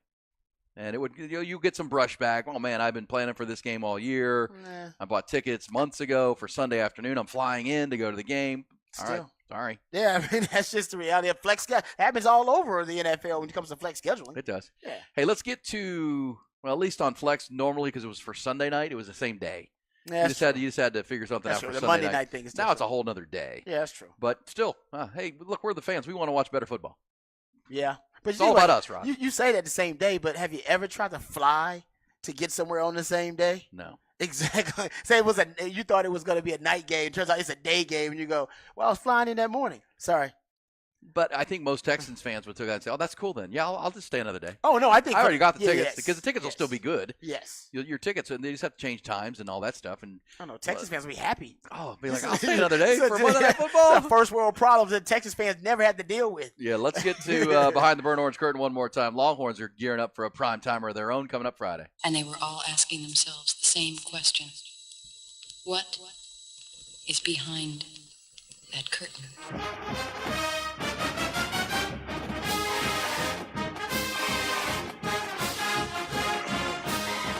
All right. Steve Sarkisian spoke to the media yesterday at his Monday press conference. Obviously, short week. So he actually went pretty long. It was like a 35-minute media availability. But he spoke about last week's win over the Iowa State Cyclones. Also spoke about the Texas Tech Red Raiders before we started talking about Texas Tech. Let's hear from Steve Sarkisian reviewing the win over the Iowa State Cyclones. Alrighty, quick recap of the ball game the other night. Going back through the tape, I thought our guys played a really good football game. I know we had some self-inflicted wounds in the first half that took 2 touchdowns off the board, and naturally, had the fumble inside the 10. But I thought our guys, did a great job keeping their poise and composure. Our defense continued to play well. We came out in the second half. And of our 5 possessions, 2 touchdowns, a field goal. We had the 1 punt, and then we finished the game with the ball in our possession at the end of the game. So really efficient second half. I thought that defensively, again, our ability to stop the run, to pretty much make them one-dimensional. And again, we gave up the 1 pop pass to the tight end there in short yardage, but I thought our defense had a heck of a game. I thought offensively the balance was there. Without, obviously not having Jonathan, I thought Cedric Baxter really showed up. It was a nice job by Jaden Blue and his ability to step into the fold. So all in all, I thought we played a really good game, controlled the game, even just on our mindset, even into that fourth quarter. So again, I like the poise that our guys showed in that game when things clearly weren't going our way, and we were kind of stubbing our own toes there in the first half, but nobody panicked, and I thought that's a sign of maturity for our team. So that was a real positive there. That's Sark talking about the win over Iowa State, and the win over Iowa State gave him his first 10th win as a head coach in a season, but also the first 10-win season for Texas in a regular season since 2009. Here's Sark talking about what that achievement means. And then ultimately for us to get our 10th win, which is, it's obviously as players and as coaches, you're always looking to, those benchmarks throughout a season. Bowl eligibility is always something that people point to. 10-win seasons is always something people point to. Conference championships, something people point to. Bowl game, and then naturally, if there's a CFP opportunity. So it's a great benchmark for us to hit. I know the coaches were excited about it, but I think, all of us would tell you the same thing. We're not done yet, and we know that there's more out there for us to do. The goals that we had set for ourselves, at the start of the season, are still there for us. So we're looking forward to kind of continuing the mission, continuing the journey. All right, that's Sark talking about the first 10-win season for him as a coach and the first 10-win season for Texas in a regular season since 2009. And this is the best team Texas had since that 2009 team. And Sark was also talking about the Texas Tech Red Raiders, and he brought up the fact that they've shifted their philosophy a little bit. We think Red Raiders, we think air raid, right, from the time with Mike Leach and even most recently with Kitley there, where Kitley is still there, but they've shifted their philosophy a little bit. Here's Sark talking about the Texas Tech Red Raiders. And Friday night game. It's only our second night game of the year. We know it was a great spectacle, the first night game that we have, and we're looking forward to another awesome opportunity this Friday night. It'll be senior night for our seniors to celebrate them and all that they've done for our program. And I think that I've been pretty adamant and pretty clear about what those guys have meant to our program. And so a chance to honor them will be great. A chance for us to kind of solidify an opportunity to play in the Big 12 championship game is obviously exciting on that front. And then hopefully for our fans to celebrate this team, to where this team has come. And I know what everybody's gone through over the last decade or so. And so for the fact that this team has one more opportunity to play in DKR, Friday night, we're looking for a raucous, intense crowd, one that fuels our players with energy. But hopefully, again, like I always say, the players have to do their part. We have to do our part to fuel the fans with energy too. So hopefully everybody can make it. Everybody have a little turkey on Thursday. Enjoy your Friday afternoon, and then get to DKR for, I think, for us an awesome ball game against a really good opponent. I think Tech, it really had a tough start to the season. I know we all go through it, and you never know when injuries show up. But they were fighting that injury bug earlier in the year. And I think, as you could see them getting themselves healthier and healthier, they've strung together 3 in a row now. They're playing really good defense. They're running the football extremely well, kind of have changed philosophically that way. So we know we're going to get their best shot. And so we've got to do a great job of preparation this week for a heck of a ball club. And should be an exciting night Friday night. And it will be an exciting night. Of course, senior night, a lot going on. Longhorns' last home game. There's some guys who are still dealing with some injuries, and Sark gave an update on the potential injuries for the Longhorns. Here's Sark. So injury-wise, I feel actually pretty good on a Monday. Coming out, it was a physical game Saturday night, and we had a variety of guys that kind of went down. I don't foresee any of those guys being out Friday. So, obviously we need to monitor that as the week goes. But I do feel, confident enough today that we'll have everybody that was available Saturday night will be available Friday night. And again, probably a better served question for a little later in the week when we really get to practice. All right, that's Sark talking about the injury update for the Longhorns, but it looks like a pretty positive, optimistic one. The biggest question or at least the biggest factor in this game for Texas will be how they contain Taj Brooks. He is the best offensive player for the Texas Tech Red Raiders, plays running back for them, and they've really started to funnel usage to him, and he may be the biggest reason they've shifted the mindset to become more of a run-centric team. And also, the quarterback injuries they've had, the offensive line doesn't excel necessarily at pass protection. That may be why the quarterbacks keep getting injured. So Taj Brooks has become the identity of the Tech offense, which means they're running more. Here's Sark talking about the skill set of one Taj Brooks. Well, he's got great contact balance. Taj Brooks, the first guy has a hard time getting him down, and it's not always because of the elusiveness. It's his ability to absorb blows and stay on his feet and then continue to break tackles, get hard yards. They're a physical running football team. I think naturally you think of Tech, and if you're not watching them, they're running the ball. They're all spread out, and they're running, zone read, and nobody's tackling the guy, and he's running. They're running up, and they're running gap schemes, and they're running downhill. It's a physical brand of football that they're playing, and they still do it with tempo. And so you have to get yourself aligned. But I do think there's been definitely a shift, philosophical shift that Joey has implemented to that team. That is the physical brand of football offensively. That is playing to their defense. They've got a very good defense. And so those two things working together has shifted. They're not playing 48, 45 games and each team's running 100 plays. They beat Kansas 16-13 a couple weeks ago. They beat UCF 24-23, but they're winning games with that philosophy and that style. And so you have to adjust accordingly. But it all goes back to their ability to run the ball with Taj, and he's a heck of a player. Yeah, like I said, I do think it makes sense so why they've become so run-centric. I still don't think they're a really good running football team, though. I mean, in the last 6 games, they've run the football at least 40 times in 4 of the last 6 games. So they're dedicated and committed to the run game. But let me give you the yards per rush in the last 6 games.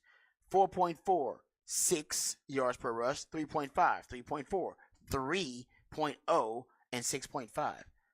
they're actually not necessarily great or elite at executing it, but they're, like I said, they're dedicated to it because they're running the football over 40 times. They're averaging 38 rush attempts in the last 2 months in November and October. So over 38 rush attempts. So they're going to run the football, but against Texas, that seems like a fool's errand. We saw what Texas did to a top 5 running team with dual threat quarterbacks in K-State with Will Howard and Avery Johnson, held them to their lowest rushing output since 2014. And we saw what they did last week versus Iowa State, who was a decent running team, and held them to 9 total rushing yards.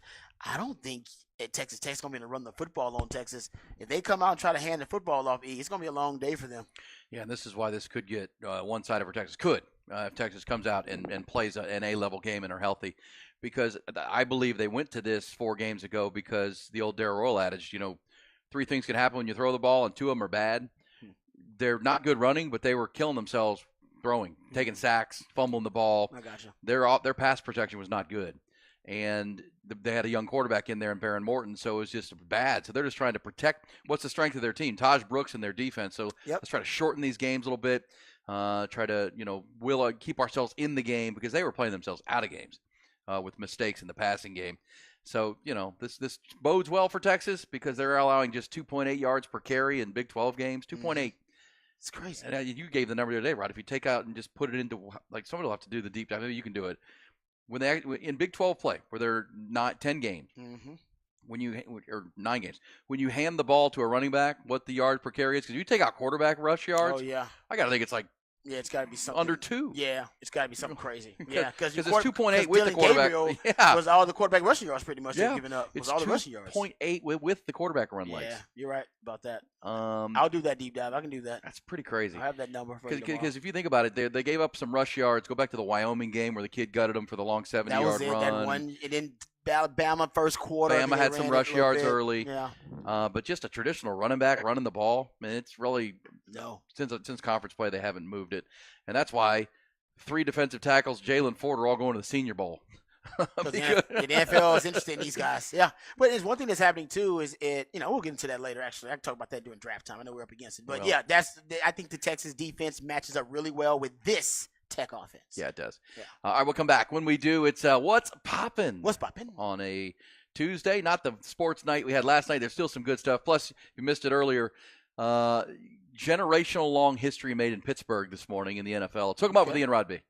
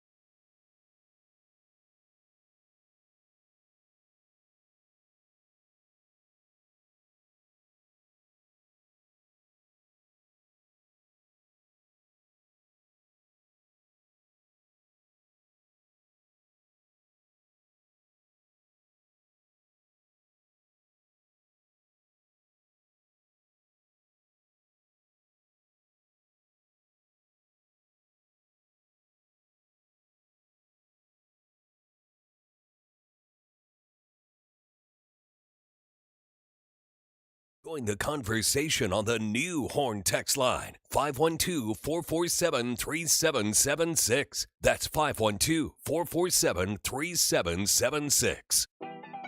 What's poppin'? Brand new whip, just hopped in. I got options. I can pass that like Stockton. Just joshing. I'm spending this holiday locked in. My body got rid of them. What's poppin' time? No football tonight. Well, that's wrong. We had the 50 nights of football continuing with some action tonight. Bowling Green, Western Michigan at 6. Eastern Michigan, Buffalo. If you just got to have some football or at least a wager on some football. That's time. Center stage tonight will be college basketball, Rod, because we saw the Longhorns lose last night, but we're coming to the climax of some of these early tournaments.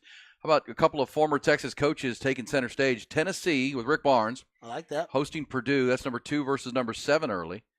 And then Shaka Smart and the 4th-ranked Marquette team playing at Kansas. Man, where they will, Smart. Yeah, face Kansas. That's part of the this is in Honolulu. This is in the I didn't realize they were ranked that high. Marquette. Yeah, the 4th in the country, Wow. 4-0. Okay. Great Maui shootout or whatever they call that deal. So college basketball tonight if you need it. We've also got probably a night to calm before the storm before we get to. Oh, yeah. Well, just for the whole week, you got to prepare yourself. You need to rest up because it's going to be, you got the holidays and you got your football. Your family's going to be in town. You're going to be worn out by the time. I got to run around all day today and get a bunch of stuff done Exactly. before we get here. And then you and I tonight will be popping because we've got the Longhorn live stream. Yep. On Texas. You and myself and Jerry Hamilton on Inside Texas. It's always a good hour of Texas talk, deep dive. Jerry brings Jerry usually joins us. He's out recruiting, watching high school players play. Always on the road. He Jerry's is, always man. doing the show from his car. I know, it's great. It's great. So we'll have that tonight. That's on the On Texas Football channel of YouTube. It's Inside Texas. So Rod and I will be there starting about 10 after 7. Yep. Usually roll till 8:30. Talking Longhorn football, then getting ready for Texas Tech, and always taking questions and all that kind of stuff. That's what's interactive and fun about the YouTube, kind of like doing the radio show, just doing it on YouTube. So we'll do 5 hours of radio, and then we'll do an hour or so of the broadcast tonight. Hey, man. Also, we'll be putting out our newest Eyes on Texas multicast. Mike Craven and myself, we recorded that last night. Good stuff. Good stuff from Sark. We had we played the whole Sark on culture thing and talked a good bit about it. So that's a lot of fun. So that's coming up. Eyes on Texas. You find that on YouTube at the Horn FM and Dave Campbell's Texas Football. And Mike always has really good thoughts, I think, on a lot of the stuff that's going on right now, especially the coaching updates around the state. He's got some great tips because he gets to know the coaches. Yeah, he knows all these. The ones that are getting fired. Well, we were recording last night. hired. We were recording Brad, and his phone's blowing up. And he's having to pause and mute. Oh, yeah. Because he covers all of Texas for Dave Campbell, so it's UTEP all the way to. Is Baylor going to fire Dave Aranda? And the coaches are texting him, finding out. Because they want to know, hey, man, what are you spot hearing? opening up? Are you hearing something about me? That's right. That's right. Ty, Ty, you had a good parlay last night, did you not? Didn't you hit all your picks last night? No, I think only one of them hit. Oh, that's right. You took the Chiefs. Well, that Never guy said it was dropped a the parlay. ball, Ty. Never said it was a parlay. I just said giving out 3 picks. You went 1 and 3. You have a pick for tonight? I'll take the over in the Rice and Indiana State Sycamores game. It's over 160 points, both high-flying offenses in college basketball. So you're a Sycamore. You're Sycamore. Are you gonna wager that game tonight? Maybe. Yeah, I'm gonna watch. I love it. Nice. Hey Rod, this morning should have happened a while ago, but Matt Canada fired by the Pittsburgh Steelers. If you can't get 400 yards of total offense at any time during your tenure as OC in the NFL, You're fired. you should be fired. Especially it's been Can 3 I give years. you a number? I always say it's amazing to me that in my lifetime, I'll be 51 early December.